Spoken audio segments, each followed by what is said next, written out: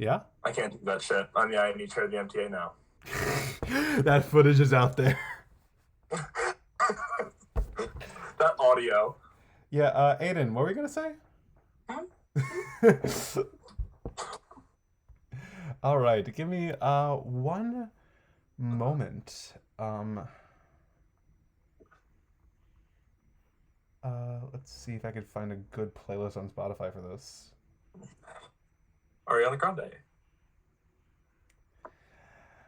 Switching my positions for you. Come on. Switching my positions in the planes. True. That's the realest shit you've ever said.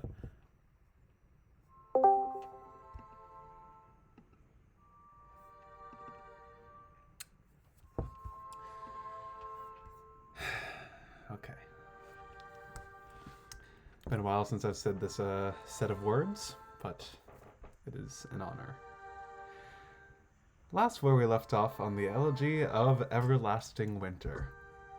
Our hometown heroes, after a, let's say, very crowded schedule during their most recent day at the Claudius Ptolemy School of Inspiration, treated themselves to a little bit of R&R in the woods with their friends, a little camping trip to celebrate one of their friends' birthdays, a little late. They just decided, let's have some fun. Let's treat ourselves for a night, just to get some nice, kick our feet back, put some sunscreen on, enjoy the sun. And all was well until one of our party members woke up to the feeling of a knife going through their back. As Dion Therios and his, let's say, mooks, I think is the most appropriate word for it, stormed the campsite, hoping to get even after a day jam-packed full of humiliation at the hands of Pallas Astrophel and co. What started as a bit of a queer catfight, however, quickly descended into chaos as the long, arduous fight between the hometown heroes and Dion's band of players ended in mystery and tumult as Pallas, at essentially sword point, was forced to resign himself to the grasp of Cecilia and Rovius Alioth and sent to realms unknown.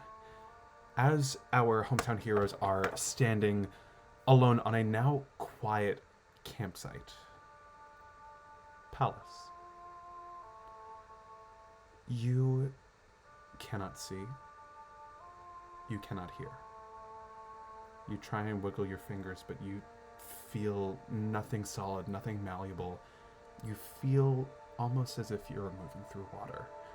You are hurtling through some kind of nondescript, non-physical space somewhere beyond your body, as it is almost as if you are being dragged by a hook through the very threads of time and space itself.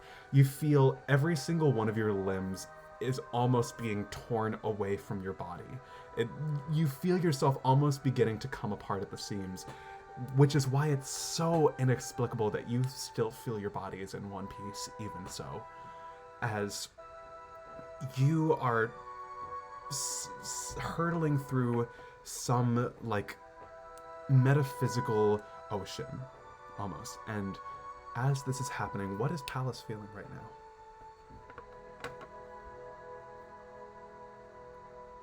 In a weird way, Pallas always knew this would happen. I think Pallas grew up a political, Hogman's son, like a child, where kidnapping was always something that was Pallas was trained on how to handle and what to do in those situations. And there's a weird sense of irony that Pallas is really feeling of course it happened now. Of course it happened once I have friends, once I won the presidency, once I've finally been getting most things going my way. And there's a sense of dread that comes with that.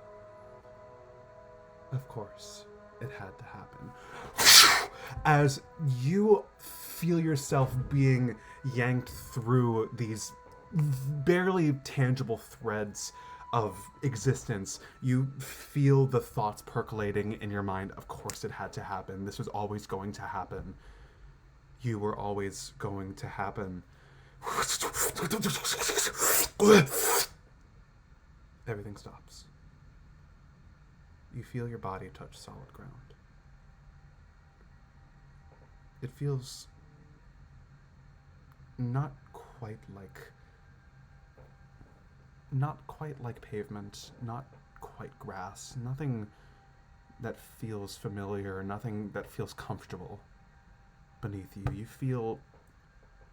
You realize you are lying on the ground. And the sensation that pricks against the back of your neck, it almost feels like it should be grass. But it caresses your neck in a way that doesn't feel natural, as you realize it's just ever so slightly rippling beneath you. You open your eyes, and the world around you is a haze. Not because of the state you are in, although you are physically injured and certainly not well. As much as alive as you are certainly not well. You look up and you find yourself coated in a mist so heavy that you can barely see your hand in front of your own face. You hear the sound of blowing wind, but all the same you feel warm. There is no mistral here. There is no air that seems to really be circulating in this place, and yet you are still able to breathe. There is something starkly unnatural about the air in this place, and you aren't quite sure if you're looking up or if you're looking down. As you are still, for the sake of clarity, you are prone. What are you going to do? As you feel the empty feeling of your ring having left your finger.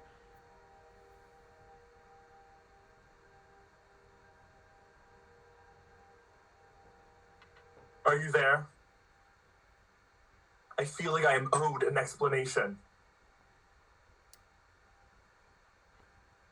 You hear your voice echo somewhere in this ethereal vacancy around you. Without even getting up, you know something is wrong. You don't hear a voice greet you, but can you give me a perception check?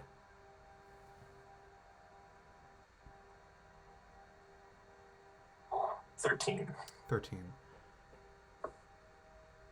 Again, you hear this sound of like almost the wind of a murmuring, bubbling storm, but you don't feel anything against your face or your body. You hear the sound of wind chimes in the distance. A song, discordant and unusual. A melody that doesn't seem like it should naturally arise from an instrument so delicate. It is almost sharp to your ears.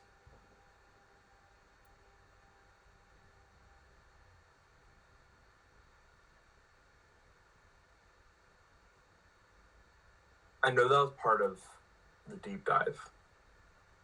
A melody that I'll have to play that may ring of morning, but sweet to the ear of the Astrophels.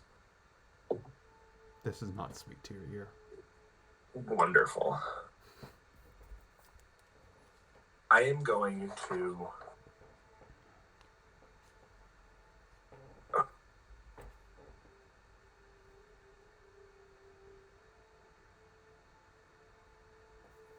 carefully stand up. Okay. Pallas goes to brush off dust or whatever might be on him. As you go to brush yourself off, can you give me either an Arcana or a Perception check? Are they the same? They are. Oh, no, they're not. It'll give you something different I was depending. looking at the wrong thing. Okay, I will say whatever you roll for will give you a different result. You're not rolling for the same thing here. 10 Arcana. 10 Arcana. Yeah. You on a 10, you touch your own body and you kind of dust yourself off from this strange ethereal space, and as your fingers graze against your chest, little flakes of glittering magic begin to flitter off of you, and you realize that it's not dust that came from where you were lying. You look at your hands and you realize in this moment your body doesn't feel right, as the very tips of your fingers and fingernails are just ever so slightly glowing. Not periwinkle, but a variety of different colors, as you feel the faintest sense of electricity at your fingertips, almost painful enough to burn, but just barely noticeable until now, as your hands are like shaking as you examine your hands, and you see they are almost bleeding this strange magical energy.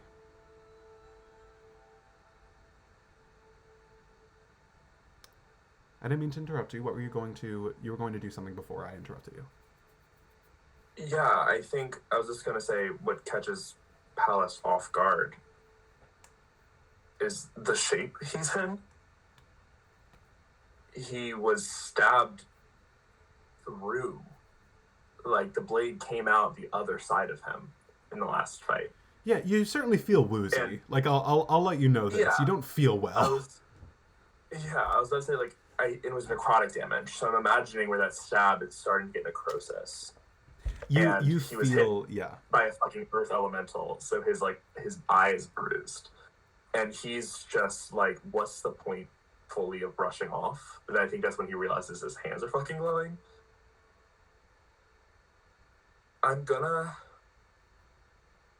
liquefy my spells into sorcery points.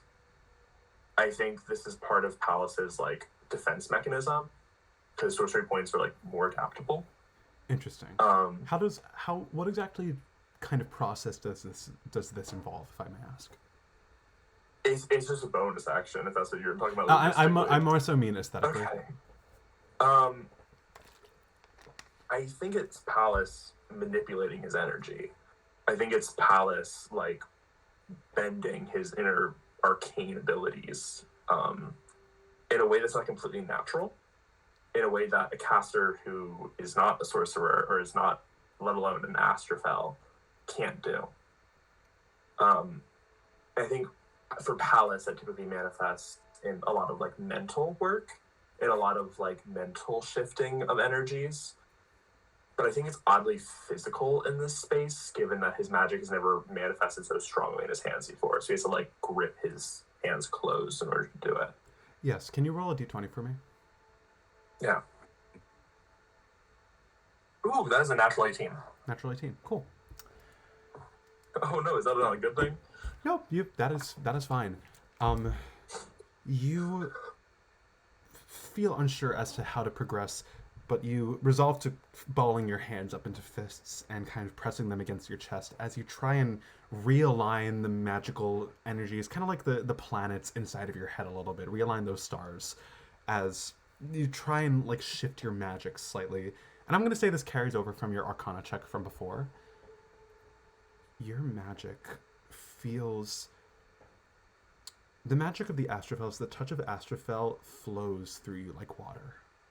It is just as much of your lifeblood as it is anything else. It flows through your veins, and it is malleable at your very fingertips. It is something that you've always been able to control and flow very freely. You feel it is almost... In another world, it feels like water, but right now it feels like static. As everything feels a little too quick, a little too easy, and you feel just the slightest prick of pain in your mind. You feel like the beginning of a headache when it's about to rain. You feel that sensation come over you, and maybe it's because you're hurt. Maybe it's because of the state you're in physically, but even then, you've been able to work with your magic when you've been much worse. Something doesn't feel quite right. And it's not a lack of power, but more so a lack of control. And as you feel yourself realigning, you look below your feet, and you see that it is indeed grass-like, almost. But the way it flows in this, even in the wind, per se, it feels almost as if it is rippling around you. It feels your presence and is almost bowing a little bit to you as you stand amidst it, and you see it is not the color of a forest green or an arid yellow, but rather a valentine red. You hear footsteps in the distance.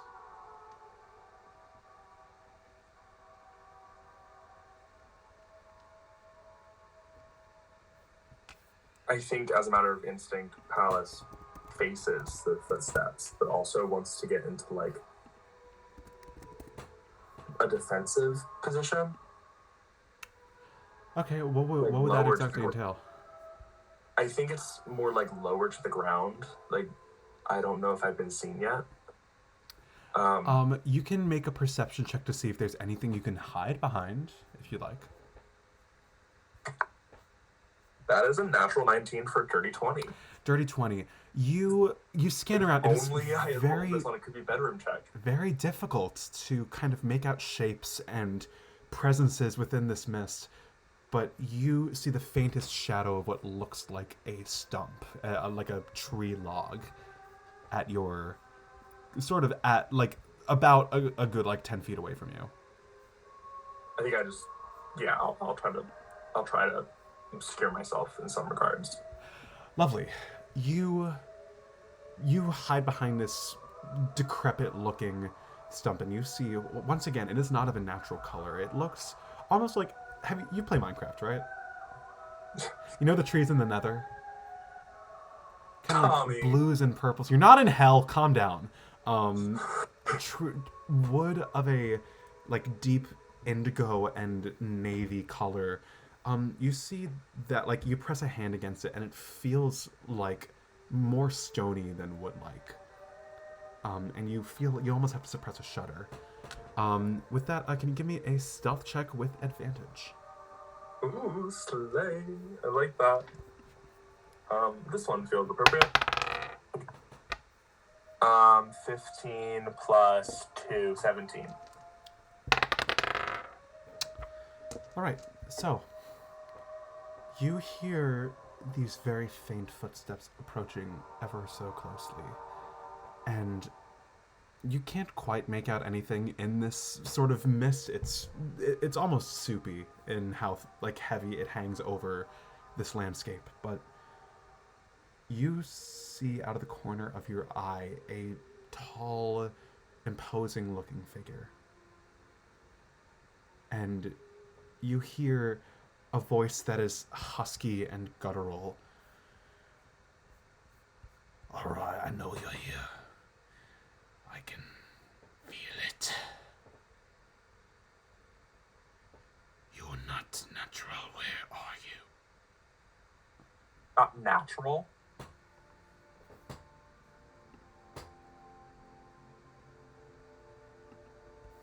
And this is common? Like, is this fully in common, or is this like... Yes, this is in common. Okay. I'm going to form a mental link to not give my position away. Okay. I'm going to speak telepathically. All right, and remind me, is this a spell or a ability? This is an mind ability. Okay. Can you roll a d20 for me? Yeah. That's an actual 2. Interesting.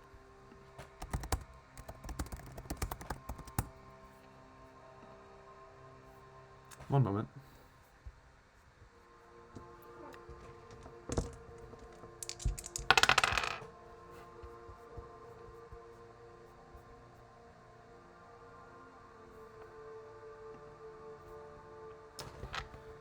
Okay. You reach out for this creature in the mist, and what are the first few words that you attempt to say?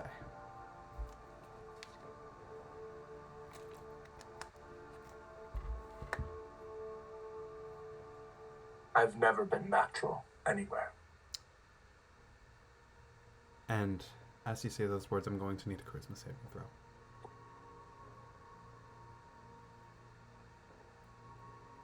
13. You feel,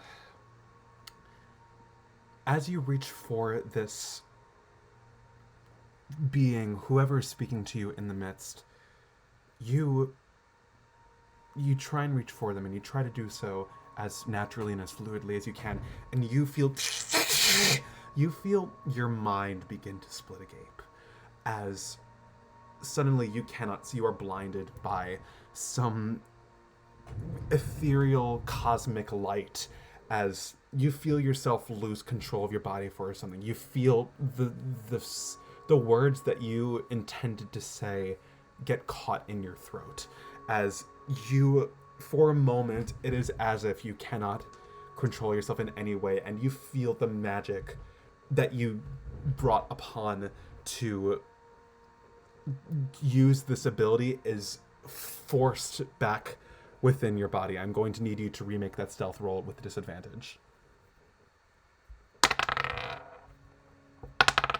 A 6. Wait. Disadvantage plus 10. 10? Yeah. Cool. As you you feel this rush of magic leave you as soon as it came about, and you hear someone behind you.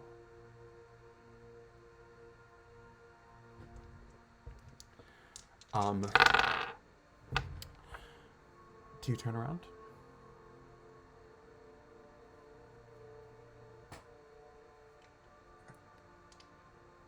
You turn to see... Hold on.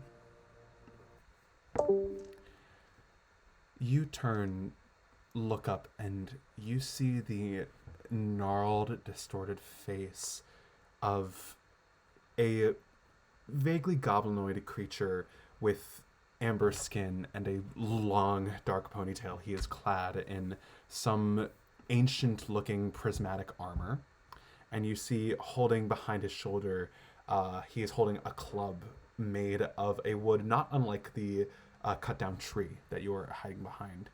He looks down at you and, with a snarl, "Found you." And I'm assuming a 21 hits? Yes.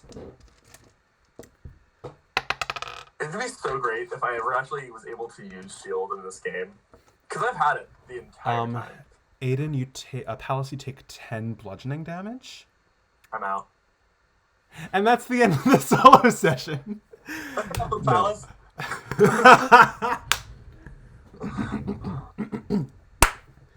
Pallas, you turn around, and just as soonly as you hear the words leave his mouth, boom! You are knocked unconscious. Not killed, unfortunately. You feel yourself knocked unconscious.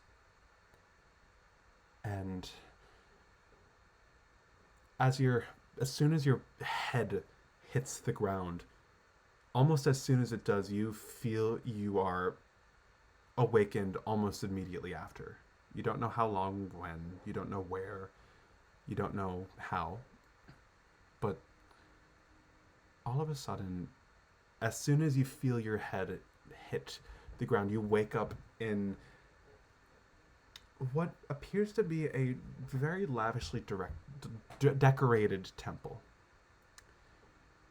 You are in a strange room, not imprisoned by any means, though you certainly don't see anyone else.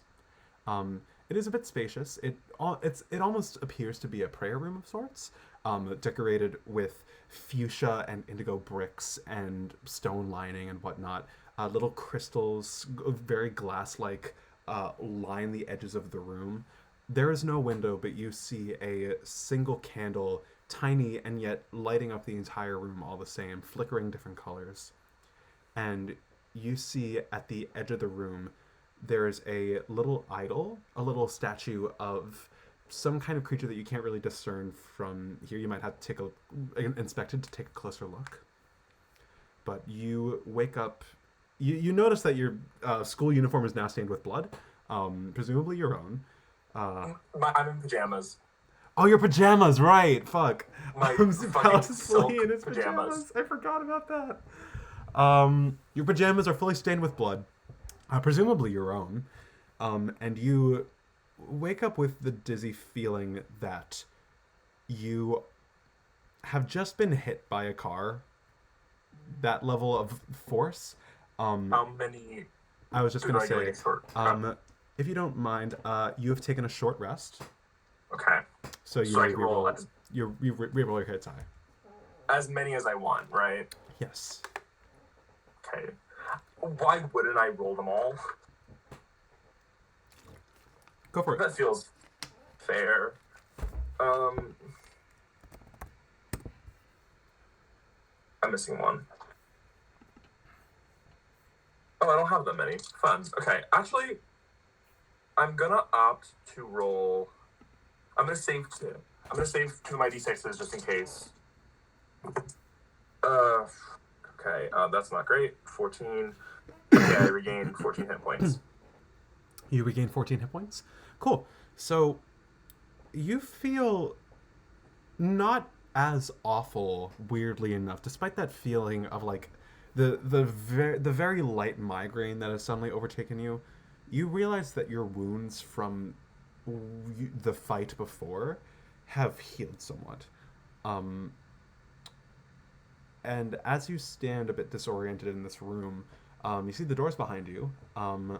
There is a iron-looking door. Doesn't seem to be locked. You see, and there's the door, and there is the idol on the other room, the little statue. You said it's a prayer room. It looks almost like a prayer room. Yes. Where am I positioned? Kind of in the middle of the room at the moment, like a few steps. On the ground? On the ground. Yes. Okay.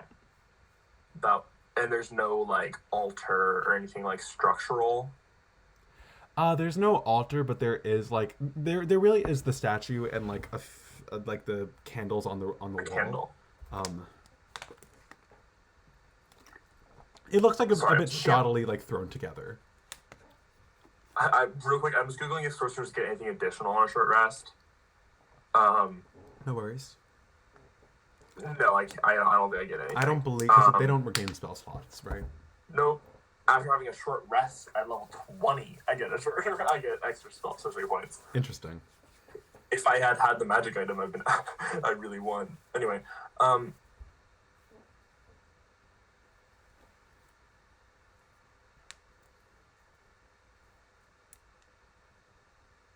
Pallas doesn't know how to react at the moment. Pallas thought that he would be with the people who had abducted him, the people that he knew likely weren't going to hurt him, because if they were going to hurt him, why did they just do it then? Knowing that is no longer the situation, Pallas is in fear. I think Pallas is searching for answers and wants to know what that idol is. Interesting. Okay, so you're gonna inspect the idol. Yeah. Cool. Give me just a investigation check.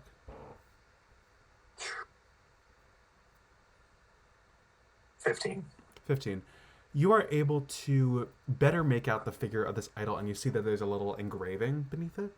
It's a small kind of statuette of what you see is a hobgoblin woman, specifically. You see she has her long dark hair flowing behind her, and you see her arms are positioned in a way where it looks as if she is rising some kind of like rising something out of the ground in front of her. You see that the statue is actually somewhat in motion as there are little kinetic rocks floating around her. You see the engraving below. You see the text is first in Goblinoid, but then in Common.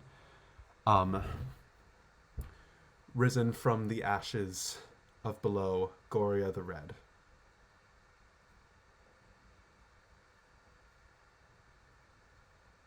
What does Pallas know of hobgoblins, if anything? You have never heard of Goria the Red before. You know this is a completely unfamiliar figure. Does Pallas know from where hobgoblins originate? You can make a history check if you'd like. That is something I am good at, so I will do that. Net dirty 20. You know that hobgoblins are somewhat of the material plane, but you know that they have traces of Fae in their lineage. And as that information kind of processes, you hear the sound of two very faint voices from outside of your room. Two people who are in motion. As you hear footsteps pass by your room. Do you go over to listen? Do you try and step out? What do you do?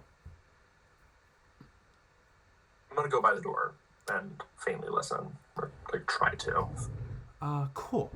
You lean your ear against the door and you catch very little of what's being said, but what you do hear is very hushed, but in common all the same. We don't know what it is. I mean, he looked like a child, a human child, but there's something off. We're not quite sure. I mean, Wilna was very... And you hear the voices fade away as they walk in the opposite direction.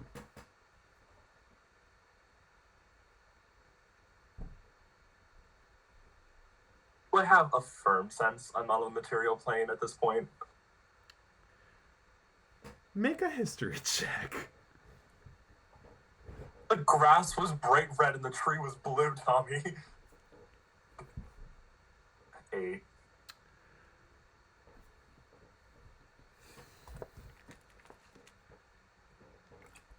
Even if I were to know for a fact I was on the material plane, which I'm not certain, I shouldn't be burning my spell points or any of my remaining energy.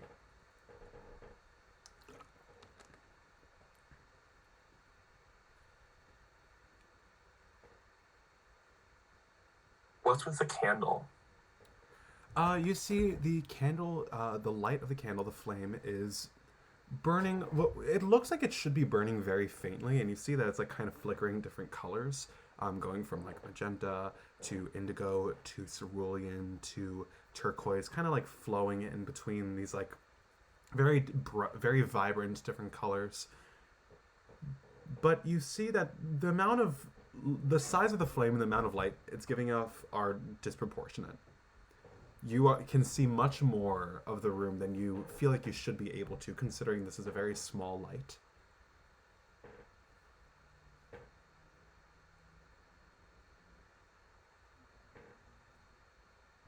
I'm gonna try to cast light just to see if I can, because my abilities seem to be failing me.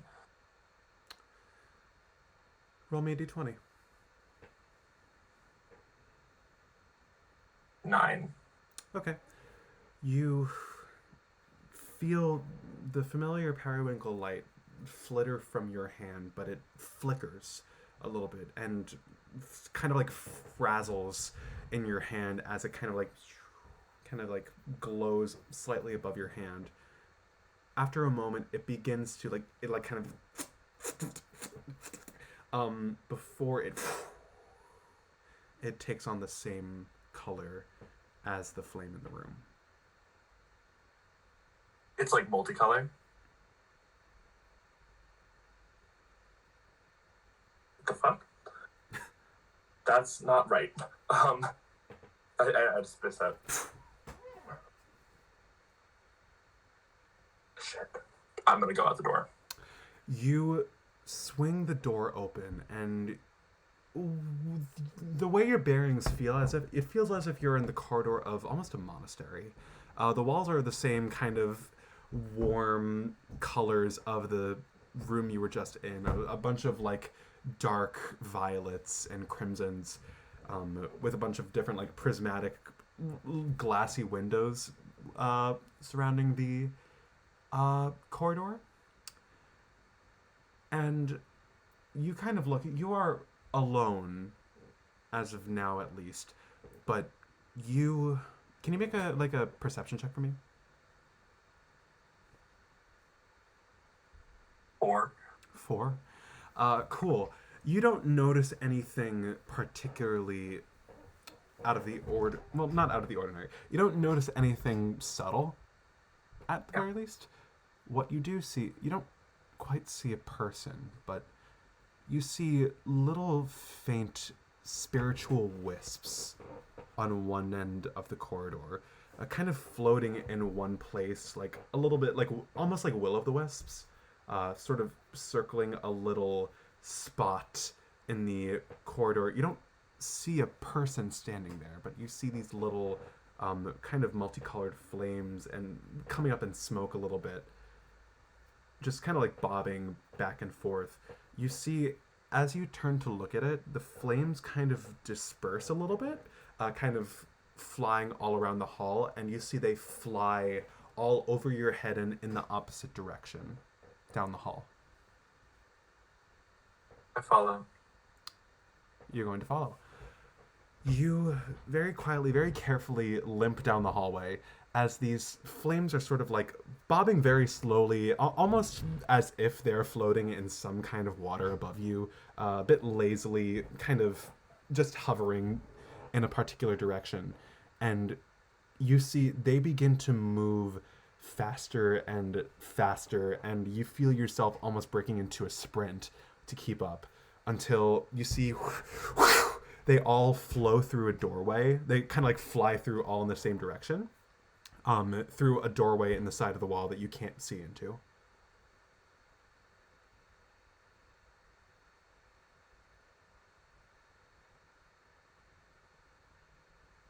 There's no door. The door is open. It is an open door. The door is open. I'm gonna creep through in hopes that like I'm aware of what's in the room before they are aware that I'm there. Like in a way, like when you sort of like walk subtly enough through a door that you don't quite pick up on it at first. Yes. You step through this room, and before you lies something grand. The room that you are in is almost like a shrunken version of where you step into now.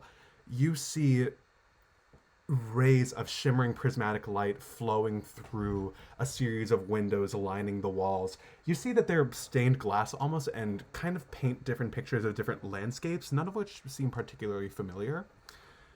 You see these flames are all the flames that you were following. You see begin to hover to the very top of this, as you realize, very tall room. It almost feels as if you're in the room of some kind of cathedral.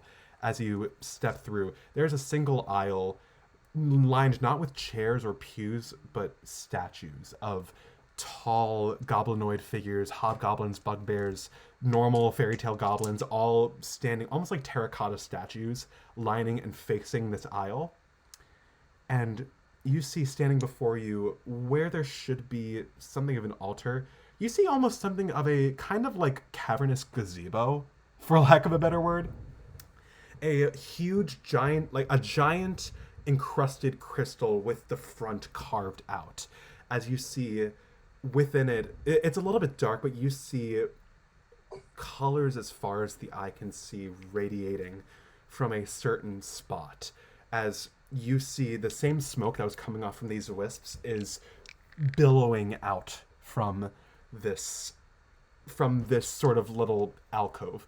Fog not too different from where you rose from earlier.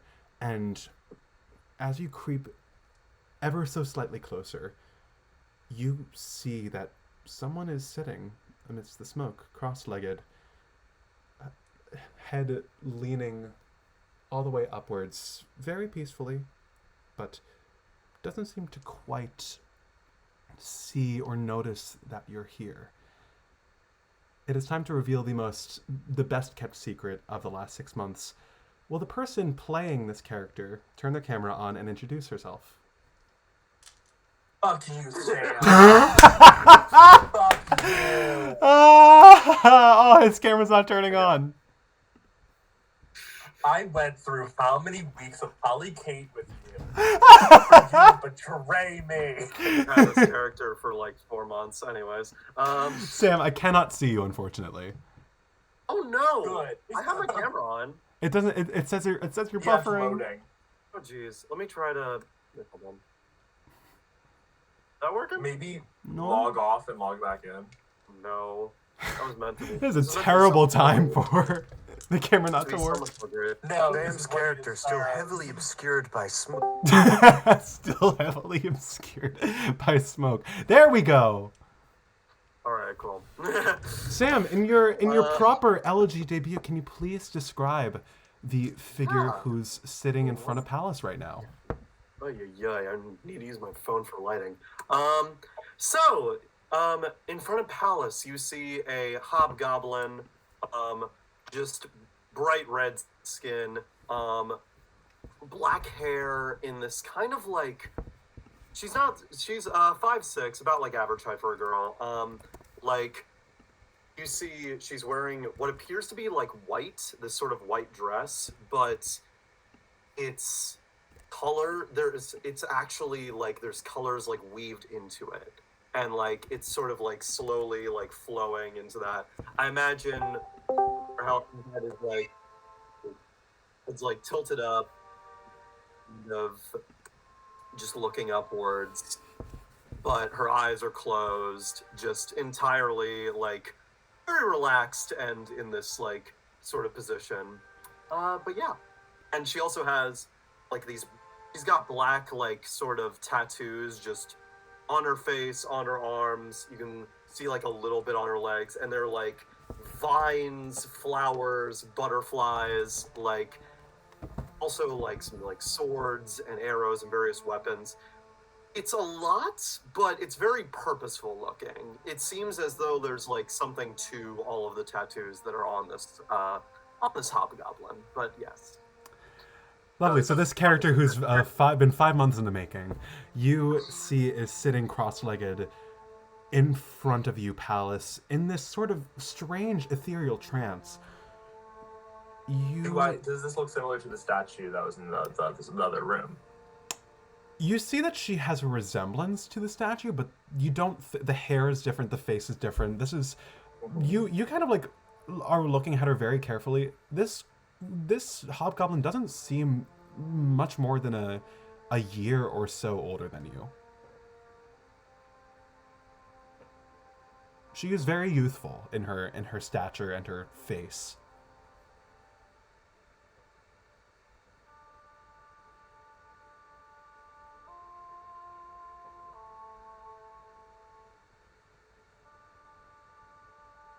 I know it's not appropriate to bleed in holy spaces. Can't say this is the first time. As I hobble over, Pallas is trying to put on his bravest face at this point. Iris, you feel like your head is in the clouds. Faces, bodies, all familiar, all watching over you as you feel their guidance, their knowledge that they have imparted onto you, circling around you like a cyclone of intellect. But you hear a voice. A voice not of where you sit in this space. You hear a voice that is unfamiliar, beyond your mind, outside of your body. I move? You blink.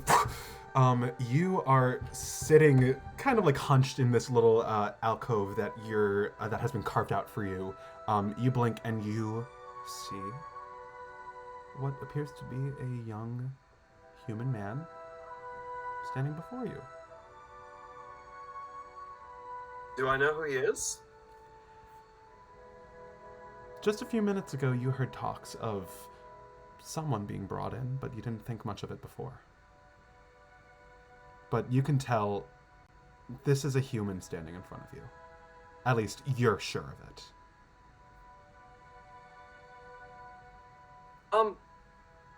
Hello. Could you? Sorry, I'm kind of in the middle of something. Could you maybe go away? I'm sorry, I'm very busy. Hold on. Are you okay? Yeah, you see he's fully like bleeding still, like very looking like he's just been through like getting hit by a car. Just like, You, what's going on? Were you in a battle? Like, what happened? yes, and I've ended up in a place I'm not supposed to be, and I very much so want to go back. Wait, are you? Okay, well, which court are you from?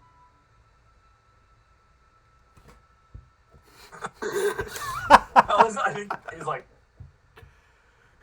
fuck. Oh, well, I'm sorry. Is that like private? You want me to? I'm sorry.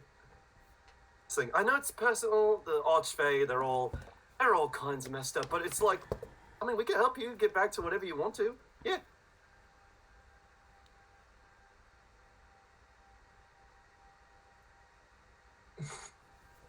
Of course, the fucking thing. I am of the material plane. Oh. Oh. Great. Yeah. 1 second. Help! Help! Help! I'm screaming. Like, Oh my god. I'm sorry, that was very loud. No, that In character. It's like, I hope your parents aren't home, Sam. I'm acting. Sorry. I'm okay.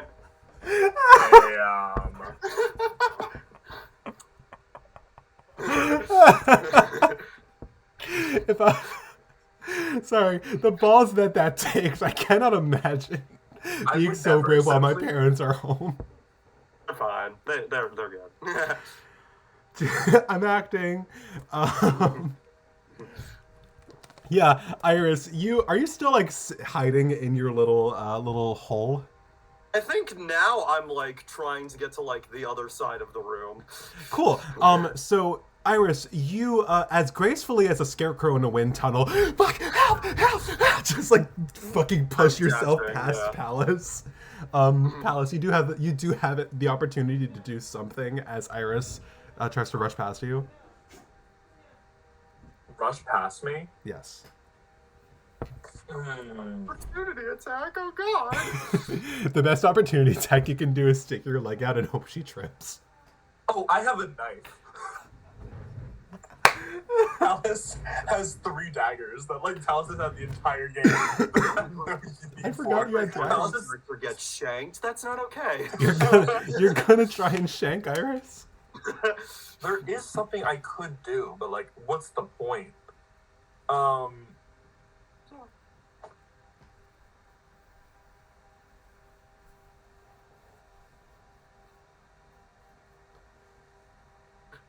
I do think Pallas, like, unironically, like, just like the knife, just like goes like in his pocket, like he just has it ready, like he just readies his knife.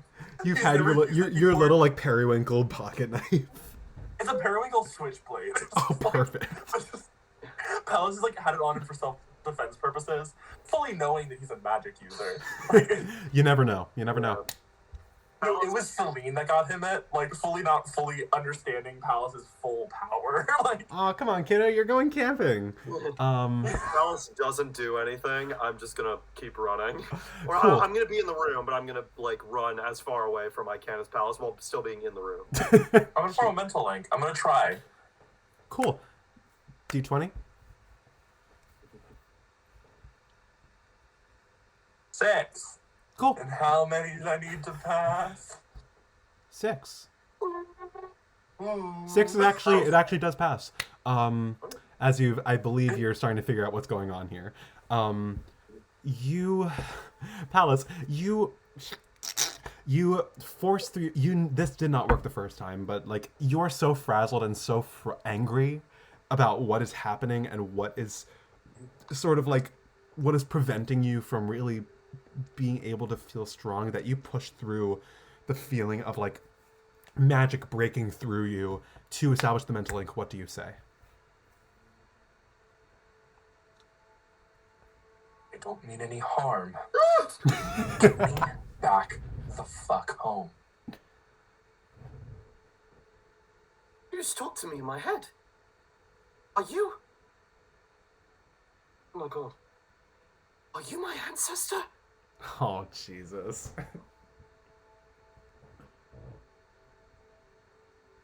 I don't know. Unlikely. I would say because, like, I mean, look, it's mostly goblins, you know, goblinoids, but like, there's like some others that are like people who help the goblin. I'm sorry. Who are you? And as you ask this, you hear the footsteps of what sounds like an army from outside the room, having returned the call of Iris's grisly wails. And you see Iris and Pallas. You both see at the front of the pack. You see a taller, older hobgoblin woman, red skin just like your own, Iris, dark hair just like your own. You see that she is wearing some kind of like crystalline adamantine armor, glowing with this very similar colors to that of the cathedral walls around her. And you see she is holding a full halberd in one hand. You see that this woman is ripped. As you see, she rushes in. Is this the woman in the statue? Similar, it is not. Similar tattoos, though not nearly as many and not nearly as elaborate as that of Iris's. You see she rushes in. Iris, you recognize this as your mother, Zelena. Fucking moms. Moms are superheroes.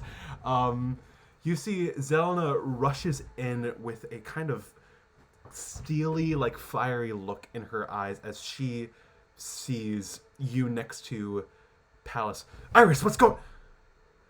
Oh, and you see she kind of stops and her steely kind of demeanor falters a little bit. Pallas, you watch as like at least 24 more hobgoblins filter in through the door behind her, with a couple of other like bugbears and other goblinoid creatures as well.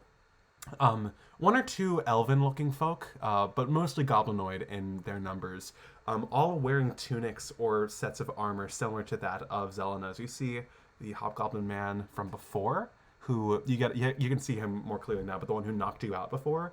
You can see he rushes to the front of the pack, but you see Zelena like puts her hand out to stop him, and you see she whispers something very harshly to him in Goblin.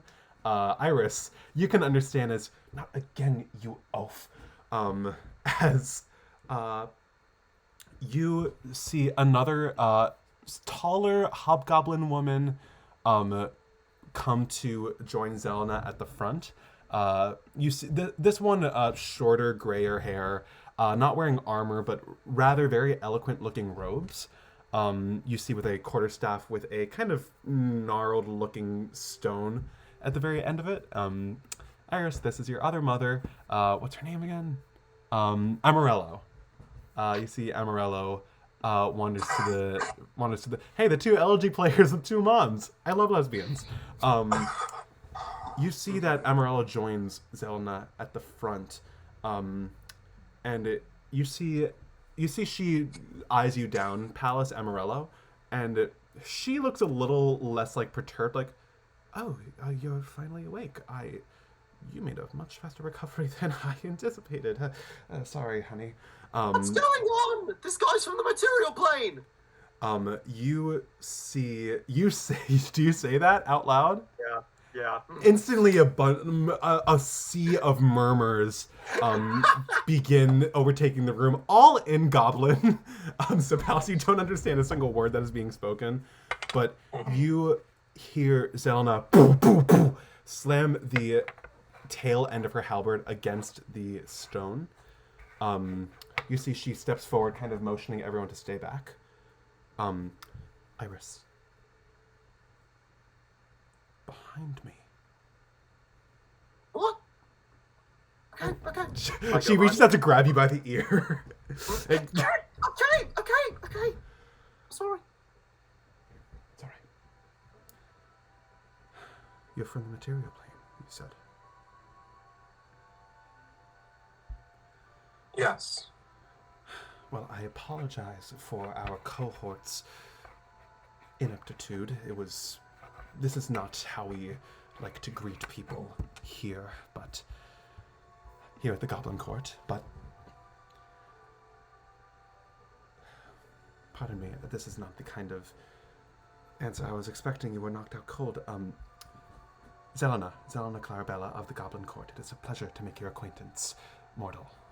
As she kind of bows a little bit deeply to sort of... When I see her do that, I absolutely, I'm like, oh, okay. very rushed, like, oh shit.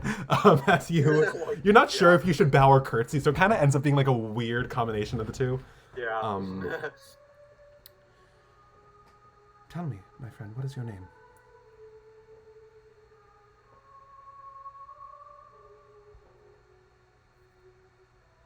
Pallas.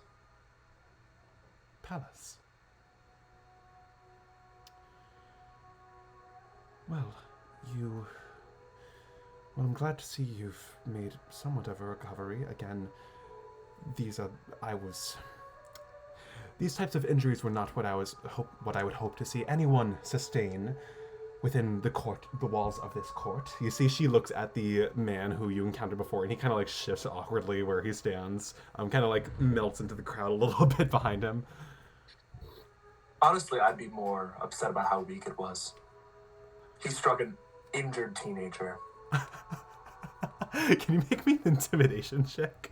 Oh, 100%. Iris absolutely is like giggling at that, like. That's ridiculous. That's 21.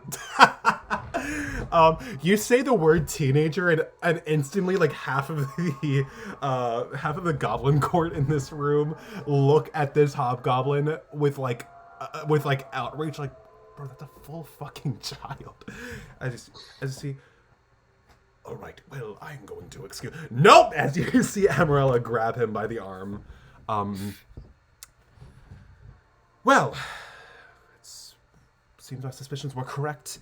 At least we have a young man from the material planes. This is highly unusual, but have you been separated from your family? Have you been separated from your cohort? Are you traveling with anyone currently?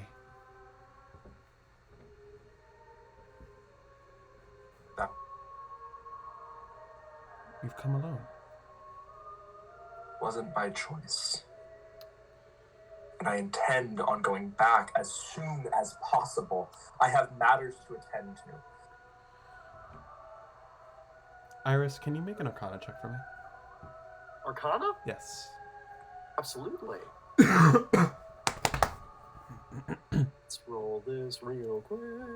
My dice is going very slowly. 13. 13. Nice. You see this young man stand before you in his jammies, and They're silk. They're nice. oh, sorry. That's anything we got here. Probably. Don't insult my bedwear. His little nightcap. No. Maybe an eye mask. Maybe. He really said honk Mimi. Iris, you see, as this stranger, as Pallas, as you now know him, is speaking, you feel, the moment he entered the room, you feel the air, the atmosphere of the space change. It is a feeling almost like someone sucking the oxygen out of a room, but not in a social sense where it's like, oh, this guy's the worst. You feel something, feel as if like all of the energy, he is some kind of almost like a magnet, as you feel a strange shift in the energy towards him.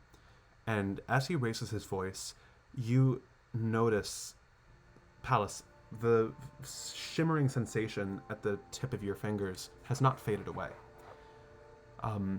Pallas, you yourself feel it like sting a little bit more sharply. And Iris, you see before you this like magic emanating from Pallas's fingers as his voice echoes off of the walls of the cathedral. You see Zelena's face shift to one of concern. I'm going to need all of you to leave. Behind her, you see she speaks to the members of her court. Me too? Honey, you can stay. Hey. Everyone else, please give us some privacy, and Will-Nil, think before you strike. We have been over this. You see Will-Nil, and you see he kind of like hobbles out the door, followed by the rest. You see Amarello kind of tilt her head at the two of you, but not knowingly, knowing that this is probably best kept between the three of you, as she winks at you, Iris, and then leaves, just leaving the three of you. So, allow me to understand this a little bit better. You see she begins to walk a little bit more closely, Pallas, but you notice she's still keeping a bit of a safe distance. You are, pardon me for making assumptions, you are human, correct? Yes. I'm gonna Inside check? I'm gonna need a deception check. I get to roll deception. Yeah, Hey. Iris, would Iris roll deception against that? Well, or insight? Oh, I'm rolling inside. Okay, roll insight. It's a 9. Oh, that's 13. As a spectator, can I get clarification? Is this an insight check on, or is Aidan making a deception check because this is a lie or a technical half-truth? Because they are concealing the fact that they are of some kind of non-human descent, Yeah. and taking advantage of the fact that they look like a human. It's a lie. I'm just insight checking because it was a very quick, like, yes answer. Yes. But, you know. You nod, and she... Okay. So, under what circumstance have you come to this realm? Because it is not easy for really anyone hailing from the material plane to gain the authorization to visit our world.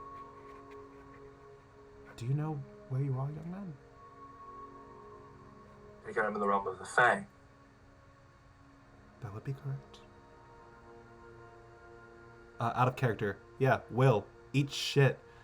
I hate the Fae, and that's why I didn't get. You were talking about it before. I was texting Sam like, he doesn't know. He doesn't know, chat.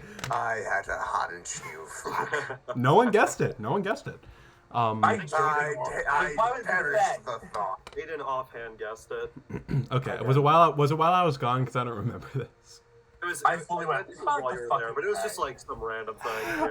I was only kidding.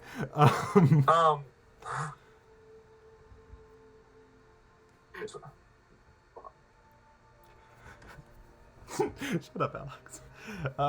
Pallas, you were saying? The creature.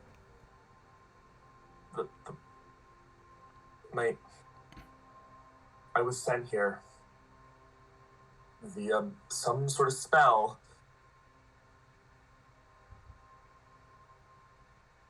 As an attack against my family.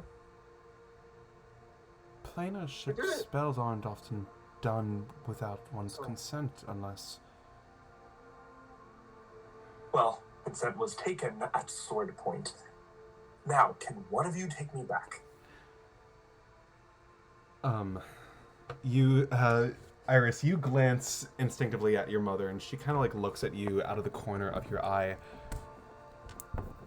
My child, I apologize, but it isn't quite as simple as sending you back. I don't understand. I've met preachers of the Fae before. How did they get there and I can't? What the fuck, Dion? Dion fucking Pharaohs can get to this material plane, but I can't? I'm getting through. You mustn't raise your voice at me, young man. I wish to help you. My daughter, I'm sure, would be happy to as well. I'm sure. Yeah, I'm sorry I screamed. You seemed nice. Yes, you did scare your mother and I, but that's okay. How crazy is the hand glowing going? It's like still at like a solid 2. Okay. You've never been So, like, just... You've never been to the Feywild before, I'm assuming. No, I can't. No, I haven't. Those born to Fey families are far more welcome than those who are strangers. Those who are foreign to this world. And it doesn't exactly take kindly to those who are not believed to be welcome. You are from the material plane, yes? Magic is far less of a commodity, is that correct? I suppose. Yes, this makes a little more sense then. Who was it that sent you here? Or, I suppose, trapped you here?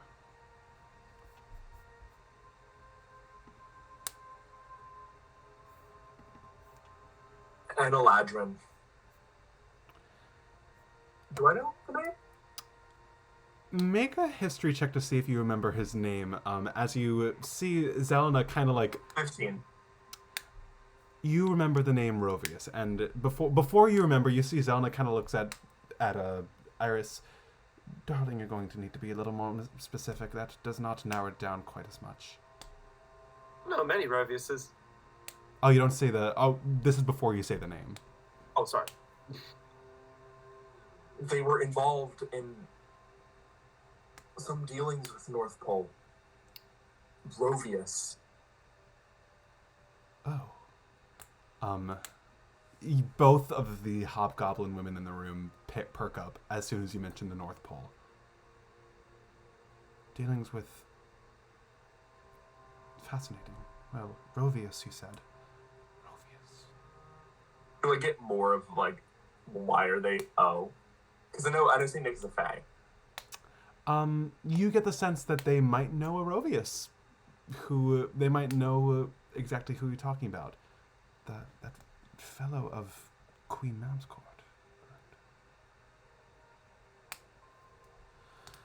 Look, I don't know the guy. Very well.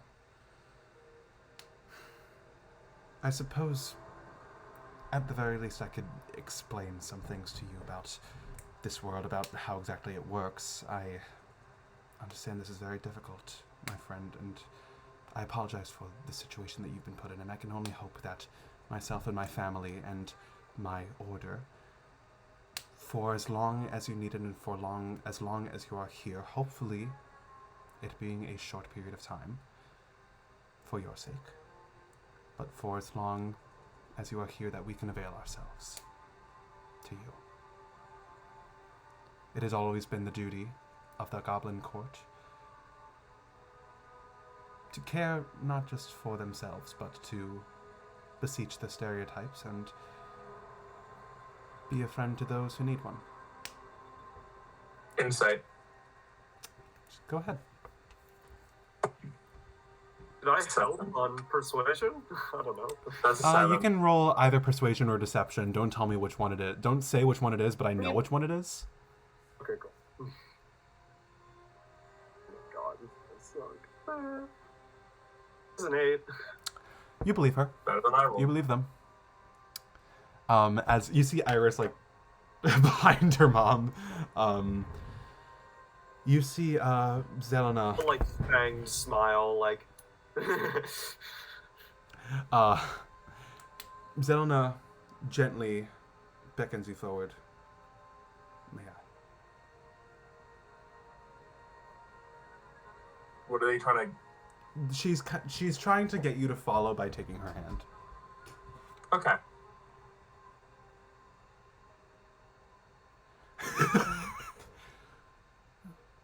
Photos of the material plane are quite fascinating. As she kind of like takes your hand, and you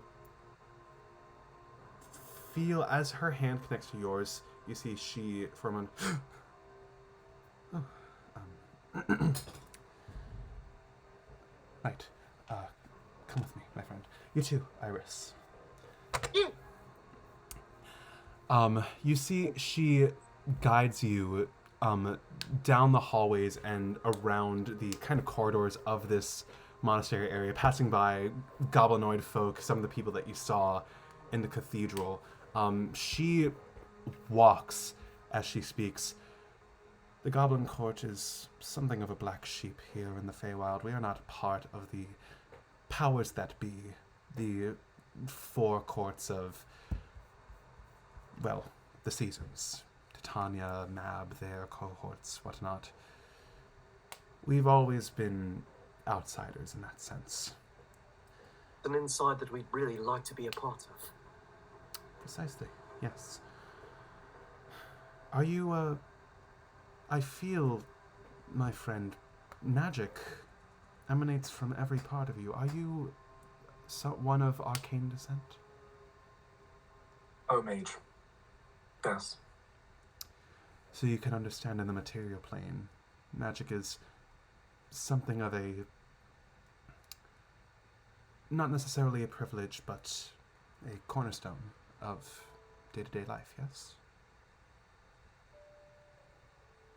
For most. Yes, it is a luxury that we would be far too lucky to have here. Magic is not easily distributed here, especially not amongst the four courts, especially not under the rule of Titania. Circumstances being what they are, it's been quite limited to those who aren't privileged, esteemed, or respected enough within the circles of these courts. And as such, many creatures live without it, or when they do live with it, being under heavy scrutinization. That is until, well, Iris, you would know a little bit more than I would. Well, it's until our ancestor changed it. Gloria the Red. She was an awesome, badass woman. She kicked those Fey houses. She got our independence and used their magic against them. It was amazing. Also something having to do with like beings of some kind. Right? There was like what were they called? The good bodies. Was that it? Embodiments. That's it. I've been studying. I've been studying my history. God, you saved yourself there. Well, yeah, there were these embodiments, right? There were these beings made entirely of magic, and basically the Archfey, they imprisoned them, and they didn't really like that, not much. So they escaped about 10,000-ish years ago, and basically caused a lot of problems in the Feywild. And there was this task force that was sent out, a whole bunch of Feywild's finders to assist with what was going on out there, and really was just crazy. There was I hear that there was like a very strong guy from the Winter Court who was part of this whole operation. All right, Iris, this is a little more information than I think our friend can Sorry, take. point. But, No. Was it Rovius? You mentioned that he's one of Queen Mab's. No, Winter Court, I This suppose. was a while ago. This was a long time ago. this was not Rovius, no. But, Saint Nick. pardon me? Saint Nick. He's a saint? It seemed like it. We don't know Nikolai is a saint here, but yes. That's besides the point, however. Sorry. All of this to say, someone please text Ariel what the fuck is going on, because I feel like this is a horribly confusing time for her to come in. All right. Hi, Ariel. Okay, so Hi, I'm lost. Ariel sees Sam's camera on, like, what the fuck? Hello. Oh, Jesus. Anyway, yeah, Sam's our guest player for this solo session. Say hi, Sam. Hello. Yes, you see Zelena nods. Yes, all of this just say certain past disasters in the Feywild has ensured that the leaders of the court ensure that something of this caliber doesn't happen again, and their approach was to ensure that magic would be made readily available not for all, but for very few. But it was Goria the Red, my many greats in there, to be honest. I don't know how far back she goes, but my ancestor and Iris's ancestor that helped ensure that our people, the goblin people, are able to hold on to just a sliver of that magic. It really is a sliver. It's not much, and... But it's a big sliver. I mean, I think it is. Yes, honey. She pats you on the shoulder. It does not make it easy. Magic is not something that is easily used here. They know every time that a spell is cast, every time an effect is produced, it can be felt. It is more than just an ability, it is a sensation, and as such the courts are not quite fond of us. It is why we've always remained somewhat adjacent to the powers that be, rather than within their circles, though with the help of my daughter, we've been hoping to secure slightly improved relations. But I imagine that if you've tried using magic here, then I imagine it's a different experience than it would be back in your home realm.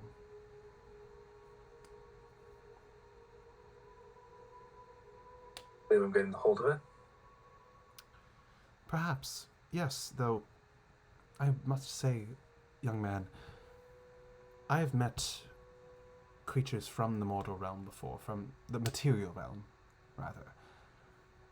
I have met creatures from the material realm, people like you, humans like you, not often, but this wouldn't be the first time, and yet I feel your magic, my friend. She reaches out to take your hand again, Pallas. Give up. You see, you feel the sensation almost of like, you know, when you've like accidentally shocked somebody after like static, like with like static electricity. I suppose it's a little more intense than I'm used to, but that's no matter, I suppose. I can do it. Oh, sorry. I can do it. Sorry. I thought I could help. You don't have to apologize. I mean, you can do... I mean, you're not exactly a caster, but... Oh, right. Sorry. Honey, you Magic stuff. you're still very gifted, Iris. In ways that only few, if any of us, could ever dream of. Iris is the, how do you say, the avatar of the Goblin Court of Goria the Red. Something, the Prismatic Guardian is what we call it in our court. A figurehead to lead the Goblin Court to prosperity and unity with the rest of the Feywild. It is not an easy task, but it is one that she does not do alone. All in a day's work. And she's remarkably chipper about it, considering the responsibility. All of that said, I understand that's a lot of information to consume at once, but she begins to lead you towards the far end of the cathedral, kind of like the last room before its entrance. You see a fountain before you, a tall, brazen fountain of who you now understand who Goria the Red is. A fountain, not of blood, but of water that looks dark red. Not like, it's still very, like, translucent, but it seems that it's kind of like billowing, almost, not like splashing, but rather like flowing, like rippling, almost like gaseous in the way that it flows. You see that you also notice that the wisps from the room before have followed Iris everywhere. You see that some of them kind of like flitter above her head, like just barely not singeing the tip of her hair. But Embarrass me in front of them. It's from the material plane. Don't embarrass me. You see one of the wisps floats in front of your head. You stand before the statue of Goria the Red, and Pallas, you hear Zelena say, here's where I suppose the difficult part comes in. It would not be impossible to return you to your home realm. It certainly would not be impossible, but as I said, magic is heavily regulated here, and powerful magic, that which you are able to transcend one realm and make travel to another, is often reserved for those of much higher regard. And The Archfey. the Archfey, yes, but some of their most trusted I've as read well. about them. I'm sure you've heard things. Yes, I know that the material plane has seen an uptick in immigration from one realm to another. Though many are unable to really speak on their experiences in the Feywild, and for good reason. It would not be impossible to commune with one of the courts and arrange something. I understand that perhaps discretion would be preferable, but unfortunately, what little magic we do have likely is not enough to generate that kind of power. And while I understand this might be frightening, we might be left with very few options as far as returning you to your home plane goes. Until then, you are welcome to... Oh, sorry, you? I take it you don't trust these other four courts. You see she kind of like Iris is full shaking her head. You see Zelena like kind of eyes Iris and like... Not necessarily. Although we aren't fond of Titania and her partners and their work, we at least understand, she looks at you, Iris, as she says this, the necessity of some of the... What is it? Some of the... Tommy's forgetting a word right now. Precautions that they take in order to ensure the safety of the people. And although it is frustratingly inconvenient, and their refusal of the Goblin Court and the liberation of magic, it is not something that is ideal to us. Ultimately, we must seek to take the first few steps in making amends. However much blame we really must yield. This might be good for us. I mean, this is something that all of the Archfey would want. They don't... Well, okay. Maybe there's some who want... What do you mean by want, Iris? Well, I mean, there are going to be Archfey who don't want him here, so us working with them to, like, get him home, I think that that's nice. It'll be able to get some, like, peace between us, so we're not just at each other's throats. And I don't like the Fae, but anything's better than fighting them. Just don't need war. We don't need to be fighting them. So this is peaceful. This is an opportunity.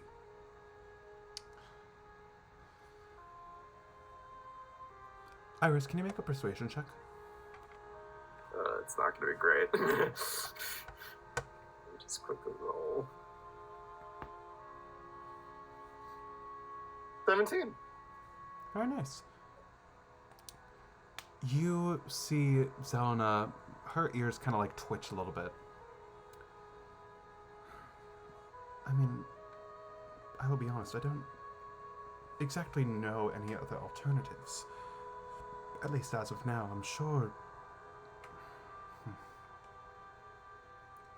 It is quite troubling, but Pallas, as I've said before, myself, my daughter, my wife, and all of my cohorts here in my court, we are all happy to avail ourselves to you and to ensure your safety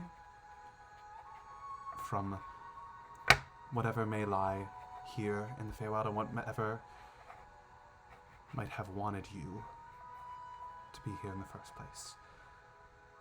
It's not much. It's Melgoria's temple. It's a little bit shabby, all things considered. But as long as you need a home, we'll be happy to provide.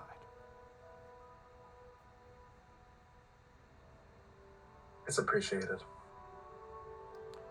Yes, well, Iris, we do have a spare room somewhere in the cathedral, yes? We've used it before. I'm sure that we can make some arrangements for Pallas, ensure that... Yeah, totally. I can get it all set up for you. Absolutely. Yes, you kids go, Iris, if you could show him to our guest lodgings. Of course, yeah. If you want to come, I don't know. You seem still kind of beat up, but yeah. I'll get your room set up if that's all right.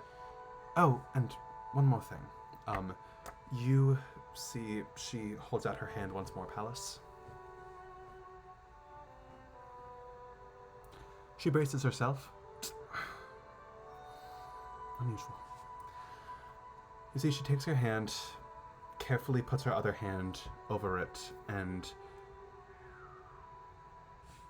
you feel, although you can feel your fingertips are still glowing, the glow doesn't fade, but you do feel, for the first time, a bit of a familiar warmth flow through your body. Not unlike when Ezra has healed you before. You feel your skin kind of like begin to meld over and warm slightly. You regain 20 hit points as you feel the bruises and cuts covering your body and the heavy, dull pain kind of overtaking you lift somewhat. Although your spirits remain conflicted, you feel the physical pain begin to leave your body. There's not much we can do in the way of healing, but I can hope that this takes a little bit of the suffering off your shoulders, my friend. It's appreciated. Of course. Take as much time as you need to rest. Iris, I will be meeting with your mother and some of our other cohorts. I will call upon you later as I see fit. She pats your shoulder, plants a kiss on the top of your head, and marches off, armor clunking as she does so, leaving you next to the fountain devoted to Goria of the Red. Right, well, I guess you want to head to the guest room? Of course. All right. Lovely. And you hear in your head again. Oh. Great. All right. So, I suppose you might not know for a fact, but do you know if time flows differently here? well, I've never been anywhere besides here. Iris, can you make a history check for me? Hey. So that's 13. 13. You've never been outside of the Feywild, Iris. That's a given. But the way you understand time The cycle of day and night is not linear. It is never consistent. It never stays quite the same from cycle to cycle. The way time flows is that of you've heard an analogy before, that of a drunken satyr. It staggers and trips, never quite staying in the same place for more than a few seconds. All of this to say, as you understand it, time is quite linear and rigid in the material plane. It might be slower, it might be faster. It is never consistent. Yeah, time kind of just does whatever it wants here. It's kind of crazy. I mean, when you have a whole system based around seasons and Archfey kind of trying to get control, it all gets very messed up. Yeah. Can I ask you a question? Or Are you talking as you're walking right now? Yes, I'm Mentally. taking them to their room. Cool. purely mentally. Iris, you see like all of your cohorts see as the two of you are walking in like rigid silence. Do you have oil in your blood? Pardon? I'm so sorry, but you hear a lot of very crazy things about people from the material plane. It's like metal Did you say everywhere. iron? I mean, like, Genuinely, I didn't hear you. Did you say iron in your blood? I said, what did I say? I said oil. Oh, that's worse. More confusing. I'm sorry, Pallas could breaks you- the mental link to look at you weird. I'm sorry, could you elaborate on that question? We hear a lot of crazy things in the Feywild about people from the material realm. You guys are like made of metal and like or at least have like metal bones, and you're always like plugged into. You like plug yourselves into things to like get like entertainment and like to see things. I hear that like I don't know. There's not a lot of really great education about the material plane here. But is that real? Are you metal?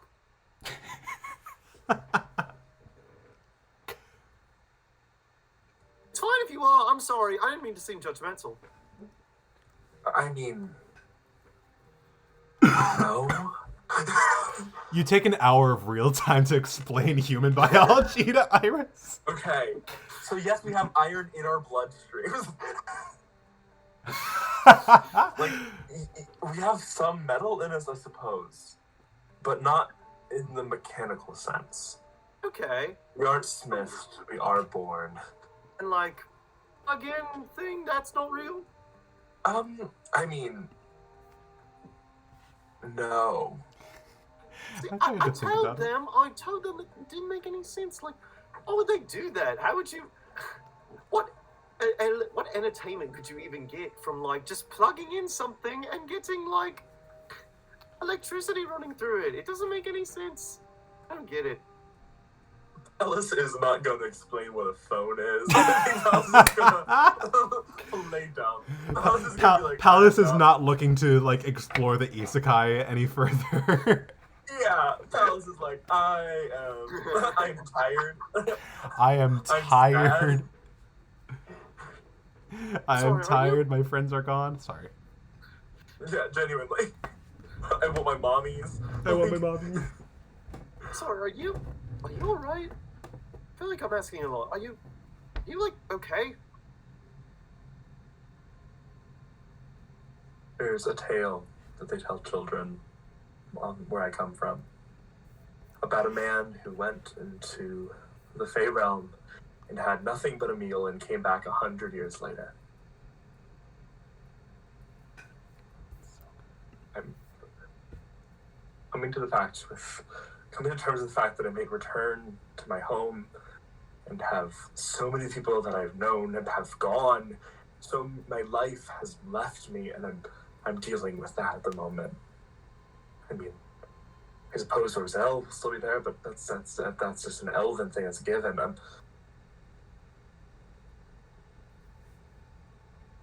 I think I need to rest. I think you should, but I mean, before you go to sleep, just this timey-wimey stuff is unreliable. I mean, sure, it's possible that there's like 100 years spanning in a second and all that weirdness? I don't really know, but like, it's possible it's the opposite. I mean, you could come back and you're a second from where you just were. Time's weird and everything's weird and like, I don't know. Can I tell you something? Why not? I mean, just because we have this cool, like, telepathic thing. I've never had that. I've always just, like, talked to dead people. This is so fun. No.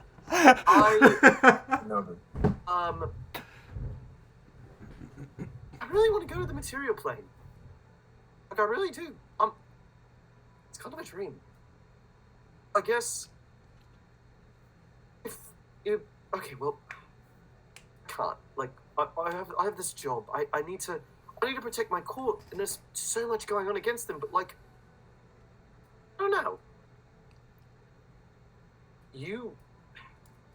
Is it good there? I mean, obviously I hear all this crazy stuff, but it's just, anything's better than here. Tired of being here. Like, all of this, like, getting rid of magic and all of this, everyone acts like the Feywild is this beautiful place of, like, whatever, colors and glitter and whatever, but it's all boring. It's all controlled. It's all fake. Iris, are you saying this out loud currently? No, I am absolutely not. Okay, cool. As you are walking down you are still walking down the corridors. Even as you, like, say this telepathically, you see some of the wisps around you kind of, like, float in front of you and, like... It's true. Sorry. I guess I'm just asking. Is the material plane... Is it nice there?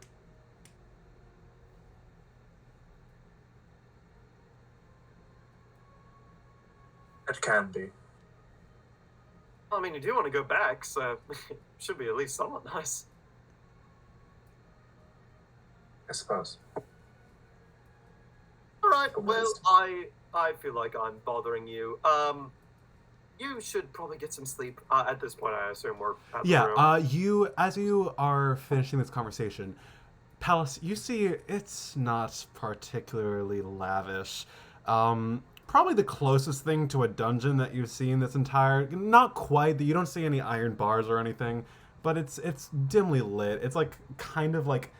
It's, like, at the far, like, corners of the cathedral. As you see, it's a very, like, squared away room with a couple of cots with what looks like possibly stolen fey woven, like, throw pillows atop it. You, again, candles lit, again... weird colors, and you see there's a single prismatic window filtering in various rays of light shooting in different directions. And Pallas, as you walk in, you notice that the light in the room kind of shifts as you enter the room. There are like different rays of color kind of filtering through the window. You see a single ray of periwinkle hit your forehead. And can I get perception checks from both of you? Do that. 19. 18. Cool, you both notice this. You also notice, Pallas, as you near what you end up deciding to be your bed, you feel the side of your arm a little bit warm as you turn to the candle and you notice the flame is not only, like, drawn to you, but is stretching towards you. This arcane ember burning at the tip of the candle is kind of, like, this close to brushing against your skin as it's, like, straining to reach its warmth out to you. You can see, just ever so slightly in the light of the window, particles of magical energy siphoning from the flame onto Pallas's unconcealed arm. Does it hurt them at all? Or it does not. It does not hurt. You see, it almost feels like the smoke that would be coming from this candle is like Pallas is absorbing that, and Pallas, you feel your fingertips are glowing just a little bit more brightly. Does it feel? The sting is just a little less nondescript. But do I feel it like giving to me? Like it's being drawn to me, but is it like? I know I'm like bringing it in, but is it? Basically, am I getting a benefit from this? Like, is this a good thing? Make an Arcana check. No. Okay, cool. That's a 4? I mean... You are not sure. But nonetheless, you do notice this, even for the Feywild Iris, this peculiarity. Is that a word? Did I just make up a word? Let's call it an anomaly. You notice this anomaly as you near your bedside, Pallas. Does that happen to you in the material plane? I mean, I was told I have a magnetic personality, but not quite so literally. Not like you don't eat candles or anything like that. No. No. I have not. It's weird that that color up there, it's really attracted to you. Ding. Really your color. I mean, is it hitting where you said it hit my forehead, right? It hit your forehead as you entered. It hasn't tracked you. Okay. But as you opened the door, it kind of like washed over you ever so slightly as it recognized your presence in the room. Roughly where my third eye should be. If you want to put it that way, sure. Okay, I was like, I'm a psychic. I wasn't sure. I know. This is my marker. I was just checking. Okay, yeah, that's fair. No, that's fair. For the sake of appeasal, sure. I'm gonna say that you noticed something about Iris. So her eyes are 2 different colors. Heterochromia. Woo. But You're so it goes quirky, beyond Sam. that. They are heterochromic, but like they are also constantly shifting colors. So like one is like red, one is like violet.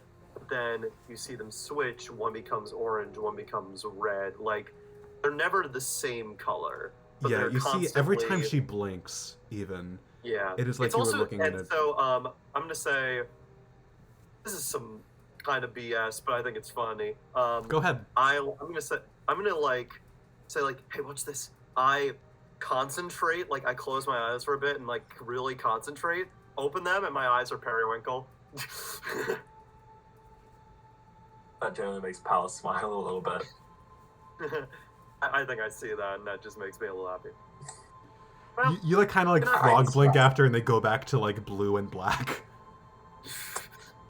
I desperately need to sleep. I have lost a lot of blood.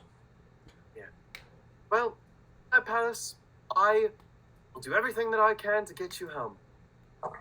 And yeah, have a good sleep. Thank you. Iris. While I'm alone, Oh, Iris leaves the room. Pallas, you have the floor. I'm gonna spend 3 sorcery points, knowing that this probably won't work, but I'm going to attempt to cast Sending.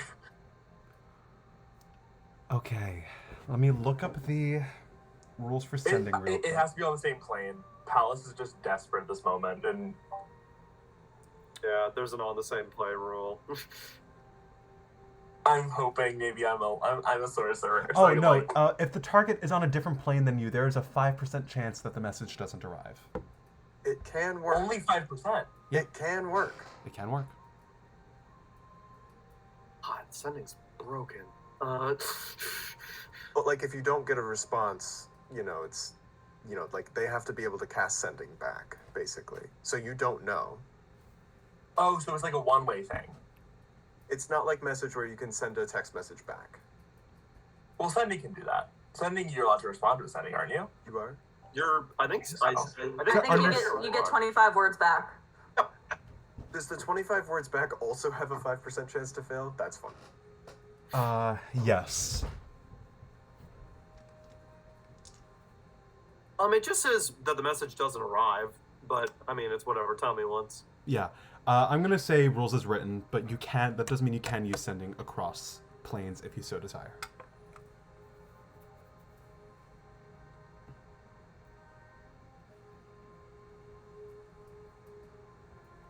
Siri.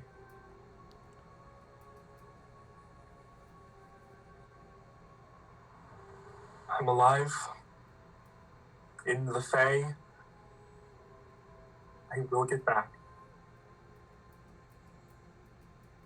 I don't know how.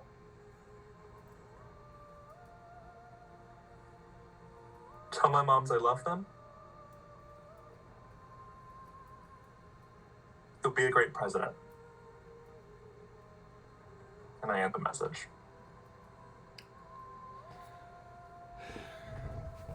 Give me 1 second. Anyway, bro, Ariel's full sobbing with behind her camera right now. I don't think Ariel. What's unfortunate about this is that Ariel can't respond. Hey, Tommy, is Siri still unconscious? Yeah. Yeah. The last thing Pallas saw was Siri. Siri was out. Yeah. I didn't want to say anything because it's funny as fuck. That's hilarious. Okay. I am going to make... Alright. I am going to make a pure luck check to see if Siri is... because I don't know how time has changed or time has progressed for at this point. I cannot say for sure. So I'm going to make a luck check to see. We're going to call it a higher than a 10. I said higher than a 10. That is a 10 exactly. It doesn't pass. So Siri Plus is... my charisma. Siri is unconscious currently.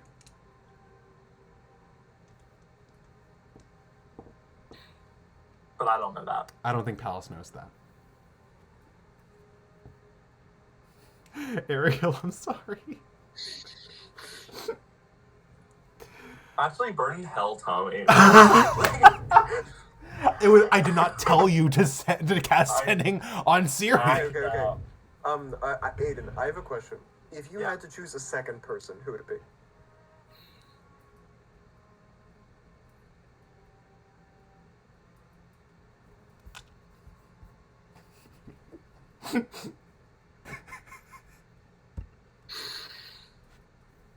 I honestly don't know. Because fun fact, if it was Dakota, it also wouldn't work.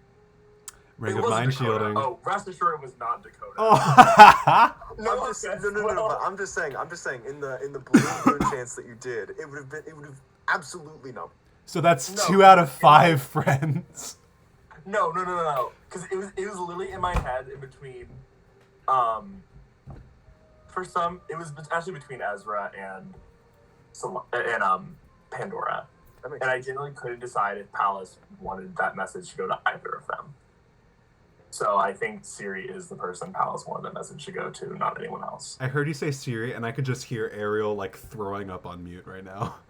I started laughing. I'm not gonna lie. She's been rolling death saves for 4 months. Sucks, bro. She'll be fine. Cats have 9 lives. Just because she's unconscious, maybe the message still lands. She just can't respond. Just let someone heal her, jeez. Oh god, this is gonna age on like that. shit if Siri somehow fails. That's not gonna happen, but like, she's surrounded by healers. But I digress. Come on, Ori. Come on, Enix. Anyway, Pallas alone goes to bed, sobbing, I did this. genuinely hoping that message got through. Wait, would I have known if the person was unconscious? You aren't sure. Okay. I really don't think there's any way of knowing. Okay. I wasn't sure if this spell wouldn't go through at all. But again, also it is across planes, so that makes sense if it's in clear messaging. Sure. So, Pallas, uncertain, uncomfortable, unfamiliar, you drift off into some existence between waking and sleeping. As Iris, what are you exactly? We're going to shift over to you for just a second. What does Iris do after she parts with Pallas for the night? I think. I want to ask something about Iris's like rituals that she can do with like the ancestors. Can I like? Obviously, I know it's not like I don't actually have like the augury spell or anything like that. Could I like? Do I like talk to my ancestors? You Can I do ask talk to them your things? ancestors. You can ask them questions, but they won't always be definitive answers. Yeah. The ancestors are complicated that way. Yeah. I mean, I was going to go back to my room just before I sleep and, like, see if I can talk to them. I gotta stop looking at chat while I'm DMing. Sorry, Ariel just said something like devastating. Okay, anyway, you're good. You're good. Iris, you wander back towards your little communal alcove, the little encrusted crystal in your room, in your little prayer room, carved out for the Avatar. You pass by all of the statues of your predecessors, of your ancestors, all long gone. All of them eyeing you wistfully in their stony gazes. You approach your little I want to call it a pod because that's like the closest thing that's like the thing that I feel like is closest to it, even though it's not quite correct. Your little prayer pod.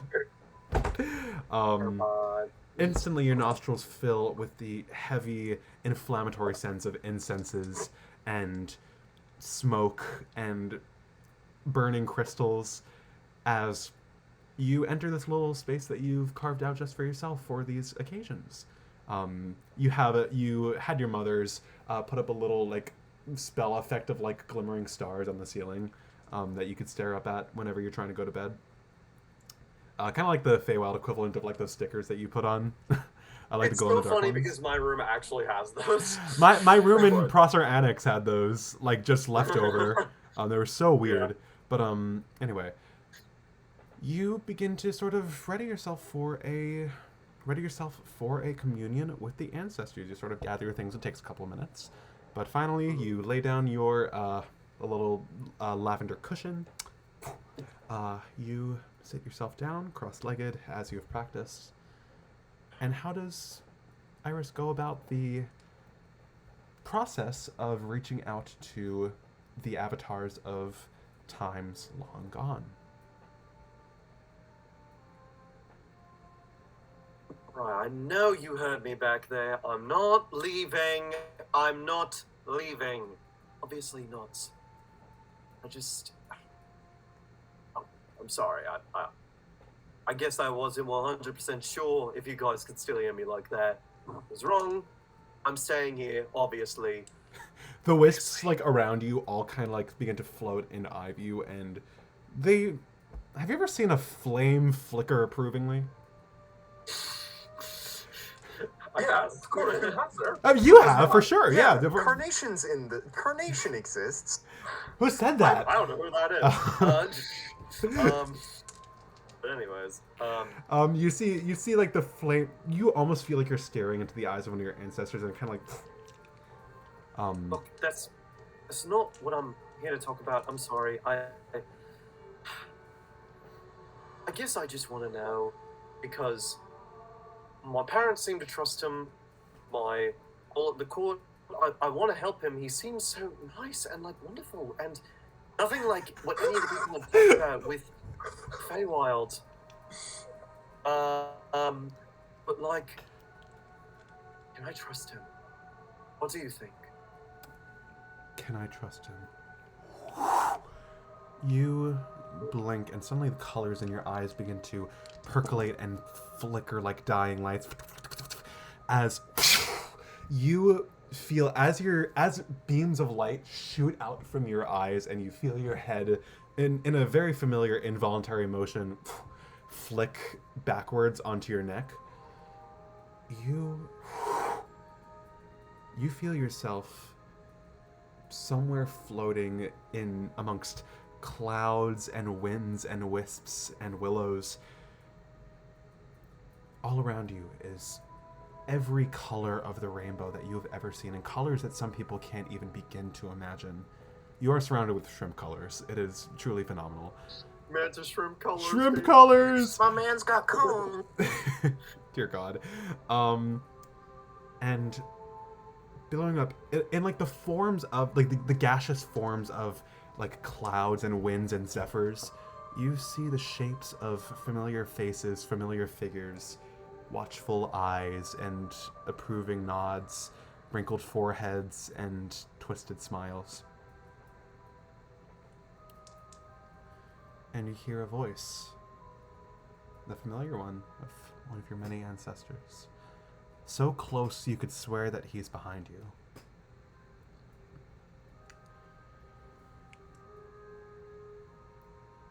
One realm's dismay is another realm's demise.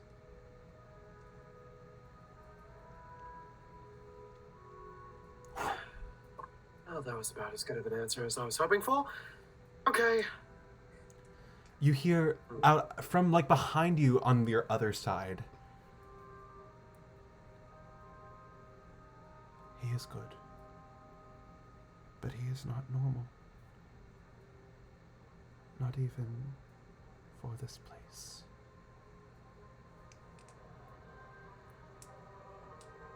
He is sewn from the threads of a different kind of chaos.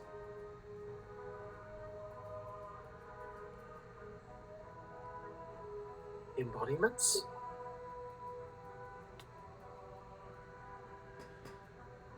The seamstress was quite careful.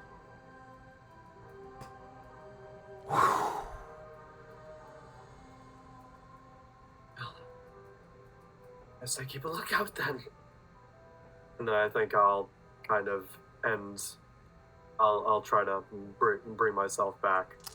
As you feel yourself falling through this space, you feel the closest thing to a hand caressing her cheek in this space. As you blink, and as this sort of fractal demi-space begins to sort of fade and disintegrate, a figure in red steps out from the mist. She hasn't come to you often, Iris. But you see the gloved hand of Goria the Red reach out, her gnarled claws barely grazing against your chin.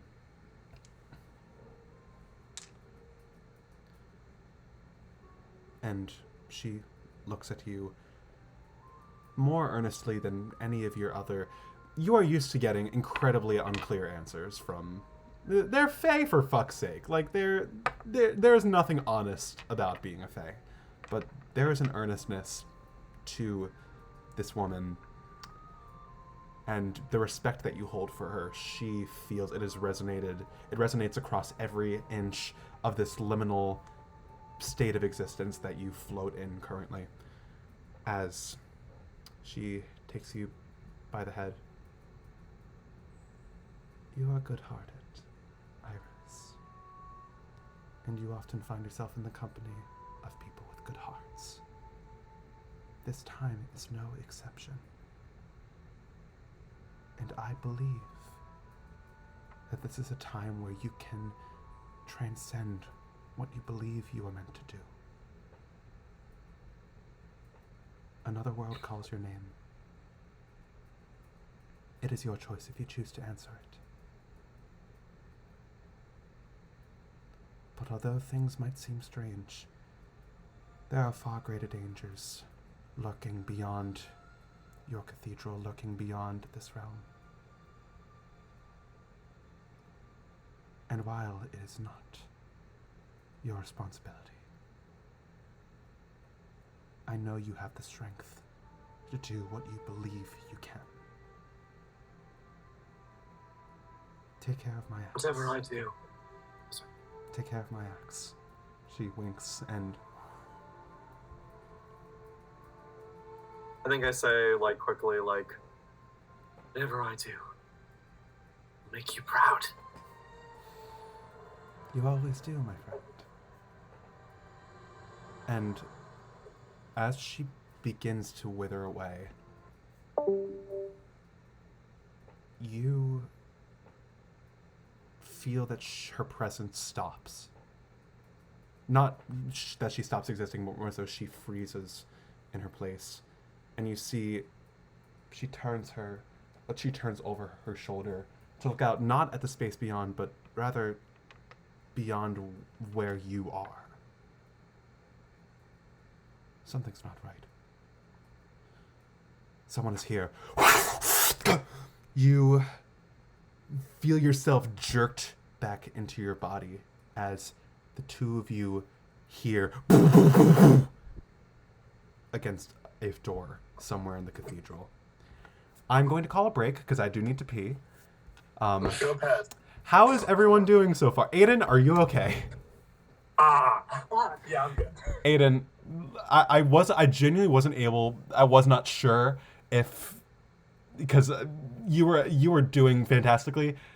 Were you crying before? I wasn't sure. No. Okay, you're a great actor then, because I was convinced for a second. Amazing. That's Oh, my this scene would be partner so right proud there. of me. That's my scene partner. That is my player.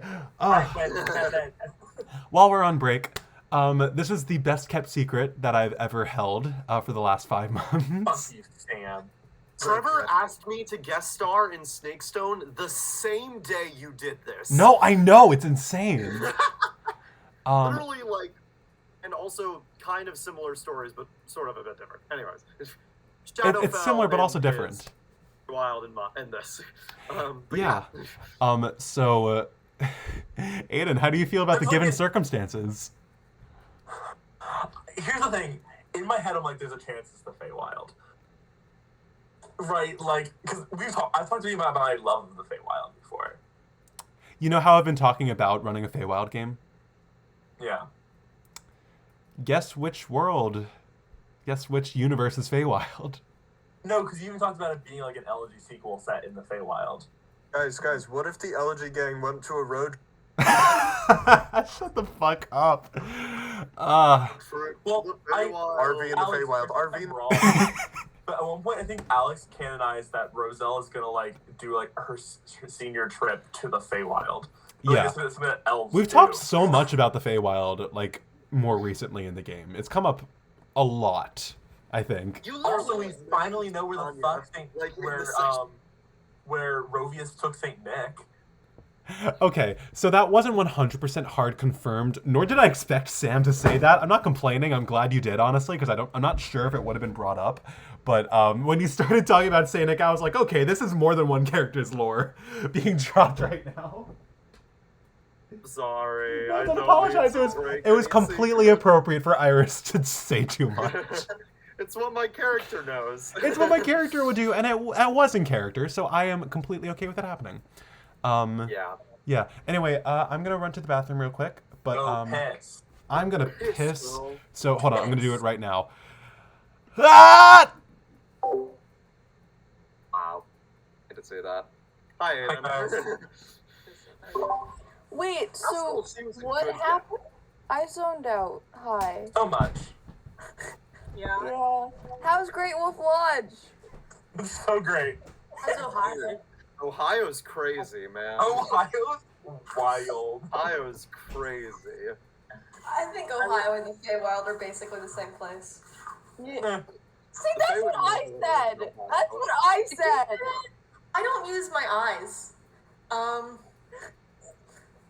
doing my best to do a I Cockney need voice, and glasses. it's not working. It's just gonna Sam, be general I can't British. believe you. I can't believe you kept the secret. I'm impressed. Yeah. No, because I've been in acting class so much of this man. I am Guess not who knew about And I his tell trip Aidan, before? like, I might be able to, I might be able to spectate the Pallas solo session. Might be able to stay for a little bit. I don't know. Might be able to like, be You I'm were gonna a have to miss most of monster. it. Positive. You monster of a man. Muppet of a man. Muppet of a man. No, Sam is a very manly Muppet. I've determined this in my own head. No, I agree with that. Sam Not is a a very man. Muppet man. No. Sam is definitely more Muppet than he is man. He's a very manly Muppet. Hey guys, sorry, what the fuck?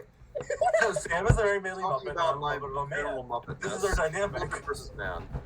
I'm That's definitely, very according Peter to, Sam. at least according to Alex, I'm more Muppet than man. I Yeah. do stand for that. I mean, think do I you just- look like Walter. I'm so sorry. You look like Walter. No, Sam. That was the good There's been a circumstance. lot of middle fingers flying. Jerry was a Muppet. This is going to be the opposite of Zoo's story. I am playing Jerry and you're playing Peter now. I mean, Peter? are you?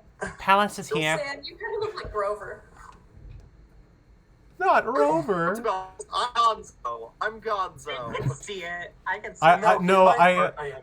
I feel like, weirdly enough, I dress like Gonzo, but I act like Fozzie, so it's a kind of weird in between. I Trevor. Oh, Trevor. Peter, Palace is my here. second guest character just dropped. I just watched a Christmas movie that made me cry. Oh. Speaking of making people cry, do you guys want to get back to the session?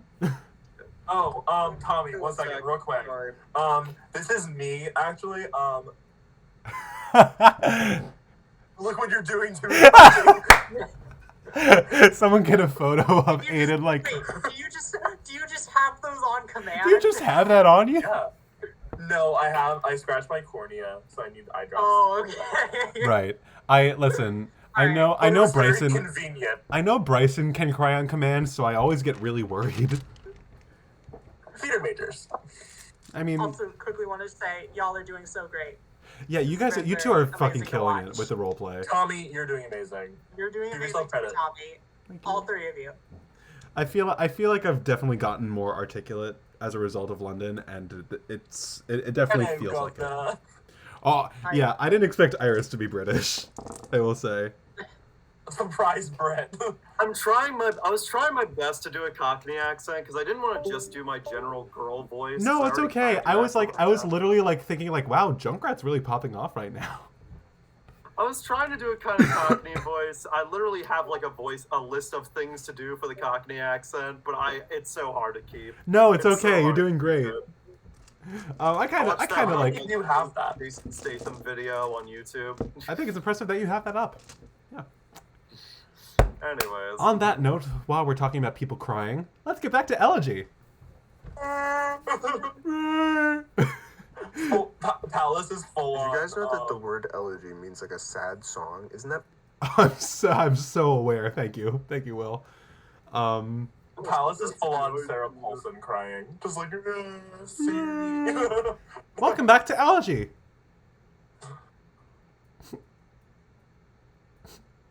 Anyway. Not the eye drops. You bitch! Like, okay. Fuck. Anyway. Oh, Jesus. Let's get back to it. Pallas. You are drifting in this strange... It doesn't feel quite like sleep. You feel like you are resting, but it's very uncertain, very... Uncomfortable is not the word I want to use, but it's kind of like the word that's coming to mind. As this thick, heavy weight of fatigue and anxiety bears down on you, still like a blanket, still warm, still just ever so slightly comforting, but in a way that doesn't make you feel safe. I think a better way to put it is that the fact that it feels comfortable is what is keying you into the fact that something does not feel right. As It's unsettling. unsettling. Yes, that's a much better word. As you are falling backwards into this void of unrest, and then all of a sudden you hear just the slightest flicker of noise in the back of your mind. They're here for you. You jerk awake a moment before you hear the noise.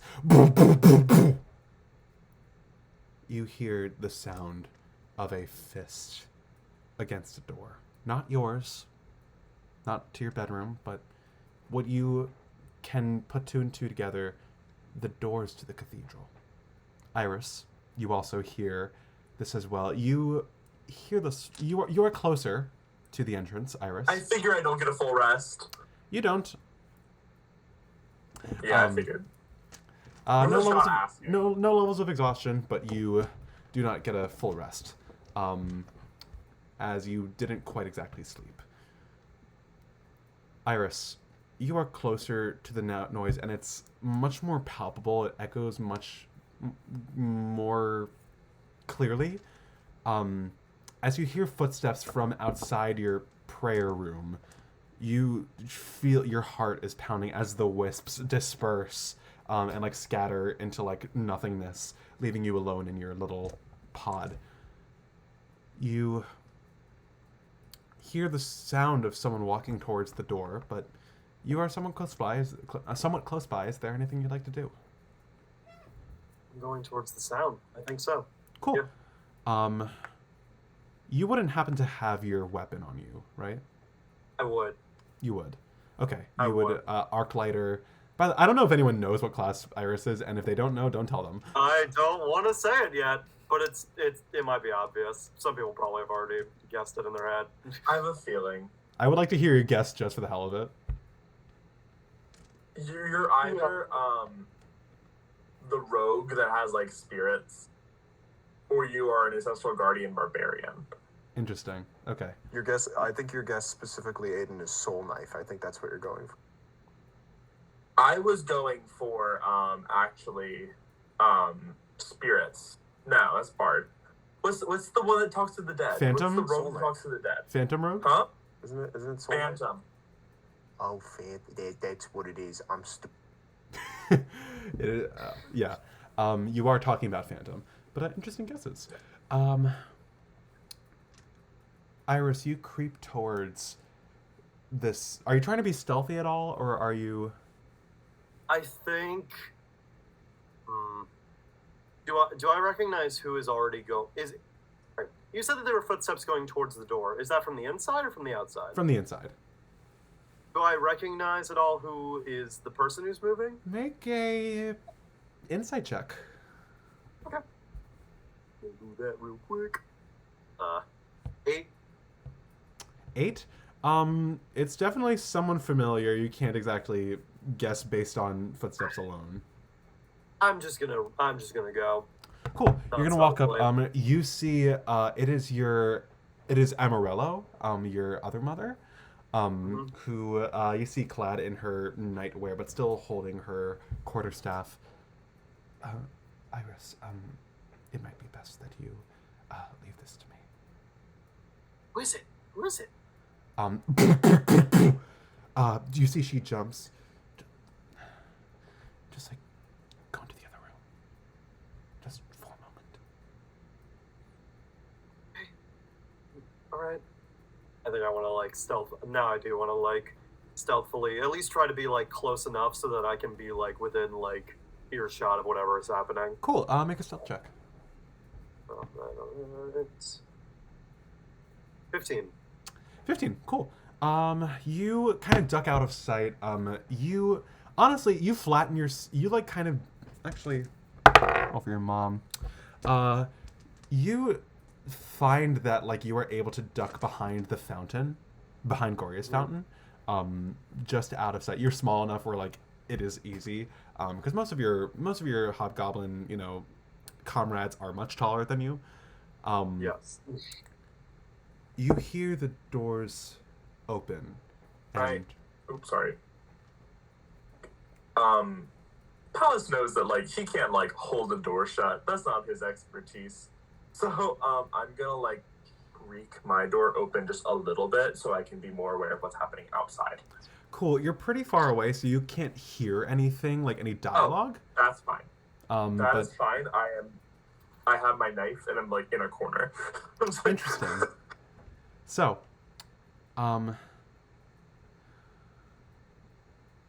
Iris, I'm gonna actually get the music back on real quick. I keep kicking it whenever it's appropriate. Shh, I gotta be tense. Get out of here. Iris. When the door opens, the voice that you hear is not familiar in the sense that you know the person, but you'd recognize the elegant drawl of these people anywhere. As you hear in an accent that's just ever so slightly elven. You would be Zelena of the Goblin Court, correct? No, that's my wife. You must be mistaken. This is a strange time for us to have visitors. Is there something wrong, my friend? And you hear this fellow of Titania's court speak. Oh, not Titania, Mab's court. The Winter Court. Amarillo, then. We hate to disturb you in your court in your time of, I presume, rest. However, our queen and her associates couldn't help but notice a powerful surge of magical energy coming from your cathedral in the earlier hours of the day. Is there any particular reason why this would be happening? It's quite unusual. There hasn't been a peak or any sort of spike in the usage of our abilities. Not that it really matters that we are exercising our right to magic as we have had for centuries. Is there any particular reason why you're exactly here, or have you just simply come to bother us? You must forgive me, Madame Clarabella, but it is our duty to ensure that no stone goes unturned. If you would excuse me. Wait, hold on. You hear the clack of boots as this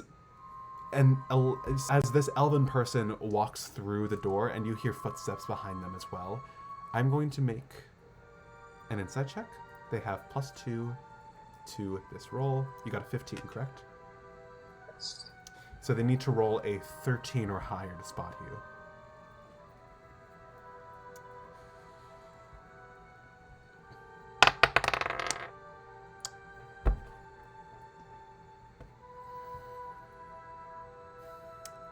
On a natural 20. Jesus Christ. Yeah. First nat 20 of the solo session. Let's go! On a natural 20. That's what I'm waiting for. That's what I'm Jesus. On a natural 20. Well, Mrs. Clarabella, we wouldn't want to be keeping secrets now, would we?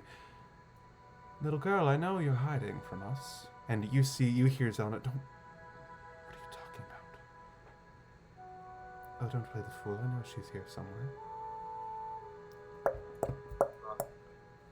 He begins to walk around the fountain and... Oh my god, I'm so sorry. I fell asleep. Excuse me, I'm sorry. I should really be going to my room. No, stay, my friend, if you must. You see, this is a Winter Eladrin man with, a shaven side. Half of his head is kind of shaved, and you see his hair kind of falls down in like a 2008 Panic at the Disco type fringe. Oh, hello, Skrillex. What's The most powerful of the Archfey.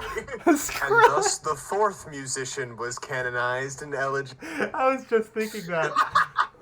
Fuck. What is it? So, you see he's clad in elegant icy blue robes that denote a high position of status in the court of Mab. And you see he's flanked by a couple of figures. You see that he has a mask partially covering half of his face. Okay. Like a full masquerade type, full face masquerade type deal. You see a piercing white inverted eye staring into you, and you see he's flanked by a couple of other fellows. You see a satyr behind him, an owlin. You see a few other elves. You do see a bugbear, not of your court. You see a harangon, like a couple of different fellow. You would be the avatar of the goblin court, is that right? And you hear Zelna, honey, you don't have to answer any of this strange man's questions. My daughter has to go to bed. No, that's me. Hi. You see out of the corner of your eye, Zelna, not Zelna, Amarillo. Tell me, have you been practicing magic more often than I suppose you and your people do? Have you seen any kind of surge in... Yes. I hate to tell you, but I'm feeling changes. I've been feeling something inside me. I've been... Kidding. Sorry. That's... maybe that was inappropriate to the situation. Amarillo's like behind all of them, like... No, I haven't seen anything. I'm gonna need you to make a deception check with disadvantage. Aidan, what you want to say? Do I hear things getting louder? Because I think you hear Iris scream for the second time, but... What's a 4? Pallas is shitting bricks, softly weeping, getting scared. Desperate measures. I have one sorcery point to my name, and that is it. I'm gonna grab the candle and try to absorb the energy. Just put my hand on it. Put your hand on the open flame? Yes. Okay. And just try to suck it in, like the energy. Just like I'm absorbing. The energy's being drawn to me. Might as well embrace it.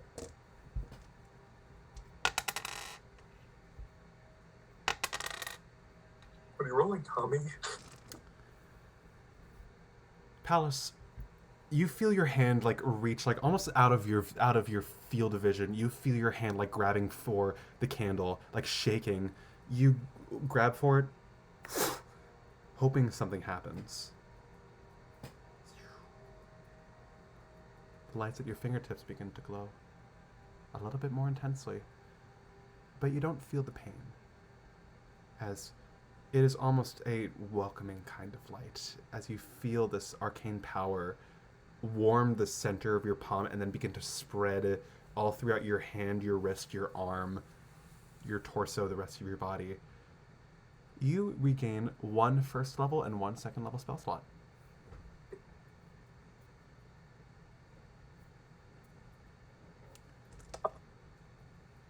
Thank you.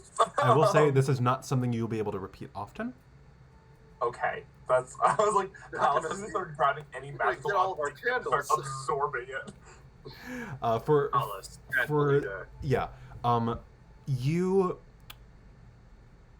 You can use this ability a limited amount of times. I will say. I'll just tell you this now. As a bonus action, a number of times equal to your proficiency bonus, while you specifically, Pallas, are in the Feywild, you may attempt to absorb tiny or smaller sources of magic to regain a certain number and type of spell slot determined by dice roll on my end of things. This can be done as a bonus action. And you can do it basically 2 more times. 2 more times. Number of times equal to your proficiency bonus while you are still here. So you feel just the slightest bit of rejuvenation as you feel just a little bit more grounded magically. And Pallas, at the very back of your mind, much better. And they're gone. Does it sound like my ancestors? Like, I'm in familiar. similar fun. Wonderful. Fun. Yeah, okay. Cool. We're gonna cut back to Iris. What did you get on that deception? Oh God. Okay. On a 4, I'm gonna roll insight for this dude anyway. Nat 1, baby. He had to get a nat 1. He did not get a nat 1. You see from like the side of his face an eyebrow raises, and you feel the gaze upon you grow incredibly cold. Hilarious. No, Amarillo, we wouldn't want to be in the company of those who are more dishonest than they need to be. Isn't that right, Iris? Oh, then you might not want to stay in the Feywild, you know? All right, my daughter is going to bed. Iris, you may excuse yourself. And as you turn, do you turn to go and leave? I think I'm turning to go and leave, but I'm trying to subtly direct these people away from Pallas's room. As you turn around, you see that one of the court members has fully, like, basically teleported behind you, and you bump right into him. Sorry. No. We want answers. It's not her. I can smell it. It's not her. And you realize that this is the... did I say bugbear or hobgoblin? I think you said bugbear. Bugbear, right. Yeah, that's what I thought. Yeah. You see, it is the bugbear member of the court. It's not her. Unusual as she might be. Well then, Buford, lead the way. Amarillo is like, I'm sorry, what do you think you're, and you see one of the court members tells her to, like, kind of signifies her to wait. As you see that some of the court members begin to walk in a direction that you recognize is the direction of where Pallas is. And you hear from behind you, like, Iris. You turn to look at your mother, and you see, with a conviction that signifies a different meaning than when she was telling you to leave, go. Do it. What do we do? Can we fight them? Where are they? As they walk ahead, you don't have much time. You need to go now. I'm gonna run. You're gonna run past them? I'm trying to go an opposite direction. I feel like I have a good idea of this monastery. Yeah. I'm trying to take a different path to Pallas's room, but I'm like sprinting. Cool. I'm gonna need a survival check as Pallas, you begin to hear footsteps approaching where you are. I really wish I had a spellcasting focus. It is a natural 19 for a 24 on survival. You, without a shadow of a doubt, you beat them to Pallas's court. You manage to duck into a corridor, kind of like dip, dip, dip, dip, dip, dip, tap some of the bricks on one of the sides of the corridor. You fully open up a hidden hallway that lets you cut through the cathedral as you tumble through a trapdoor right in front of Pallas as he's like stepping out with the candle. The knife in the other hand. Sorry. We need to go now. I'm so sorry. You must have been sleeping. We need to go now. Now. I think I want layout of this monastery. Are we like on like ground floor or are we like raised up? You're on the ground floor, but it is kind of like one of these rooms that are really tucked in like the very back. I am going to say like, it's gonna go to Pallas. Like, how good are you at running? I can. You on my back. Come on, we need to go. Hey. Give me a DC 5 athletics check. Me? No, Roa. Iris. Oh, DC Iris. 5? Roa. It's a 12. Cool. You are able to. It is like holding a jug of milk as you lift Pallas off of his feet. Essentially, like, is he on your back or are you princess carrying him? It's funnier. I think it's. I'm imagining back. Cool. You get Pallas on your back and you begin sprinting down one of the hallways. I'm going to need another survival check. Right.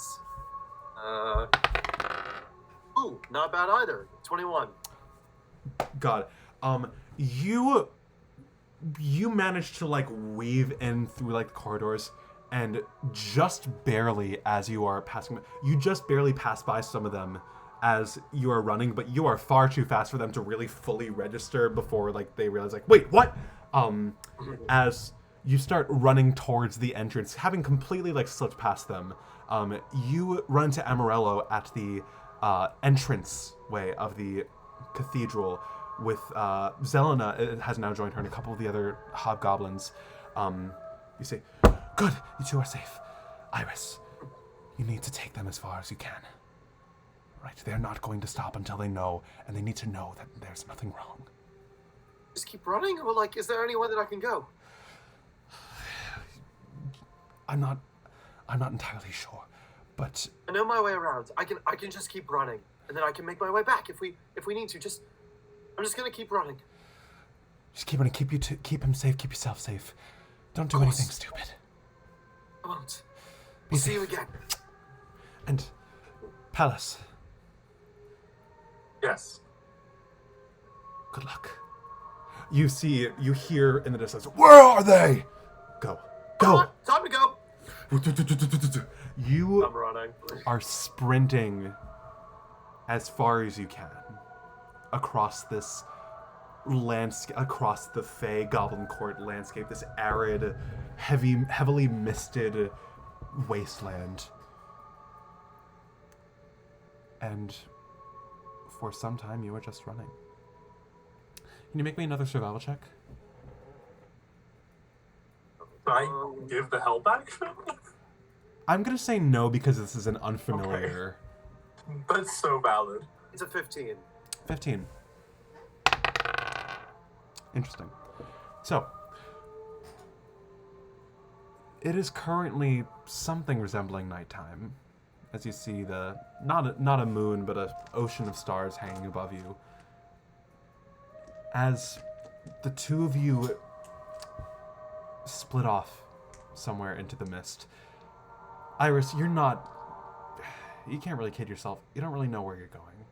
But wherever it is, it's far enough away from Goria's Cathedral that you are making good distance. And you know for a fact, most of those dudes in their fancy schmancy robes might look pretty, can't get very far in them. Eventually you are able to catch your breath. You can't run forever, as spry as you are. And eventually you settle in a clearing in the woods somewhere. These gnarled indigo cerulean trees hanging all around you.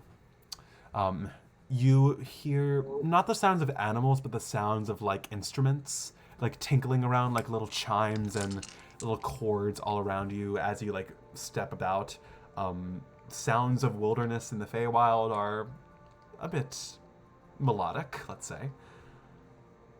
And you stumble upon a pool of clear water somewhere like out here in the wilderness, and you are able to stop after what feels like an hour or so of just straight running.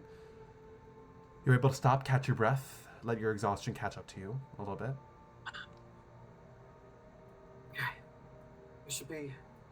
Actually, hold on. So obviously I hear the music, I hear all that. I'm not taking any chances. Can I make a perception check to see if there's anyone around? Yes, go ahead. 1 second. Can I aid on this? Can I aid on the perception? You can make your own perception check. I got a 17. Also a 17. Hey, yo. Ayo. Your ears are sharp. You don't think you hear anything. As you stop and catch your breath, kind of like wash yourself up in the lake, get a drink of water. Let's do a little session of feeling thinking, calling back to the days of Kalimshan. Starting with Iris, feeling thinking. I'm feeling like I am going into very unfamiliar territory. I mean, I think hearing the ancestors, hearing Goria specifically being in support of like me potentially like leaving the Feywild was crazy. That was like something that I feel like Iris has needed to hear. And I think that like she wants to protect Pallas because obviously she wants to, but also she has this feeling that like there might be this bigger opportunity for her.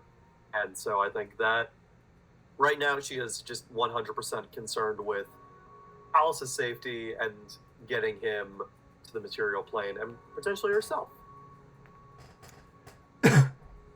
Pallas. I can imagine what you're feeling and thinking right now, but for the sake of it, where are they at? Objective fear and horror. Always. Always. Always.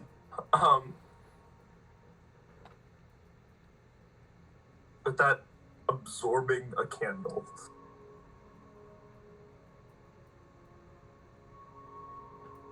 has created, I think, a bodily hunger for Pallas. Magic works differently here. I'm a mage. This is what I do. If a candle can give me this strength, what can I steal from an archfey? Pallas, as you're on that perception check, as you dip your hands into the water, the closest natural body that you've seen that like actually feels like it could be from the realm, I guess even across realms, water is water. You let your hands drag across the surface of the water as you begin to cup them to drink. And you feel there's just a bit of energy percolating, not unlike the candle. From the lake? Yes. Just a little bit. Just a smidgen. But do I sense a source? Make an Arcana check.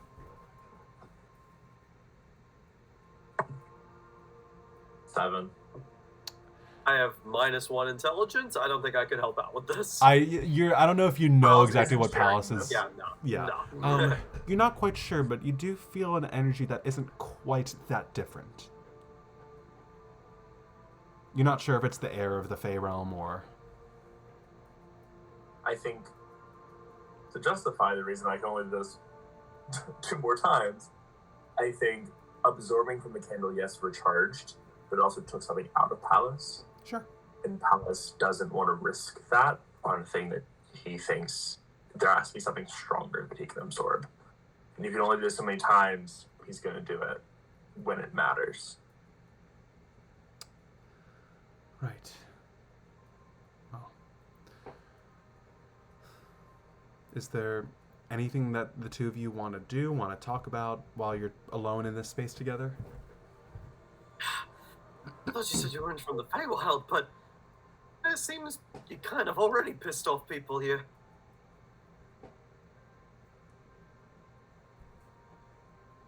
I have a way of doing that, I suppose. Oh, don't say that. You seem lovely. Let's go with that. They're not done. They will be pursuing us. Can you fight? I mean, I can. I just I wouldn't like to. I mean, there's got to be an alternative to this. We'll figure this out. I just don't know, fighting is like the best thing to like immediately go into, right? Do you have a weapon out? Like, do I see, like, you have a weapon, right? You see that Iris is touting a great axe, probably the size of her currently. The like biggest great axe you have ever seen. this is, you look at this like it is. Can you describe what Arclighter looks like? So Arclighter is a gigantic great axe. It is like gem, like crystalline, but it's rainbow colored, like literally going down it, like red, orange, yellow, just like all the way down. Like crystalline, super sharp, clearly emanating with like magical energy. And yeah, it's a full great axe. Yeah, you see a great axe that Ezra would be drooling over right now. Noted. And Dakota for the record. I was gonna say I felt a little unconfident saying biggest great axe you've ever seen because Dakota might have a bigger one. He has a battle axe, right? Yeah. Oh, battle. Sorry. And Dakota mostly fights with his hands anyway. Not when he bit. And this is rainbow, not Aurora's shard, like, right? Oh no, not. Tommy, no. I think so. His Pallas this is a massive Aurora shard. I think so. You don't see it's. Make another Arcana check for me. It might be. Oh.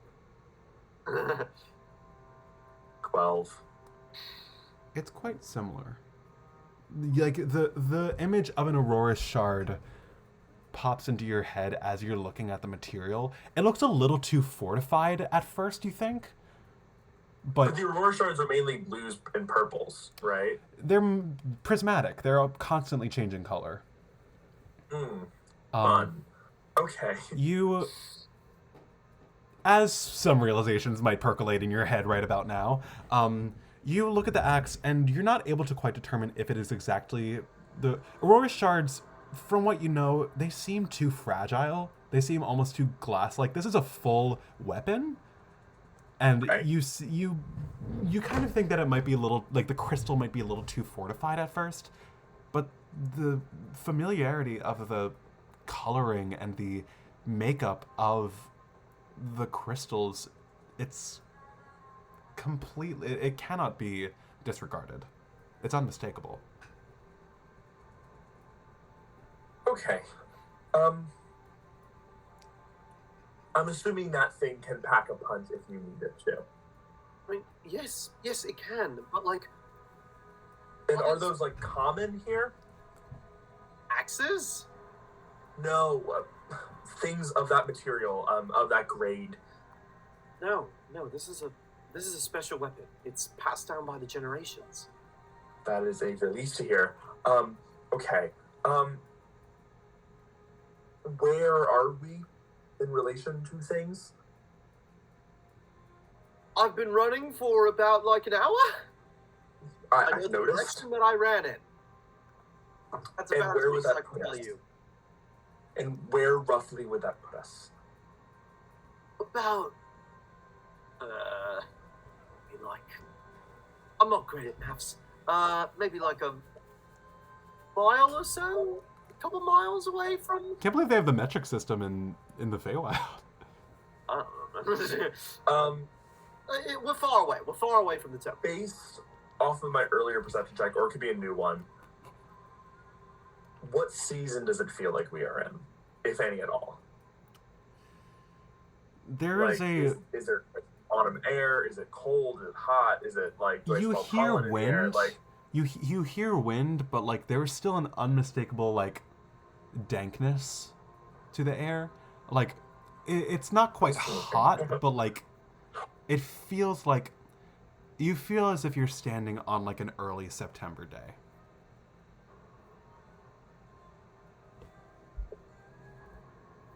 what direction is north?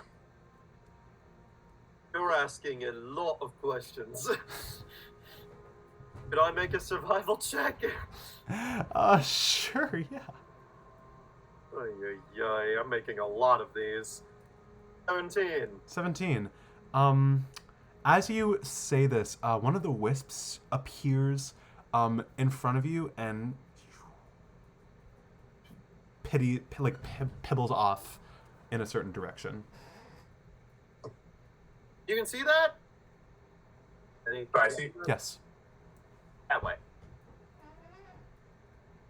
Wonderful.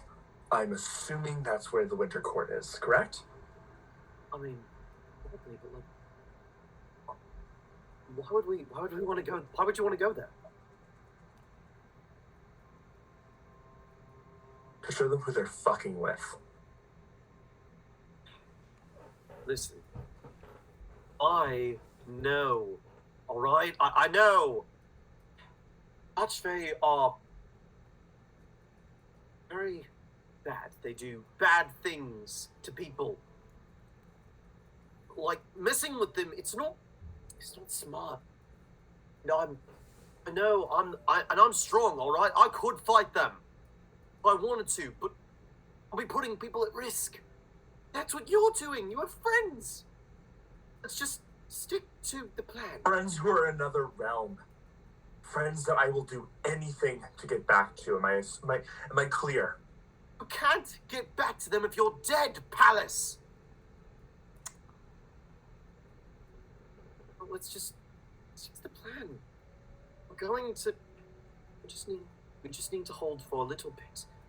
They'll leave the temple. We'll get a signal or something, and we'll go back, and then we'll bring you home. Drastic enough. Do you think we're safe here? I think so. Pallas, Iris, as you two are arguing. Well, are you sure? Because we'd be happy to introduce you to her. I'm going to need a dexterity saving throw from Pallas. Natural 19 Interesting. or a 21. Gonna make that Let's athletics go. check real quick. You are just in time able to duck as you hear the yanking of a chain from behind you, as on the second natural 20 of the session, dodging both of your perception checks from before, you see... Oh, I can't still rebar because I didn't see it. Fuck. You see, he got a natural 1 on the athletics check. So... Oh. To grapple, but you turn around and you see a snarling, slobbering bugbear, kind of like standing almost like this, with a full like iron, with a full like fuchsia metallic chain in both of his hands. You see he is panting like a dog as, Oh, what's the matter, little man? I smell what you are. I know what you are. as Hey! Stay back. This man is under the protection of the Prismatic Guardian. Oh, prismatic, get out of my way, lady. as he's going to make an attack roll against Iris. Ooh, this guy's fucking eating it. I'm assuming a 9 doesn't hit. Does not. Takes the chain and like stumbles as you with like shocking speed. Your axe is in your hands as suddenly you are clashing weapons with this bugbear, and Pallas, you notice there are figures creeping out from the woods with the same masks. They have followed you here. As you see the Eladrin, the elves, the satyr, the Harangon, all in their masks, all eyeing you down with a little bit of hunger in their eyes. We are not going to roll initiative just yet, however.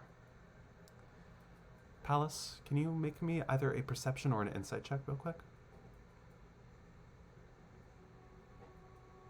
Another natural 19. For... I'm Session. 23 insight. 23 insight? I have +4 to insight. I'm proficient. Yeah. No, that's great. You feel... Your heart is pounding out of your chest as you know what that bugbear is here for. But as you look around, you see a figure begin to descend upon you, and you begin to sort of put up your arms to protect yourself and cast your spell, but you feel a pair of hands clasp around your arms, and you feel yourself about to fight back for a moment. But then you look up. And you realize that it is not hands clasping around your wrists, but rather a pair of paws. And you look up to see a single red eye staring back at you from behind the mask, and a furrowed eyebrow of recognition. As you aren't quite able to make out exactly which creature that is in the dark, but their gaze says everything. You see as you see Iris is holding up her axe like around everyone. You see Iris, you see Pallas like in this grip, but you hear in a very low voice, Pallas, one that only you can hear, purposefully quiet enough. Follow my lead. I will make sure they don't hurt you. Insight. You know that Is voice, this proper Pallas. insight? You know the voice. Provius? I said pause. As you see. Now, Buford, that's not going to be necessary. We do not need to hurt that young woman. Wait, I'm sorry. I'm very confused. Just a moment. Okay. Oh. Just bear with me. Like, am I forgetting an NPC? Buford! You see Iris, you step back a little bit as the bugbear, kind of like, oh yes, don't be a fucking killjoy. You see the creature kind of like tilts his head. Are you going to come with us quietly?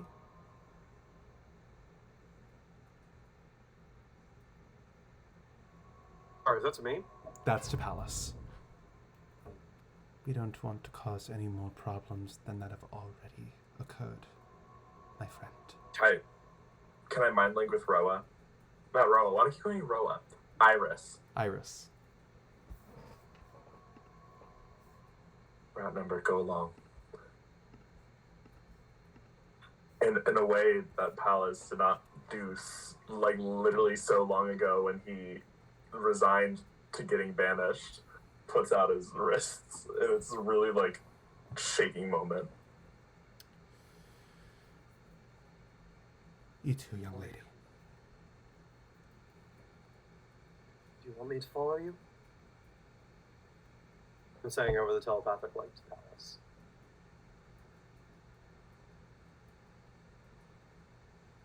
This may be your last time to return home. Keep that in mind. I draw my axe. You drop your axe? Oh, I didn't say drop your axe. No, I like stash it. Okay, I was about to say, we are not having another Pallas situation. No. Okay. No, I stash You- it and then yeah. Come with him quietly. Good. I'll see you all back at Mab's Court, I presume.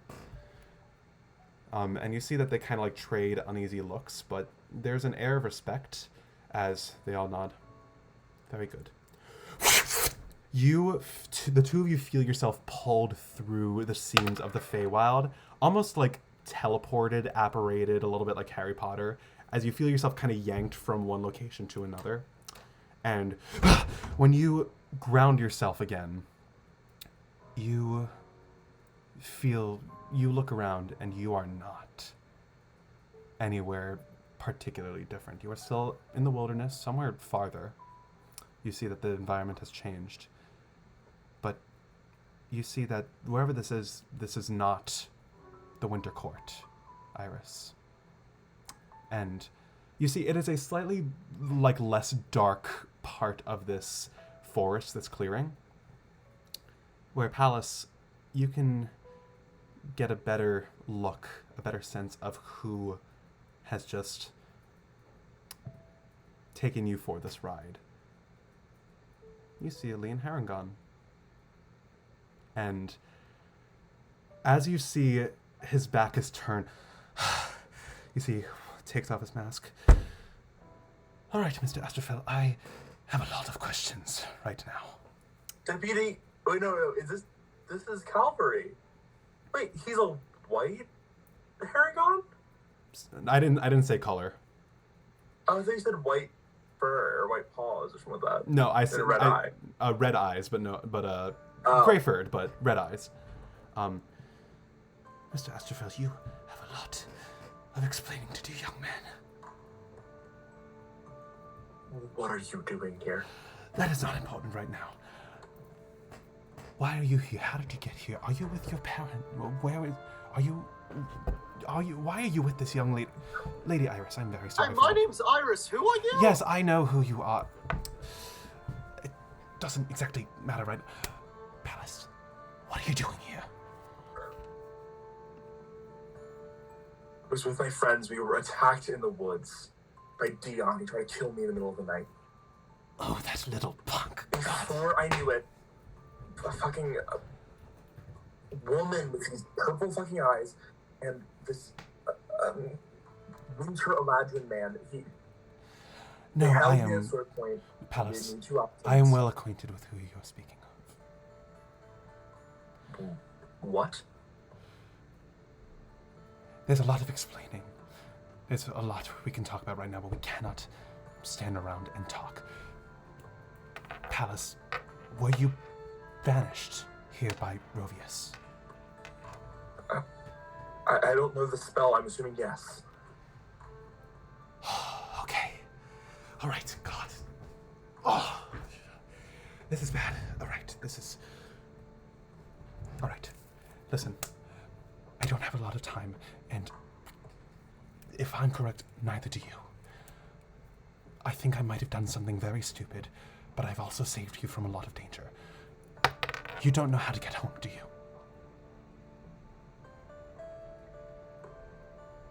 No. I have an idea, but it's rough at best. Tell me your idea, because I might be able to be of some assistance. Because you cannot be here right now.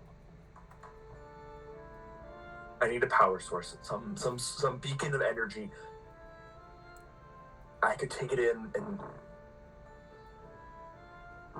and ask my ancestors for something. I could manifest it. I think I'm strong enough. How long have you been here, and how much does he know? As he looks at you, Iris.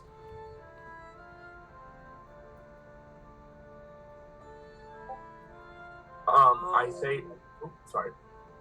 I verbally say I've been here a few hours. Must be what it feels like, at least. All right. And then I said something along the lines of like, I was up front with him, and then I think in Calvary hears the things I actually said in his head. But Roa, why are you saying Roa? Iris hears just like, I told her the simple facts. Right. I imagine you're not very well versed on the matters of the Feywild, right? No. All right. Not a classic out of Ptolemy. Fair enough. All right. We need to move fast. I'll talk to you while we're... he takes you by the hand, and once again, you feel a bit of a shock. I should have expected that. Sorry. Listen. It is not easy to go from the material plane to the Feywild. It is something that very few people are authorized to do. I am one of the only ones, and I cannot take you with me, not directly. That's not... I imagine you might have learned a little bit about how magic works. It is not as simple as a spell slot. But it's not impossible. You would not be the first person to travel from one plane to another under the noses of the Fey Court. How much do you know about the crystals?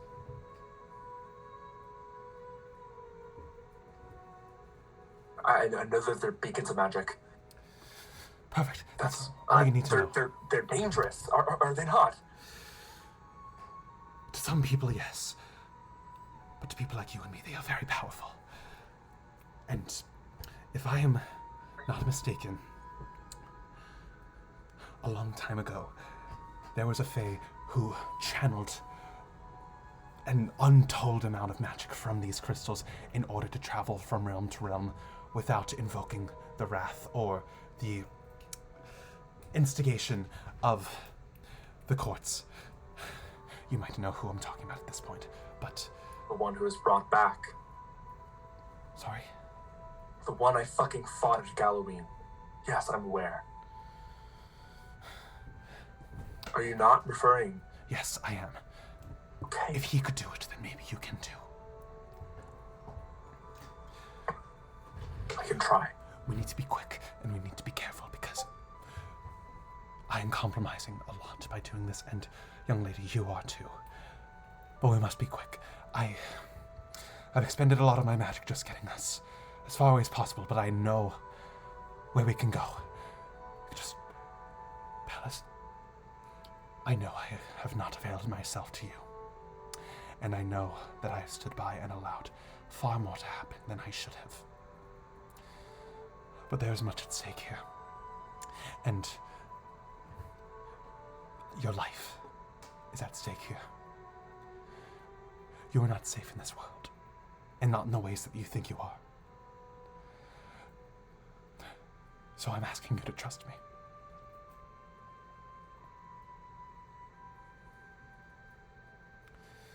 Good. Come. As you see that he is basically making leaps and bounds across this forest and bidding you two to basically run, with the knowledge that someone is able to track your every move just by smelling your magic, the adrenaline keeps you going. You two have a little bit of time to ask questions, if you would like. I'm gonna try to use prestidigitation because I could make smells to mask my magic spell, maybe? Sure. You're gonna have to give me a d20 roll. Okay. Natural 20. Alright, you're good. Whew, you scared me there. I was really expecting you to say nat one. Nope. That was my first natural 20 that I rolled. You create the scent of like...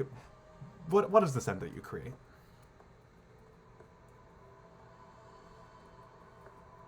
Ooh. The last time I used this, it was to conjure a fart. Fully. Do it again. You won't. No, I think... Go ahead. Going Fart. on instinct, Do it. Fart. You won't. It's the smell of... Fart. Sorry. Tommy, please. I think it's the first smell that comes to Pallas' mind, because that's what he smelled. I think, frankly, as he was betrayed, and it's Ezra's cologne. I think it's just the first, scent that comes to Pallas' mind. That's what he summons. Simp. As you... Body spray. Axe body spray. Axe body spray. You see I know. As you are rushing through the forest, you see Calvary almost falter for a second. Oh, what is that dreadful smell? No matter.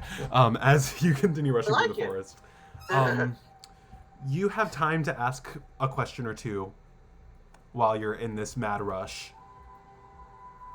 Mentally, Okay, so I'm very much like, what do you mean people like us? You were banished here, correct? Hmm? You were I didn't hear you. You were banished, correct? Yes. Pallas, you... Am I a fae? I don't know. I honestly, I kind of assumed you had known already. But... No. If it was a banishment spell, then I don't really know what else to tell you if this is where you've been taken. It's not that bad. This is all mental. I don't think Pallas would have said that out loud. Sorry. Am I a fae? What the fuck?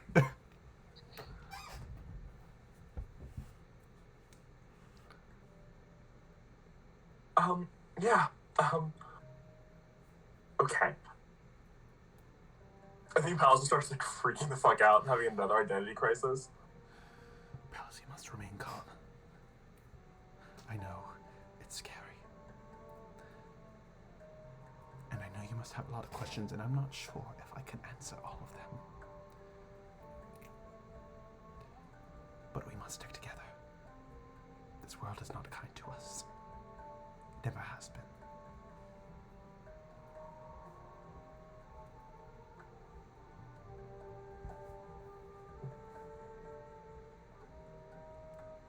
I think Pallas says yes to go along. In his heart, knows that he will never trust this man. The amount of red flags or things that he's let slide, Pallas won't know. He says yes to give this man's aid. Amount of red flags as to what exactly? Sorry. He's actively saw Pallas in danger at so many points. And has done jack shit. To be fair, he's only seen really once, and even then it was foggy, but... Okay, I still don't trust this man. Fair enough. Is that all He's you... hiding so much shit. Is that all you... is that I all think you that's say? all Pallas needed to know. Iris? Okay, I'm sorry. You fought someone who teleported from the Feywild? Wait, We can don't- you repeat that? I'm sorry. You fought someone who was from the Feywild who teleported to your world. Yes, I suppose. Yes. Multiple. That is a story that we don't have time to get into. Right. Lady Iris, right? At the Goblin Court. Yes. She's been helping you. He says, looking at you, Pallas. Yes, she has. To the best of my ability, I will return to you. I will return you to your parents. As soon as I can. But... I don't need to return. I don't need to. Going with you. Whatever you need, I'll be there. The foolhardiness of youth. Fine. As youth, the three of you rush along. And it feels like your body has been running for hours, but it almost feels like mere moments. As the sun begins to shine in the sky again, and you feel the three of your heartbeats are beating in tandem with one another. After however long you've been traveling, the trees part, and through the evergreens, you see ruins. What looked like what might once have been a temple, a place of worship, or perhaps a hideaway. Somewhere for someone to take solace from the rest of the world. You feel the air is cold out here, colder than it was wherever you were by the Goblin Court. Iris, your senses are telling you that you're not in Kansas anymore, sweetheart. What the hell is Kansas? No, I'm sorry. You think your intuition tells you the air feels colder. Your intuition speaks for itself. You are far closer to the Winter Court than you ever have been.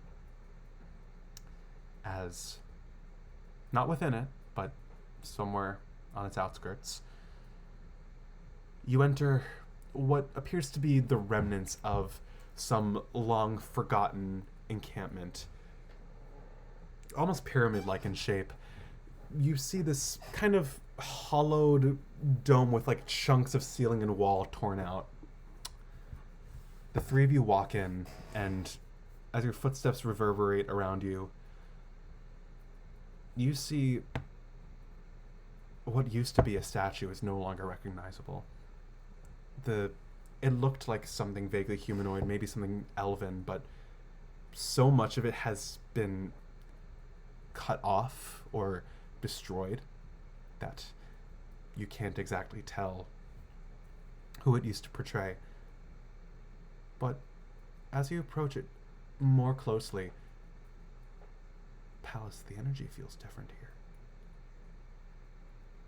Different, and not different in the way that the Feywild feels. You feel as though... Can you give me an Arcana check with advantage? Iris, you're free to make this as well. Not with advantage, Iris, but Pallas can do this with advantage, but you can make this Arcana check. 15. 14. Cool. You feel as though you're on the precipice of two different worlds here. The way the air splits at the seams, the way your oxygen doesn't feel like it's fully entering your body, the way as your hand moves through the air, it almost feels just slightly in slow motion. And the glows of several strange crops of prismatic crystals growing all around this place. Some in clusters of 3, some in clusters of 10. They are scattered all about, growing in different places, on the walls, on the floor, on the ceiling, embedded in the statue itself, or what's left of it, rather. You hear the faint sound of jingle bells as you enter this place. As the ambiance of the Feywild begins to coalesce here. You notice that a lot of the crystals look colorless, gray, almost dormant. You see that only some have magic within them. But you see that there's a lot of magic here. And you can feel the energy within them. And your stomach growls. Calvary steps in from the two of you. I have been studying these crystals for some time now, and it seems that they've reached from this plane to the other. I don't know how, and I don't know why, though I think we all know a certain Eladrin is to blame, but that is not the point. Pallas, you can absorb magic, correct? At least here.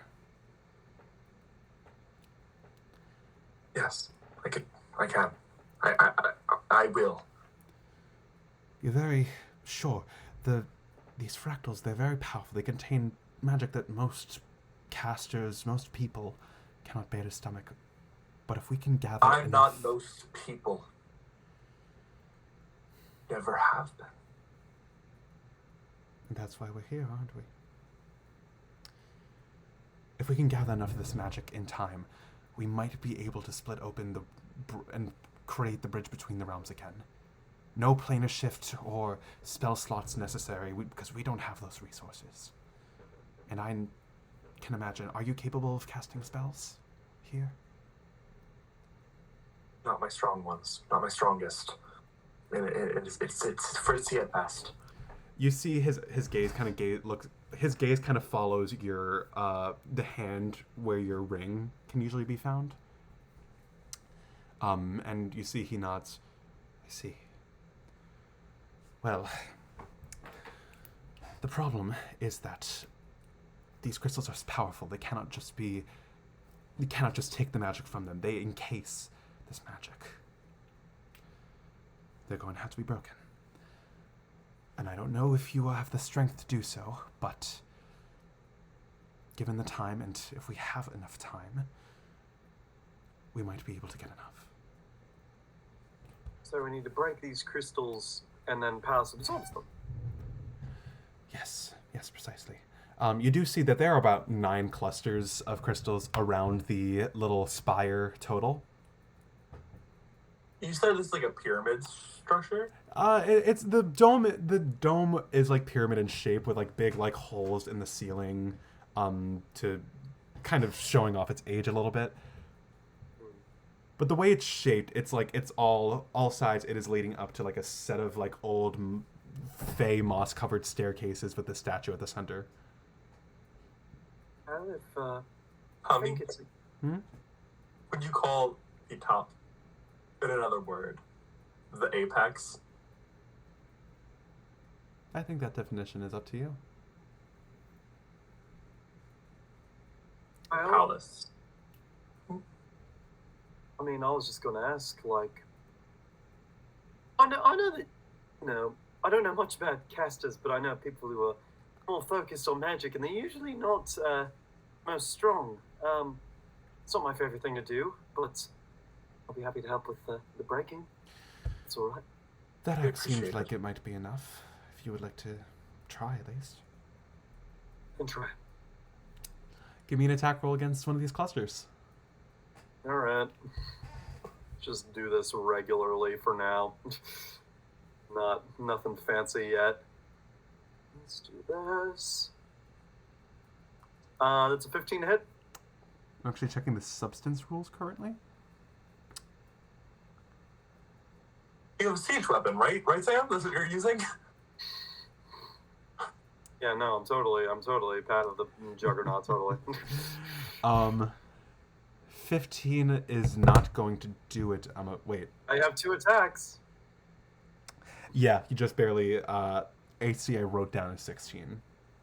I have 2 attacks. Go ahead. There we go. That's much better. That's 24.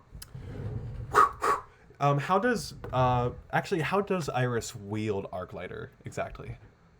I think for now, it's very, it's very, controlled and, just, deep breath in, out, and then just one single slice. When the first slice, doesn't work, just, once again, small, bam. Yeah. Pallas, you feel a surge of energy as the magic kind of begins to cloud and billow out of the shattered crystal before coalescing within you. That is one of the 9 clusters down. How do you feel? This is good. And then I'm going to start walking right up the steps. As you do so, you hear a voice at the entrance. Well, Calvary, it seems like you're a little bit off mark now, aren't you? And certainly enough, you turn around and you see Buford. The bugbear holding the chain, looking quite pissed off to see the 3 of you. You see Calvary steps in front of you. I'm going to ask that you and your friends leave these children alone for just a couple of moments, and you'll be doing us all a great service. I'm afraid, actually, that you're doing us a great disservice, Rabbit. And sure enough, the space begins to flood as the half a dozen or so members of the Winter Court begin to flank the pyramid and flood in through the entrance behind him. We're not going until we have our prize. And if you have a problem with that, then you can talk to the chain, my friend.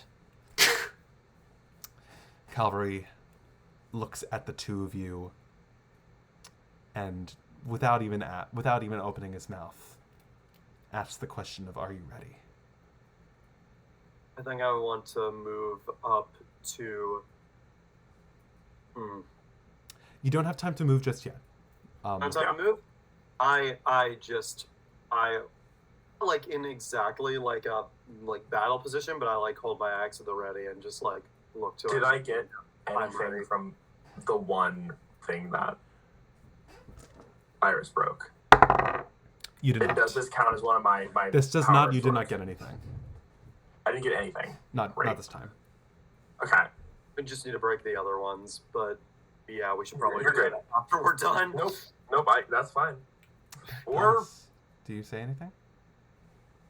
me. Me.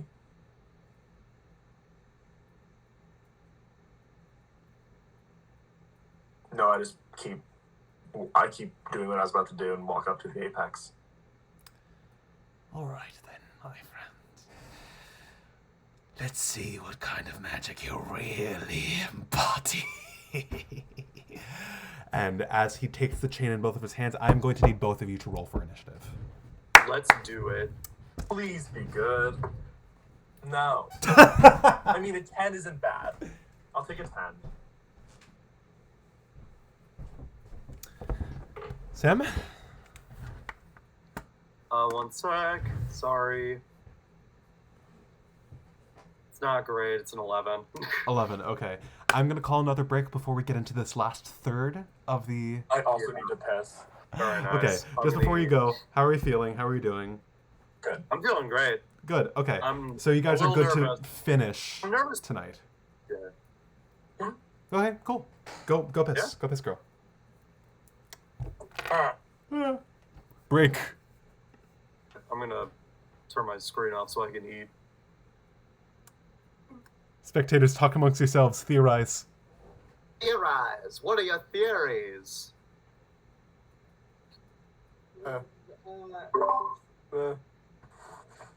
Wait. So is Phineas and Ferb now canon? I think Is it? Phineas and Ferb is canon, yeah. I think this is what we should talk about. There's real quick. 104 days of summer vacation. We just never visited the tri-state area. I think it's very possible. I'm sorry, the main reason I'm asking because the Buford. La nave. La nave. Paying attention. I definitely thought we were talking about Buford from Ferb. Well, I think Buford specifically is canon. Nothing else. Yeah, I feel like if any character would be a part of the Elegy universe, it's Buford. Fantasy Buford. Buford has his own TV show on Disney Channel, on Fantasy Disney Channel. Oh, there. Ooh.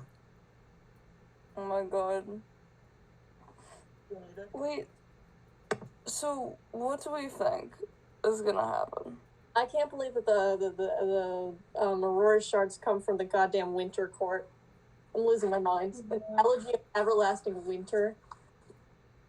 I'm surprised none of you made that connection. No. I mean, I kind of like it makes sense.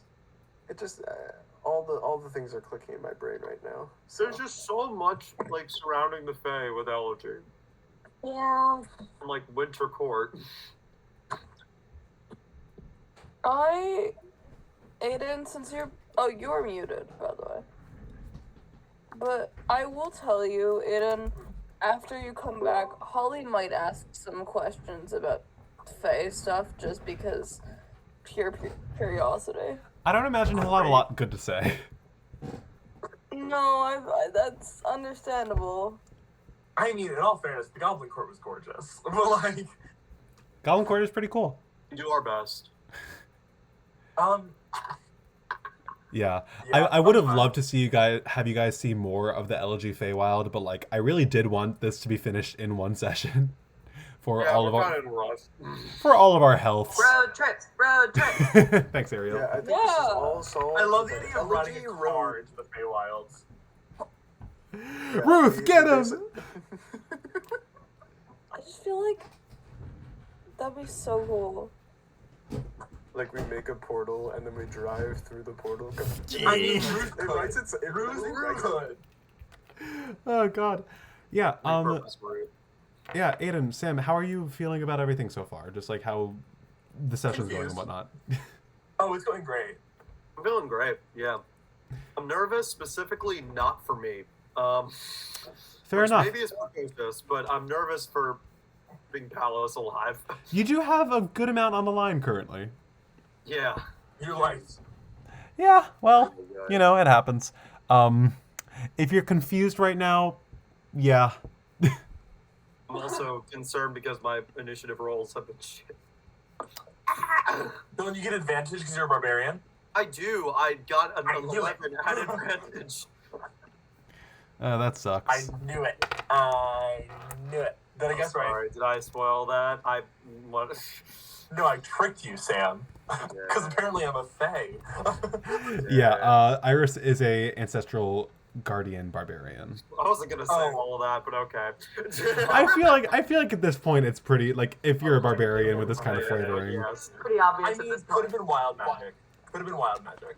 I mean, like we all kind of knew, right? Like we all made our guesses. The we all whole knew, right? communing Like, with the I didn't barbarians guess anything thing, wrong. the whole communing with the ancestors thing is laid out quite clearly.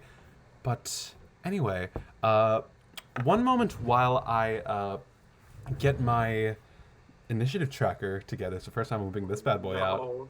in a I'm so hot scared. minute. It's gonna take me a little bit, so if you can bear with me, that would be fantastic. The only thing that was on my screen for the initiative tracker at first was just Dion from last session, and that's it. It's so ominous. He's fighting himself. He's always fighting himself. That's what death saves are for. Fighting yourself. Please, okay. Yeah, no, just for positioning's sake, I imagine I'm like just standing next to Pallas for this. I guess we'll have a map. You will indeed have a map. In fact, Oh. here's the map. I'm the map. I'm the map. Okay. Okay, so I'm like already there. Great. Cool. Oh my God. Pallas, what is your armor class? Oh, fuck you. I'm asking. 12. 12, and how much health do you have? 34. Out of... 48. Cool. So let me just make the appropriate adjustments for that. Aidan. You rolled a 10, correct? Yeah. It's okay. All right, Iris Clarabella. What is your armor class? 15. 15, and your health? 85. Jesus Christ. You got an 11? And I rolled an 11. Yes. Cool. Let me roll initiative for the, Funnily enough, they're all using Satyr stat blocks. Fucking Satyr! So let me roll for, his Mooks. That's a shit roll. Jesus. Good. Let's go. I mean, it might still be better than ours, but whatever. They are not particularly that strong, believe it or not. Not particularly that dexterous. And really, anyway, no. All right. God. A, Soldier B. The one with the red B is Buford, by the way, in case you couldn't have figured that out already. Buford. Buford. This is the part of the session that I almost forgot to do. I fully almost forgot to, like... Make a... Yeah. Yeah, make the map, the battle map. That's very fair. All right, getting that sorted out. And finally, let's roll for Buford. Oh, he did not roll that much better. Okay. So better. Pallas, what's That your much Pallas? What's your better. dex? It's +2. Okay, so we did beat Pallas, unfortunately. Silver barbs. So going like first, I rolled an 11. Yes, you are. Oh my god! It's crazy. You're crazy for that. Girl, you're crazy for that. Oh, you're crazy Do you have, for that. do you have Shatter, Aiden? No. I was going to Unlucky. say. I also would not be I able to was cast going- it, in all fairness. Unlucky. I also kind of feel like Shatter like wouldn't work on these particularly because they're I feel like like- magical. But they're non... But they're like... Okay. I don't know. Just a theory, a game theory. Y'all ready to get into it? Yeah. Pallas and Iris, you stand at the foot of this, in the words of the Kahoot, this derelict temple, feeling the magic course through the air in zigs and zags, jagged patterns. The air feels stiff as the soldiers come and flood the space. Soldiers who you know, if they succeed, they are going to take you to meet your maker, Pallas. You know what your prerogative is. You know what your goal is. 8 clusters remain. If you will direct your attention to the little dark, little hexagonal shapes on the map, these are the locations of all of the clusters around the space. I will mark them as they are destroyed. They each have an AC of 16 and no hit points, so if they are struck, they will simply be destroyed. You understand that you are not fighting necessarily to kill, but rather to bide your time. If you can destroy all these crystals, then Pallas, you might have a fighting chance to return to the material plane. Do you have any questions about how this combat is going to go? Yes, but I have a feeling that they will arise as the combat goes. Fair enough. In that case, we are going to begin the initiative order with Iris Clarabella. The little whisper of motivation from Goria the Red at the very, very back of your mind. Arc lighter in hand. You see your targets. What do you do? I think I want to maybe just go so that Buford and E are within my range. So just one to the left? Yeah, just one. Yeah, one to the left. Then now's the question of like, do I want to? Because I feel like I do want to attack these guys, if only because I'm wondering like how much damage I necessarily want to do. I'm just gonna get some.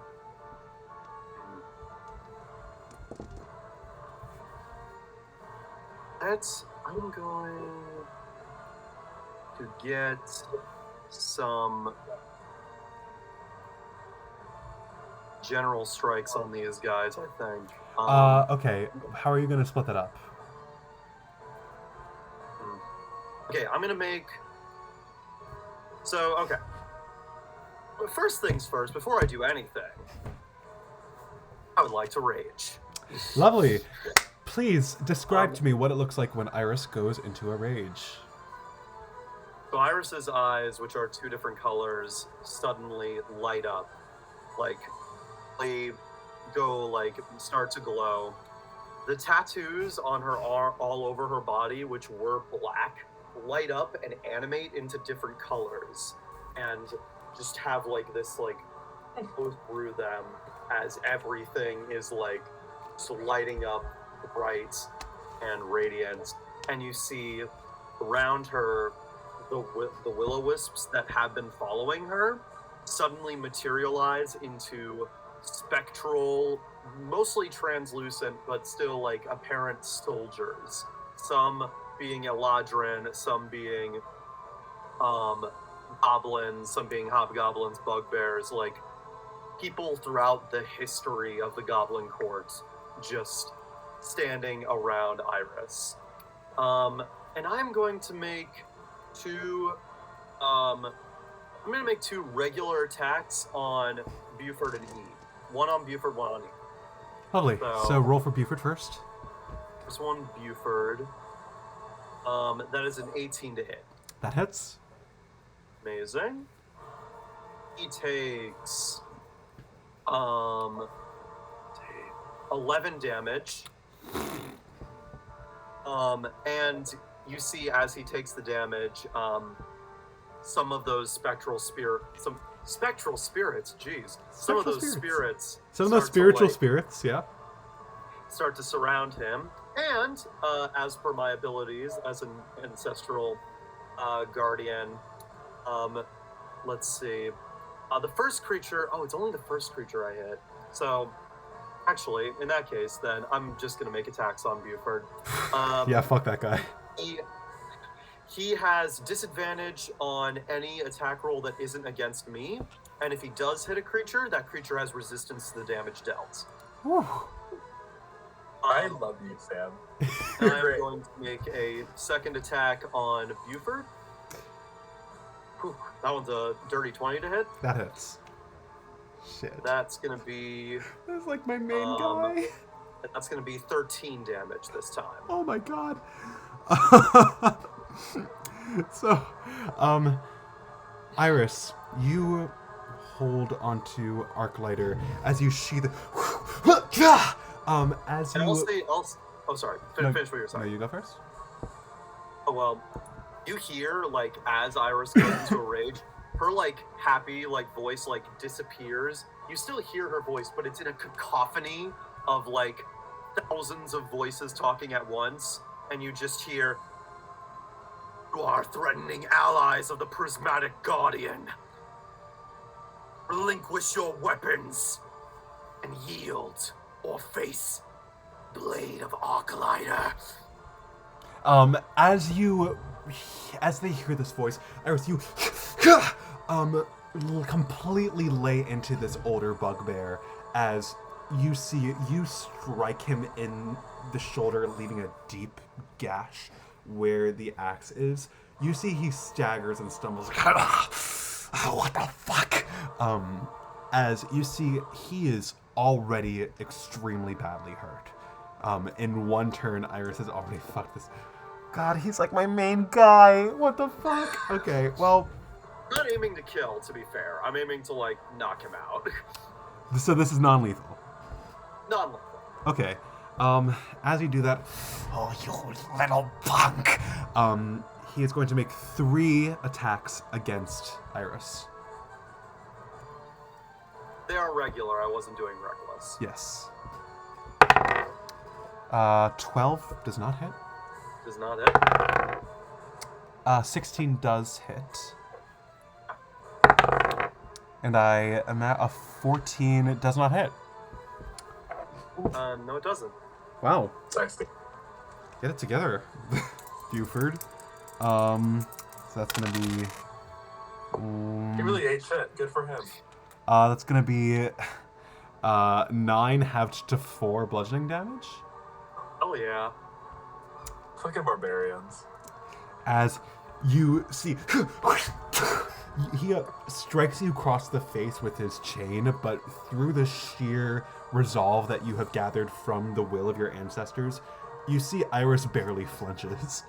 As Pallas, you kind of have to like take a second to be just a little bit in awe of just how powerful this young woman is.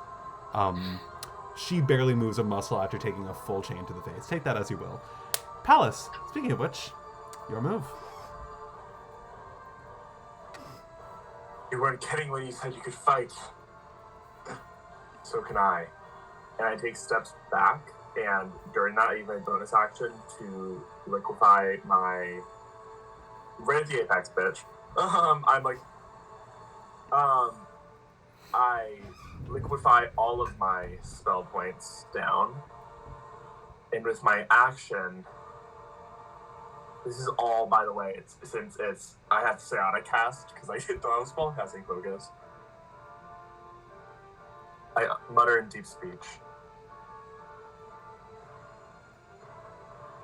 I don't know if you could hear me here, but you failed me once and you were making your apex angry. Come down my throne. And you're gonna cast Summon Aberration? Yes! Alright, where do you want to summon the throne? I think, like, directly in front of me, blocking me from these guys. He's a little smiley face. Throne of Astrophel. He's so happy to be here. Yay! As so happy. Pallas, you, as through billows of periwinkle fog and light, you see the wheels, you see the flames, and you see the single eye staring at you. Hello again, Master.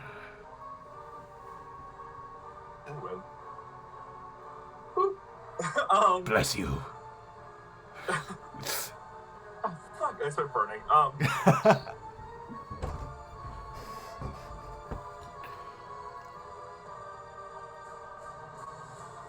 Also, question. Hi. Did it appear or did it like arrive? I'm trying to see. Did it come from this plane? Is my question. It came from some subliminal pocket of your mind, Pallas. Oof, that's worse. Take that as you will.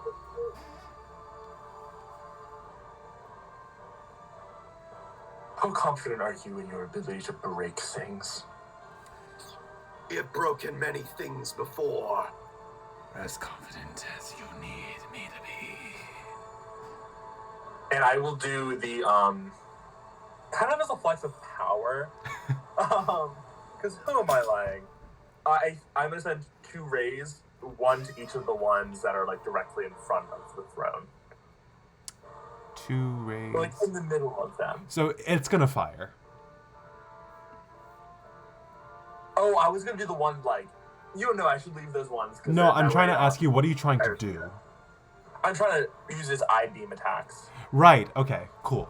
So which ones are you talking about? I was originally saying the ones that are, like, near Iris and all them, like that front, but at the same time, I don't think that makes the most sense logistically. So I'm going to do the most top one, the most bottom one to the left. So, like, the ones close to them, but you know what I mean. These two? That one and that one. Yep. Cool. All right, make those attack rolls, starting with the top. Wonderful. That is going to be... Ooh, what? Do I have... Yeah, plus 8. Natural 20. Wonderful. Can I get both of them? Can I get both of those? No, I'm afraid not. Oh. Pout. Okay. And No that's extra attack? For 30-20 on the other one. This one? Yeah. Shit, yeah. As you ask, like, how confident are you in breaking things? As confident as you need me to be. As you see, in a moment's, like, in the blink of an eye, you see these two clusters of crystals go up in shards, fractals, all around. And you see the magic begin to spiral upwards and sink itself into you. And on a natural 20, I am actually going to say that if you choose, would you like to accept the power and the magic? Yes. Great. You regain a single spell slot of You regain a single spell slot of any level of your choosing. Any level? You know what I'm gonna pick. Sure. Yeah. As you feel you need more. On that note, you hear from the corner of your ear, "Well done, Miss Astrophel," as you see... Oh, I lied, actually. Sorry. Doesn't matter. Keep going. I'm gonna pick a different level spell slot. Well done, Miss Astrophel. As you see, Calvary pulls the staff from his back. We can do this together. As you see, he's going to make attack rolls against the soldiers around. Both of those are going to hit. God damn. So that's 1d10 plus 5 each.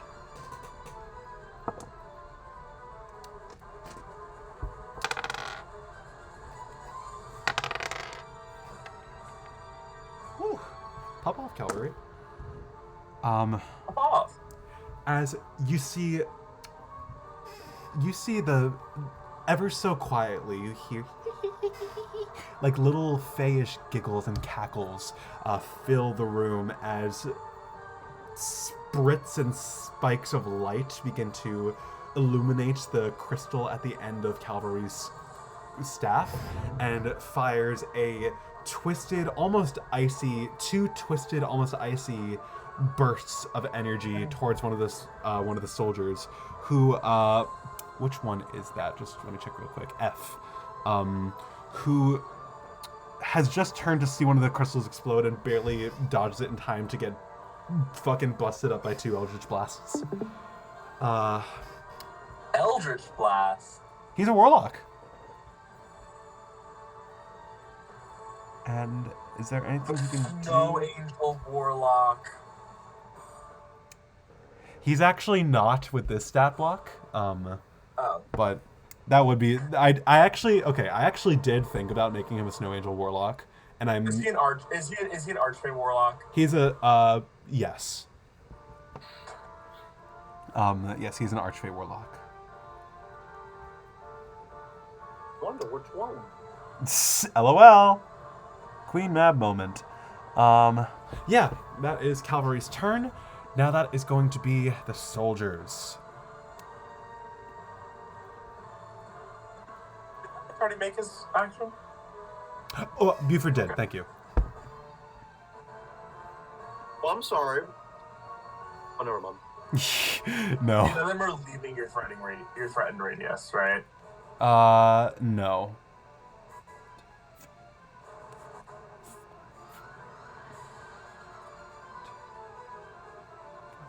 All right. 3 of them are going to take attacks on you, Iris.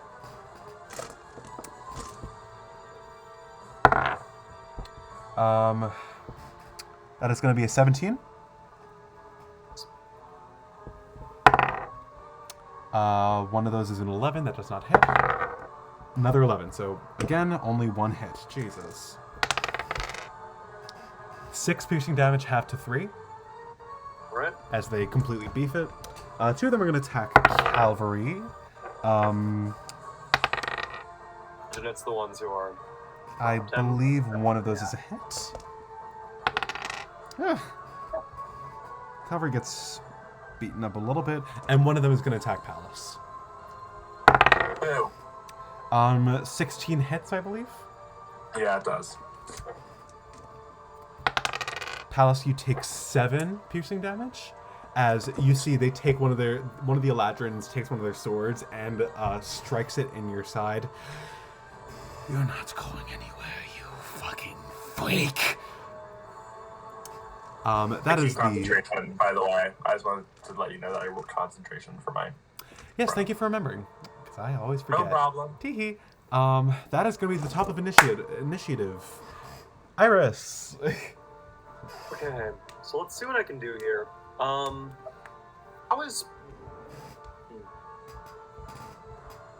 How's Pallas looking? Pallas isn't bloodied, right? No. No. Okay. That's good to know. So, let me think about what I want to do here. Also, I'm sorry, did Cavalry take damage? Yes. Ooh. Only a little bit. Is he looking fine? Cavalry is a level 8 warlock. Yeah, okay. So I'm going to bonus action use Fey Gift, which is a very fun ability. I love Fey Gift. I'm going to give the help action to Cavalry, so that's as a bonus action. He also gets the Spite feature from this. Part of the next turn, until the start of my next turn, sorry. First time the creature hits a target with an attack, that target has disadvantage on the next attack roll that it makes within the next minute. It's also a help action, so he has advantage on his next attack. Awesome. For my action, though, let me see. You said Buford's not looking great? Nope. I'm going to... Alright. This might be this... I have a lot of people surrounding me. But also I have a lot of health. Okay, I'm going to Reckless attack. Okay. I'm going to recklessly attack Buford. And I'm using Great Weapon Master. Oh, dear God.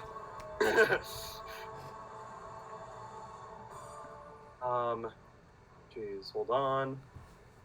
With really advantage, I didn't really. that is a 19 to hit. I really didn't give these guys much health, did I? Yeah, that hits. So that is going to be 21 damage. Iris, you fully, as you kind of wave a hand to Cavalry to send some of these wisps towards him, to bolster him a little bit in his fight, you turn around, grab your axe with one hand, and nail it into the shoulder of Buford. He's like, falls backwards and is knocked out from sheer blood loss. And I have a second attack. Yes, you do. Let's see, which one of these guys got the hit on me? I believe that would be B. That would be There's Alan, who's now looking at you like, oh no. making a reckless attack on B with Great Weapon Master. Hold on. Alright.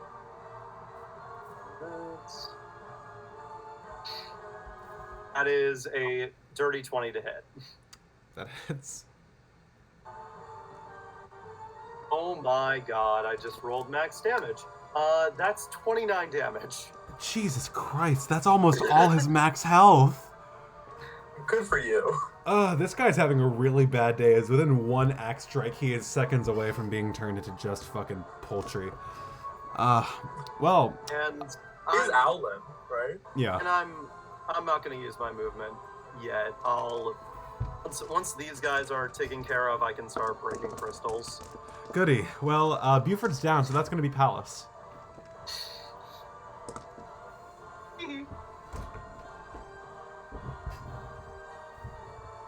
I think Pallas getting hit does not like that because he is on his fucking throne. I'm going to bonus action liquidize my spell slot that I just got. Thank you. My level 4 spell slot, and I'm going to do that in order to cast command at 4th level. So that means I could affect 4 people. So I'm going to pick F, D, E, and B. All right. And what is the command I word? think it starts psychically, but I think Pallas's voice kind of lags behind audibly as he says, "Coward." That's a coward. What kind of save Oh, is and it? then I'm gonna have my fucking. Oh yeah, I'm gonna need wisdom saves for all of them. All right. Can you please tell me the DC? 16. Jesus, these things are not wise at all. All right. So F. You said it was a 15? 16. 16. F fails. You said Wonderful. D, B, and E as well? Yes. D passes. Okay. B passes. Fuck that. E gets a natural 1. So E and F are... So you have affected E and... They have to spend their actions cowering in fear. You utter Oh, the... and they go prone. Yes. You utter the word cower, and instantly these two Eladrin, one of whom has still just attacked you, you whip around to face this man who has just struck you, and instantly his weapon is out of his hand. He is on his knees, paralyzed with fear, as you feel a million eyes growing all over your body, staring just for a moment, all blinking and staring at him and the other man. Iris, out of the corner of your eye, you see Pallas just for a brief moment transform, and you see this soldier fall to his knees. I also keep forgetting to do this. Aidan, I'm going to need 2 d20 rolls. That's a 3. All right, give me the other one. That is a 17. Let's pull up the table. No! Oh my god. No. You instantly win the game. Wait, can I roll? Wait, Tommy, do you want me to roll percentile dice? I just rolled it. Oh, okay. Oopsie. Whoopsie. Pallas. Oh, no. Mm-hmm. As you feel your power and your dominance over you, I forgot that I was sharing my screen, so you do know what I'm doing now. If you didn't know before, but as you feel your grip over these two Fae tighten, that little voice in the back of your head returns. Don't let yourself fall beneath them. I can't hear you. Oopsie. Don't let yourself fall beneath him.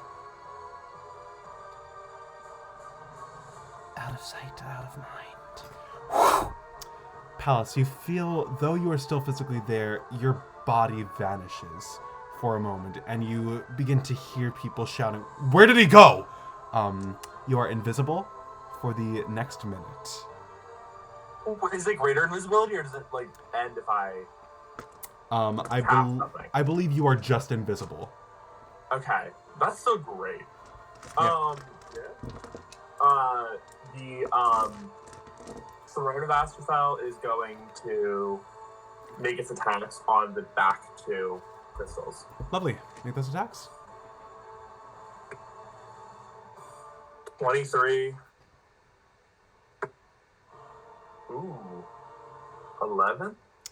Only that first one is going to do anything, but nonetheless, you see the throne turns, eyes on the crystals. One of them is destroyed. How do you like that, Master? Master, what do you... Wait, what's going? Can I? Okay, since the throne is a massive, like, it's like rings, right, around an eye. Can I try to step in the ring and try to be like protected around the spiraling? Like, can I be in the same space as it? Cool. So no. Okay. But I like your thinking. I'll just like move kind of around it / underneath it a little bit while I'm still invisible. Now that like no one can see me, so they don't know where I am. Yeah, there you go. Here. Yeah. Cool. All right. Now they can't even guess where I am. Like they can't just like strike where I was. Lovely. Awesome. So, that is your turn well spent.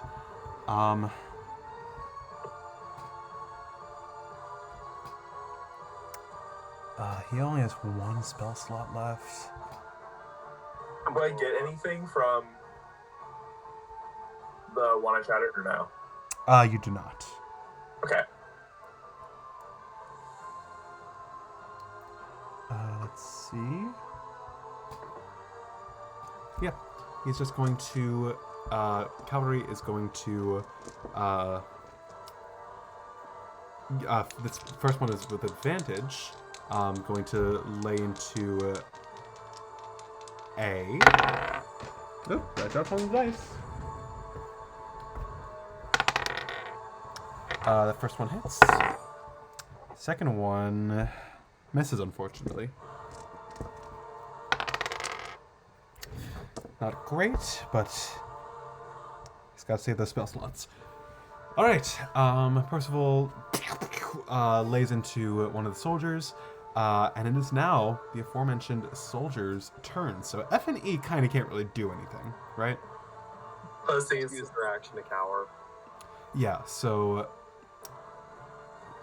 this one is going to not leave their range, but head over to Iris. 3 of them are going to take attacks on Iris now that, as they're shouting commands to each other.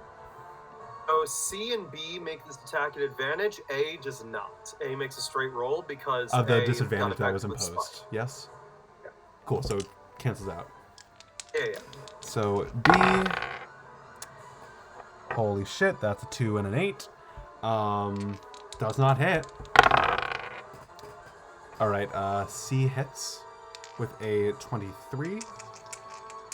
And finally, A does not hit.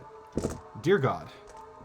I have a 15 AC, guys. This isn't that crazy. Yeah, you take 8 halved to 4 piercing damage. And then one of them is just going to attack Cavalry. He gets a natural 2. Okay, well, clearly I underestimated how difficult a 3 versus 8 would be, but here we are. Iris, it's back to you. Oh my god. Okay. Guys, it was a 3 versus 8.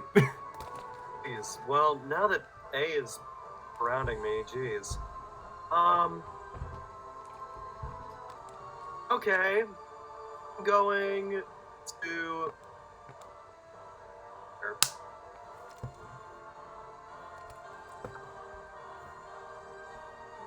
I think that I'm just going to recklessly attack with Great Weapon Master. I'm gonna do that for A and C. Cool. One attack each? Yeah. Let's go first for A. He's at advantage with Great Weapon Master. Does a 15 hit? It does hit. Very nice. So roll So that for the down. first one, for A, that is 23 damage. That exactly knocks it down. As you whip around, nail this dude in the chest, and down him in one shot. You turn to C. And then for C, again, advantage, Great Weapon Master. That as well. I think I finally got my comeuppance with that one. That one's a 9. That does not hit. But you still got one of them down. Actually, no, I wouldn't be able. No, I don't think I. Well. No, it wouldn't matter. I was gonna use Fortune of the Many, but it wouldn't help. All right. I'm going to instead then. I don't think I have that many. Wait, Sam. Huh? When you reduce a creature with 0 points, you can make another melee weapon attack as a bonus action, can't you? I can. You can. Actually. I forgot. It's true. Sure. Who keeps saying I that? forgot what a master did, so I googled it. No, you're good. I'll make another reckless attack against I'll make another reckless attack against C. Why not? Go for it. Oh my god, and good thing I fucking did. That was a natural 19 for a 27 lessened to a 22. Okay, that still hits. It definitely still hits. That is 22 damage. Dear God. Yeah, you are laying into these soldiers like it's nobody's business. Pallas, that's you.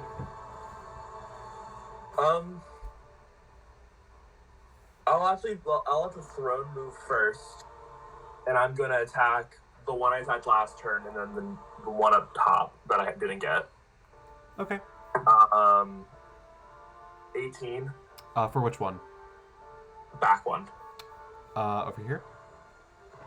It doesn't really matter. I'm attacking both of them, so. Cool. Well, this one is gone. Wonderful. And 13. That does not hit.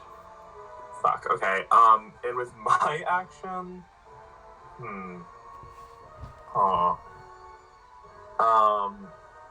what do I want to do with my action?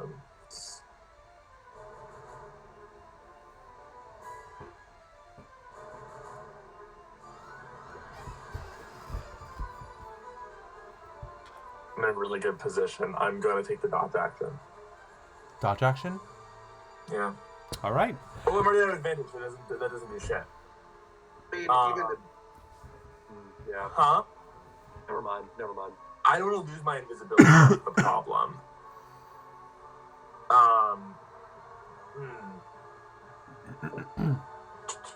And all my spells are would make me lose concentration.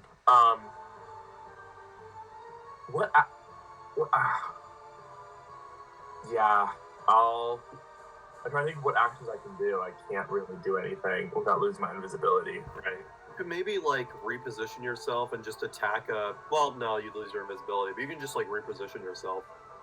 You're not. Yeah, I'm kind of content with where I am though, because no one knows where I am. It's fair, but it is also the last place you were. It's not the last place I was. Ever. It's all good. We're fine.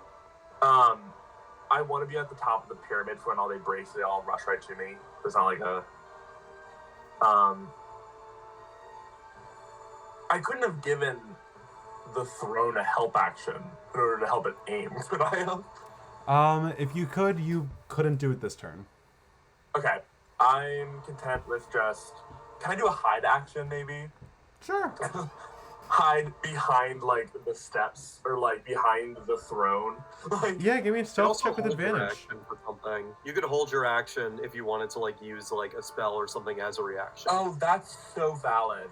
All right, because you did help me with. Yeah. Yeah, with my I'll hold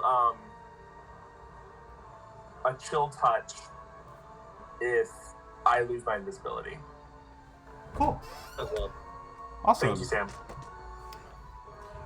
Calvary is going to continue making these men's lives miserable with a natural 20. Jeez, let's go. The cavalry has arrived. Jesus. So that's D, more like D's. No, it's Yes.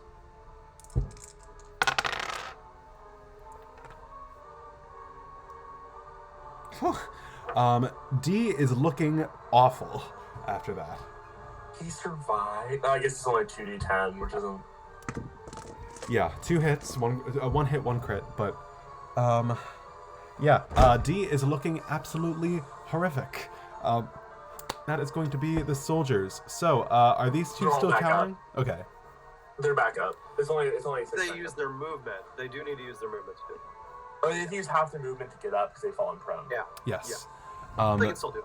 So they are going to. Can they still make attacks against you if you're invisible? They're just at disadvantage, right? They don't know where I am. So They'll be swinging wildly. is I think that how that works? I'm not think sure. they could like. Technically, yes, but it differs by DM, like the iterations of like how you apply invisibility. Like technically, they would use logic to figure out your location. But the guy who was the closest to me was actively cowering in fear when I moved. I'm gonna just say, for now, E and F are going to take crossbow attacks with disadvantage. Okay. Aiming blindly can sometimes just be as good as not Fair aiming enough. at all, not knowing. You know, they could hit you by happenstance. Right. One of those do not hit. Neither of them hit. Tommy. Wonderful. Hi. Hey, Tommy. Made an attack on Pallas. Sentinel. E? He just made an attack on Pallas, right? Yeah. Sentinel. Sentinel feedback. I don't really know exactly how Sentinel works. Can you tell me what you're proccing exactly? Let's do this real quickly. When a creature within 5 feet of you makes an attack against a target other than you, you can use your reaction to make a melee attack against the attacking creature. Go ahead, make his life Sam, worse. I'm so glad you were a part of this one shot. And this, I believe, I don't know if I can. No, I can't. I can't recklessly attack during my No, you can't. during my reaction. It's fine. I'm not gonna do Great Weapon Master against this guy. Well, no, I'm not going to because I don't trust. Show him a little bit of mercy. That's a dirty 20 to hit. Hits. I think that would have still hit even if I did rage. Okay, that's 19 damage. That's how much. I need a beer after this. Yeah, that guy is really regretting turning his attention away from you. As B and C are gonna make, fuck it. You know what? D takes an attack as well on Pallas, because this whole thing with the cavalry is not working. Again, at disadvantage. Again, they miss. Actually, wait, I just rolled the wrong die. Yeah, it's still a miss. Jesus Christ. And finally, B and C are gonna take attacks, I believe, at advantage against you, Iris. There we go. That is a hit. And that is a crit. Okay. Fuck, I don't have a spell slot left, or else I have silvery barbs. That's fine. This is fine. Oh wait. You're not silvery barbs now? I'm out of spell slots. Right.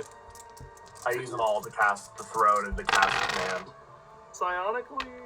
No, don't worry about it. No, I don't have any sorcery points. I'm so much. Aidan and I have so much health. Aidan and I have so know. much health. Yeah, Sam, I that's still feel bad. I feel helpful. 14 had to 7 piercing damage. Total? Yeah. Okay. Still not bloodied. Yeah. Fucking barbarians. I love them. Yeah, they get some good hits on you, but you seem completely, Iris seems completely unfazed as she's just in this whirlwind of not rage, but just pure focus. Speaking of focus, and speaking of Iris. Oh boy, oh boy, oh boy. Kill them. Kill them. Kill. I'm gonna start off with, I think I'm gonna start off with B. Okay. Not reckless. Ooh, okay.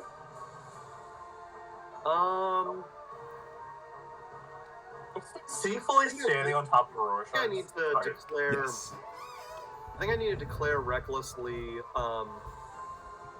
If I want to do reckless at all, and then I think it's just all of my attacks are reckless. Yeah, I think that's how Fuck it it, works. let's do it. Not Great Weapon Master though for this first hit. but recklessly. Because I feel like this guy is at low health. A sneaking suspicion. Call it a hunch. That's a 22 to hit. Yeah, Sam, your rage damage alone kills him. Yeah. So... I'm gonna do another attack on... E. He gets so angry that he dies instantly. I'm gonna do another attack on E, also reckless. Go ahead. Hold on. I feel like it's such a waste. Wasn't that 20? Roll the damage just for the hell of it. So, I didn't do Great Weapon Master. If I did, it would have been completely ridiculous. But even then, it's 25 damage. Could have been 35, Sam. It could have been 45. I would have doubled the modifier. You don't double the modifier, you double the dice. No, that's true. Yeah. Okay, whatever. Still, Like where other 35 damage is more than these creatures have total. Yeah, no. Yeah. So, and then with that, I'm actually going to use. Actually, no, I can stay in C's range. I'll shift around to make an attack on the crystal. Because you reduce the creature to 0 hit Yep. points. Yep. I reduced 2 creatures to 0 hit points, and I got a crit. Yeah. It's also reckless. But not that it really matters. That's another next one. On the fucking crystal. Dear God, hitting where it matters the most. Iris, you lay into this crystal just as you're like basically wiping the blood off of these two poor dudes. Off of your. Would that mean that Pallas gets the bonus because I got an at 20? Pallas, Pallas. I'm gonna say Pallas. You can get your third bonus.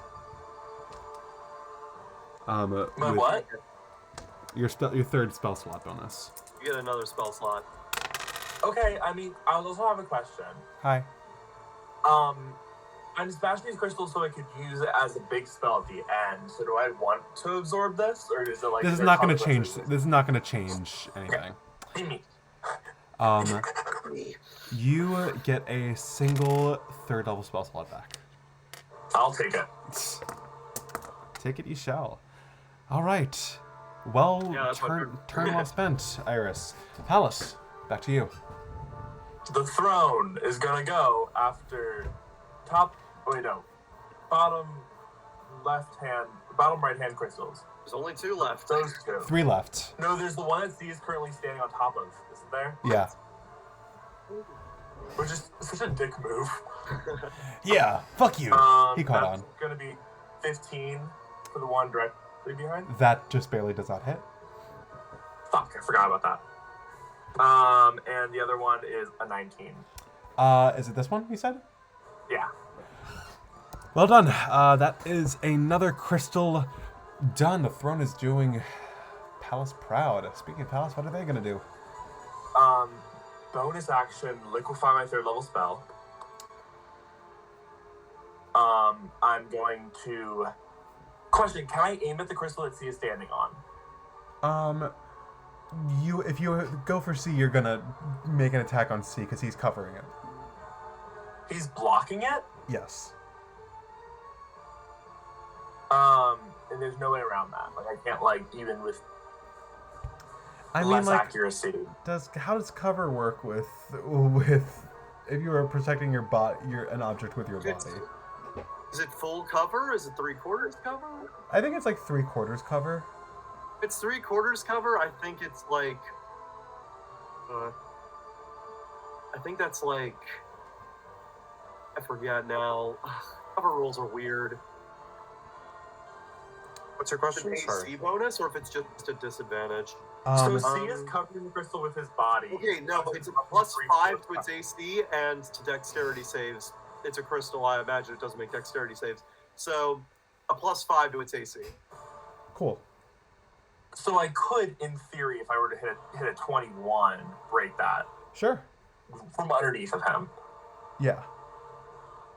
Screw it. What else do I have to do? I'll drop my invisibility, and I'm going to. My flanking is crystal. No. If I had a fucking arcane focus, this would have been so great because I could have had scorching ray. This would have been solved. That's why you. But I'm going to twin spell fire bolts at the 2 remaining crystals. Ooh. Let's go. Question: do I get sneak attack on the crystals because I am coming out with invisibility? No. Advantage. It was worth a shot. Add 66 damage to your firebolt. Yeah. It would be advantage, not. Well, that's what I meant. I'll aim for I'll aim for the back one first.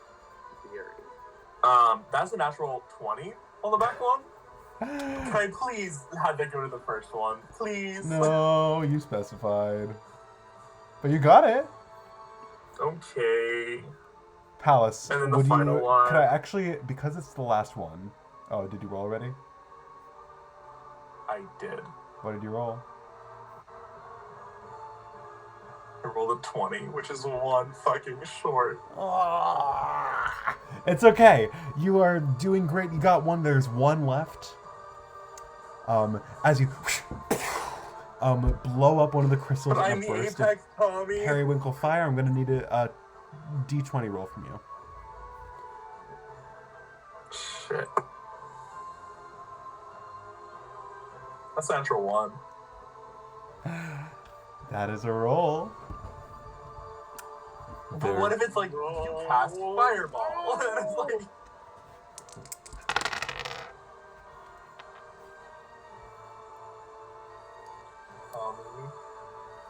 Oh dear. Cool. I'm going to need.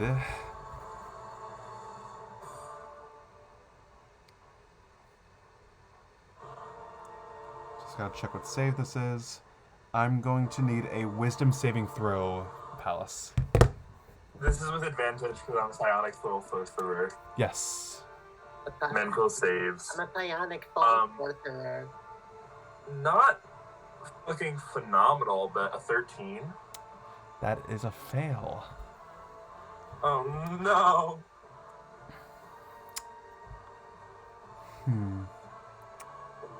Yeah, I don't think there's any fun way I can flavor this. Pallas, you feel... Pallas blows up. Pallas... You feel the magic redirected at you, and you suddenly feel this chaotic force begin to overtake and envelop you as, like...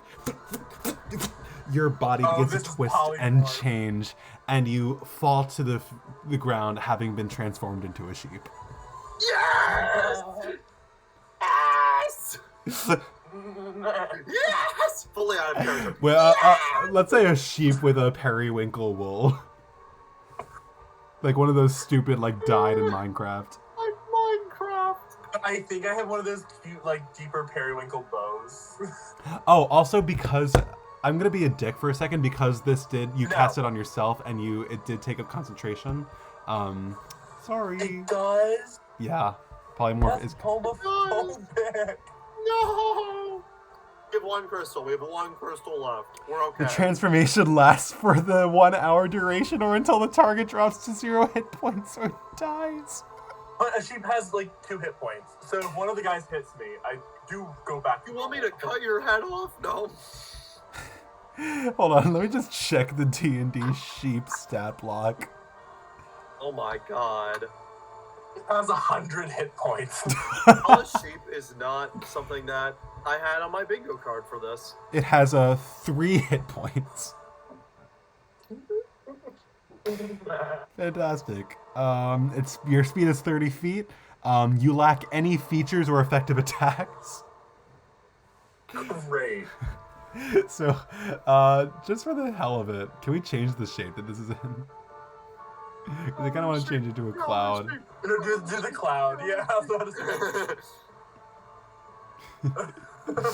say. It's perfect. All right, well, that's your turn. Wild magic is a bitch. All right, well, yeah, fuck it. We're going to say F sees that you turn to a sheep. He's like, yes, and he's going to attack you. Okay, thank you. That's a natural 2. What D was my AC? Come on. probably not high. It doesn't say anything for AC, so I'm just gonna use your normal AC. D is gonna D is gonna take a shot. Pallas' name. D hits. You take 9 piercing damage and are reverted back to a person. No! As you watch your sheep, Damn.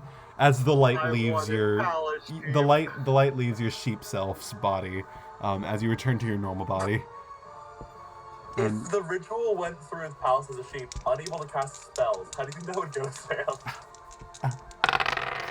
And Sam, C Iris might not know, but C- Sam knows. lands an attack for 8 halved to 4 piercing damage.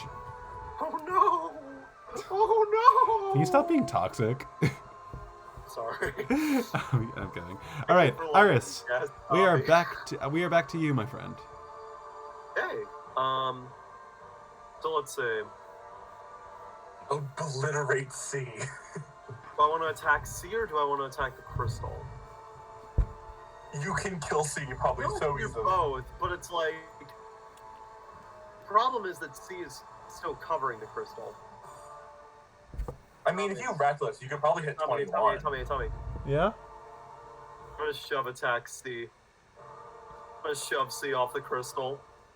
Okay. I can do that in exchange for 1 attack. Yeah. How do shove attacks work again? Contested strength check. Yep. Now I make this an advantage. Yeah, this guy's probably fucked. Okay. It's a natural 18 on the die for a 25. How far does he get pushed? 10 feet, I think. Jesus. You literally, like, you don't even shove him. You just kind of, like, pick him up by the scruff of his robes and, like, hurl him into a pillar. Yeah.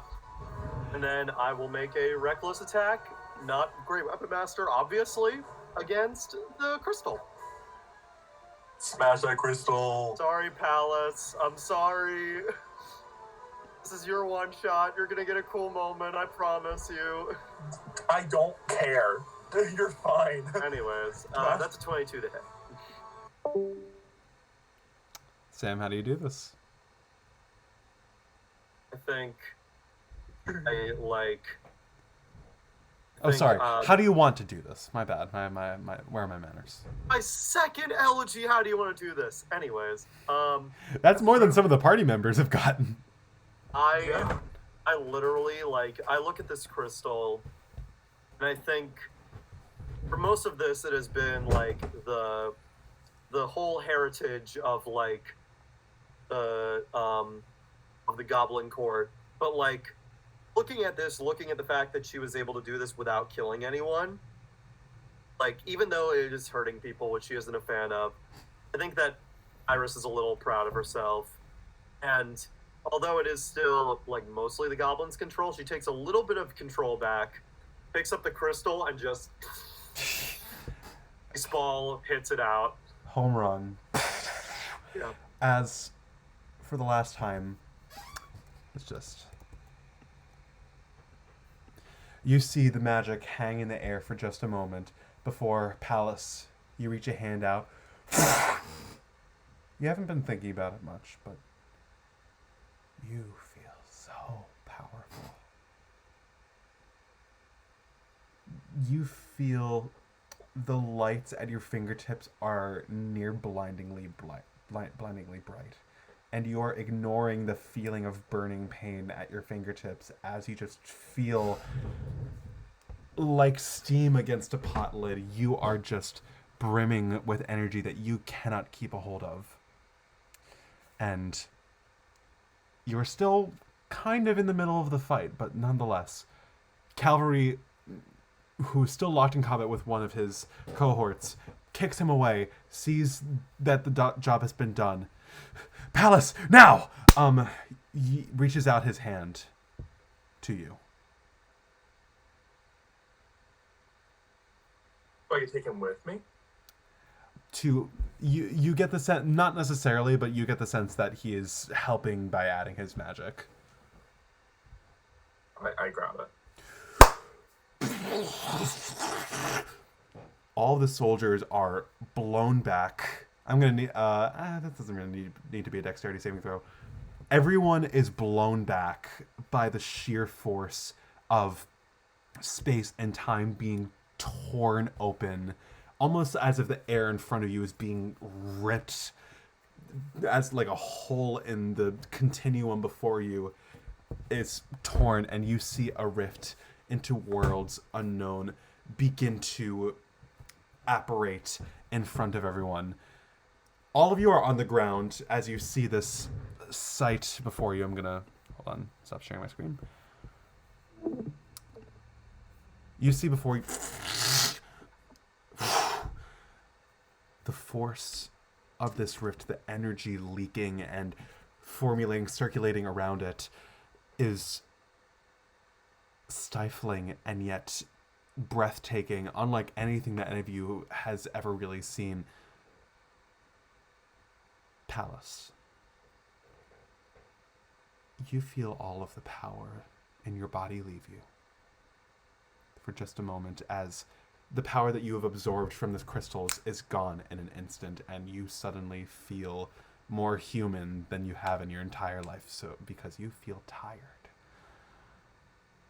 The fatigue rushes over you, and you are on your knees standing before the rift, feeling your hair blow back against the sheer force of what is happening before you.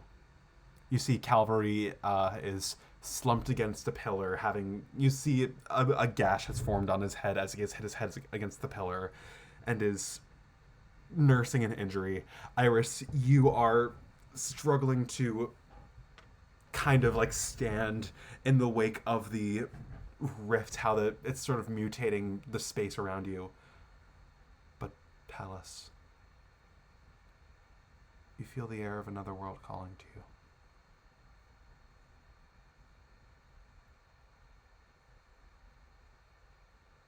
And as you are filled with recognition, for a moment you are taken out of the space as you hear voices from far off. We don't have a lot of time. We need to get him before he goes. And out of the corner of your eye, you see a dozen more soldiers begin to flood the space, all wearing the same robes, seeing the bodies around them, seeing Buford bleeding out on the ground. You see that they all train their eyes on you. Hair windswept, feeling the sheer energy blowing against you, and yet standing tall before the rift. They all see you, you see them. Pallas, do you say anything?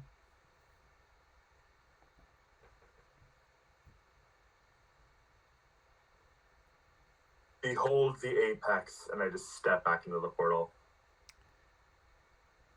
As you do so, you have to walk a little bit. You're not just right in front of it.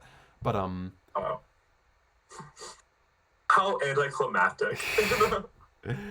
Sorry, you're not the only one here. No, I'm pulling your leg, Tommy. Iris, you watch as the matter of this room begins to mutate and twist and transmute. You don't feel fully grounded here. You feel the weight of another world beginning to rush through this place. A world so close that you can graze your hand against it. A world so close that you can feel what it's like to no longer be of this world. You turn your head and you see Calvary.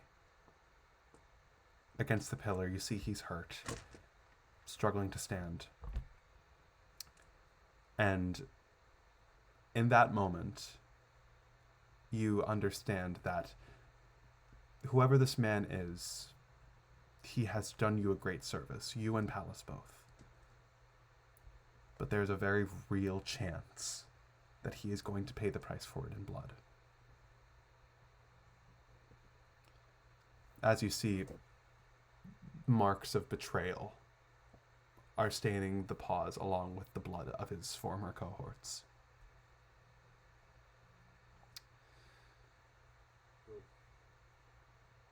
think I'm going to do something very unlike anything I've ever done before.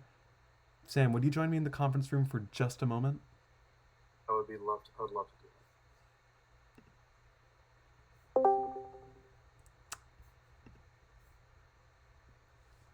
Hi, Sam. I've never done this before, and I didn't expect I would be doing it with a one-shot player, but here we are. So, I have described the scene before you, and Iris understands that there is a choice that she can make here. And this is a choice not only for Iris, but a choice for you, Sam. Iris has known what she has wanted this entire time. And laying her eyes on Pallas for the first time, she has gotten so close for the first time, so close that she can truly taste it. But then you see Calvary. And you realize what's going to happen to him. Or what could happen to him, at least. You don't know what they're going to do, but you understand that he has risked a lot for Pallas. And he must have known what price he was going to pay. But he might not have to pay that alone. For the first time, Iris, you don't hear your ancestors.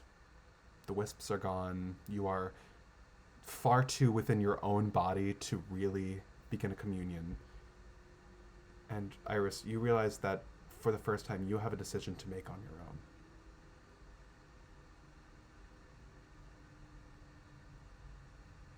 own. Who do you go with? I don't suppose I could pick up Calvary and run into the portal along with him.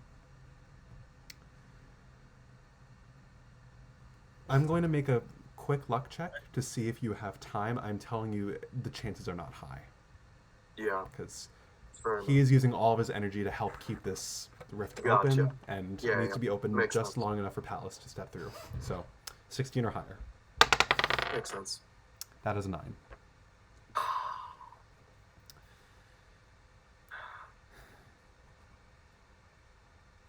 The path to heroism is not linear, Iris.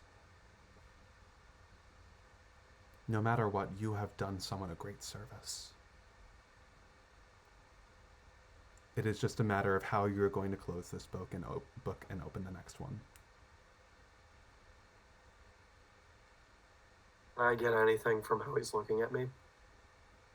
Anything that maybe he would want me to do? He's looking at Pallas right now.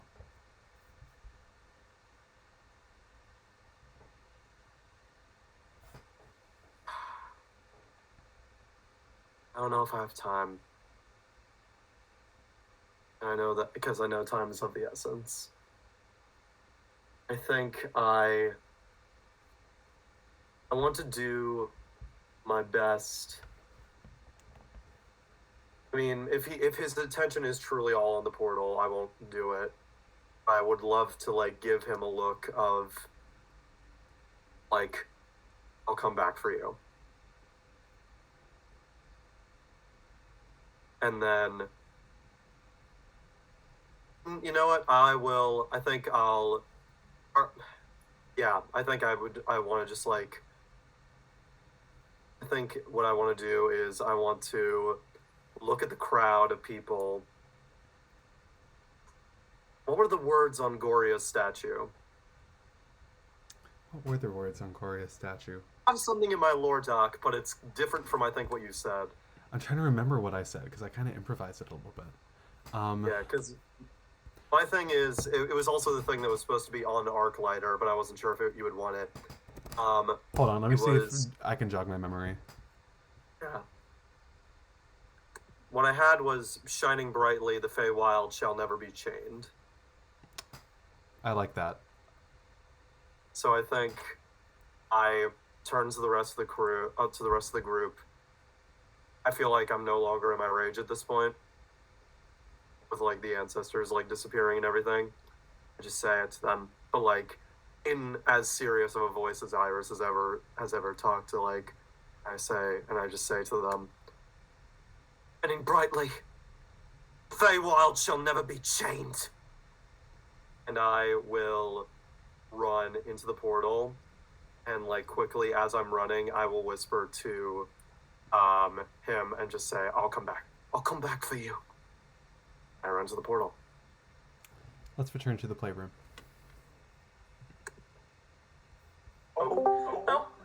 They're back. Scatter!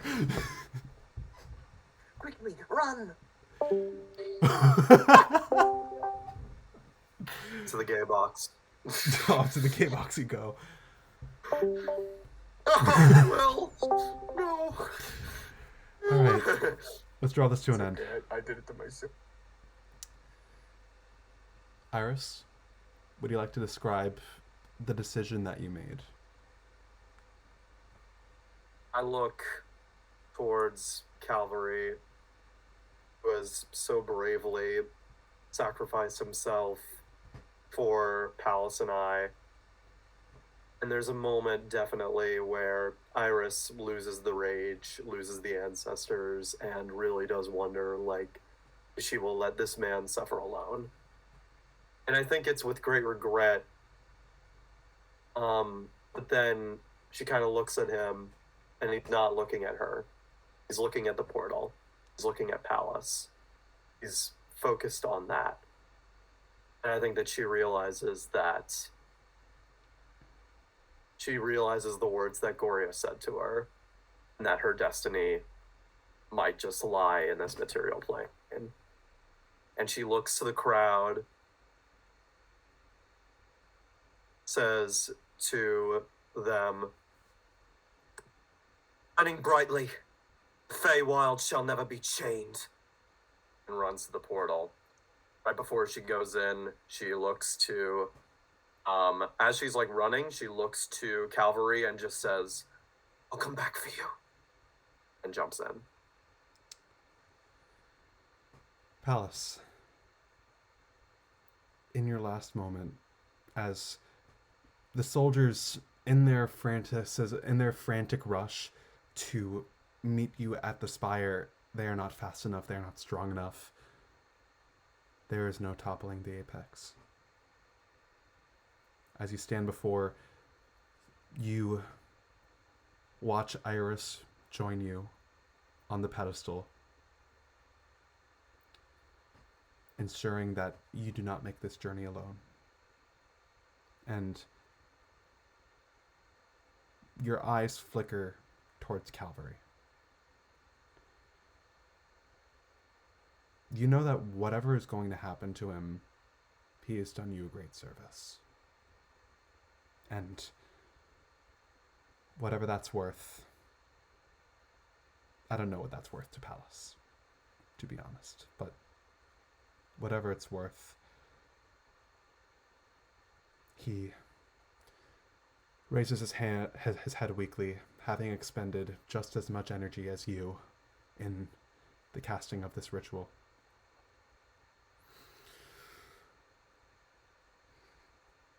Tell Amaryllis what happened.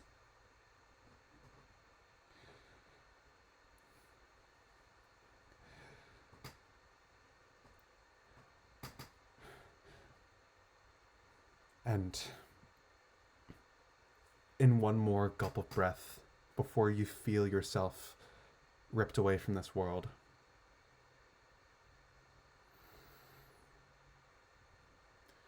you embody so much more than magic, Pallas.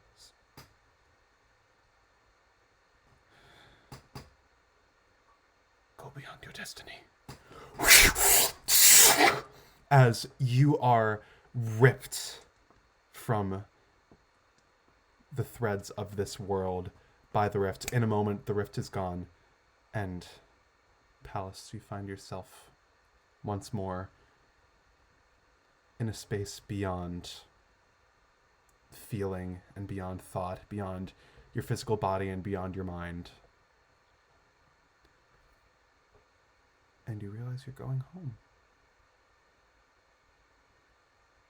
What is Pallas thinking right now?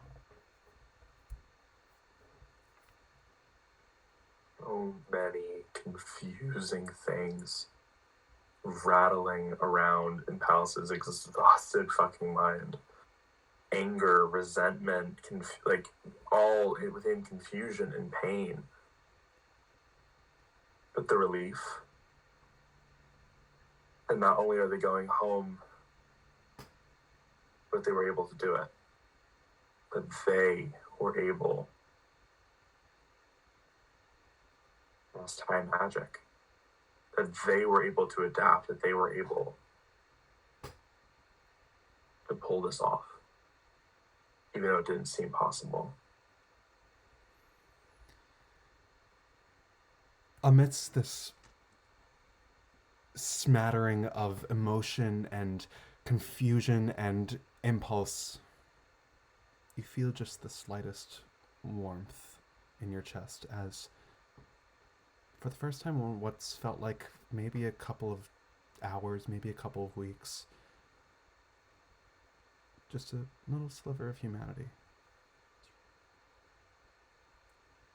Just glowing a little bit inside of your chest. And you feel the very essence of your being colliding with Iris's as you are hurtling, and something. The moment before the two of you start hurtling in different directions, is there anything that Pallas wants to say?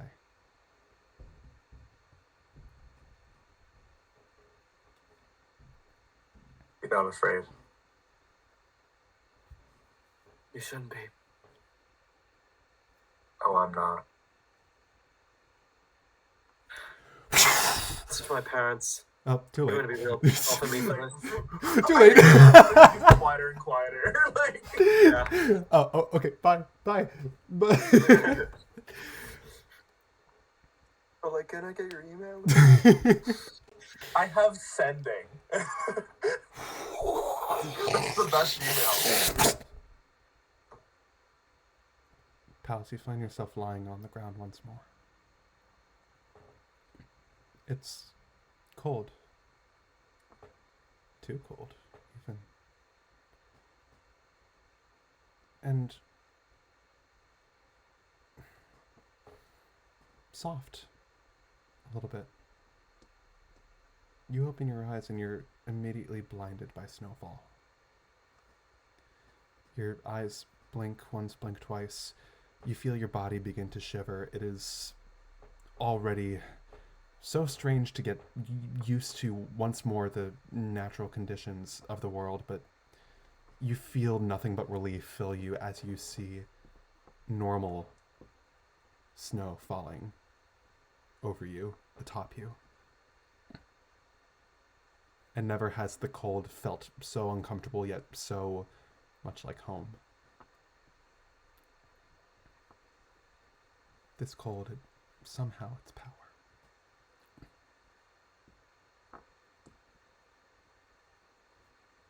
You are prone. What do you do? I think in a moment of just pure joy, I think I start making a snow angel.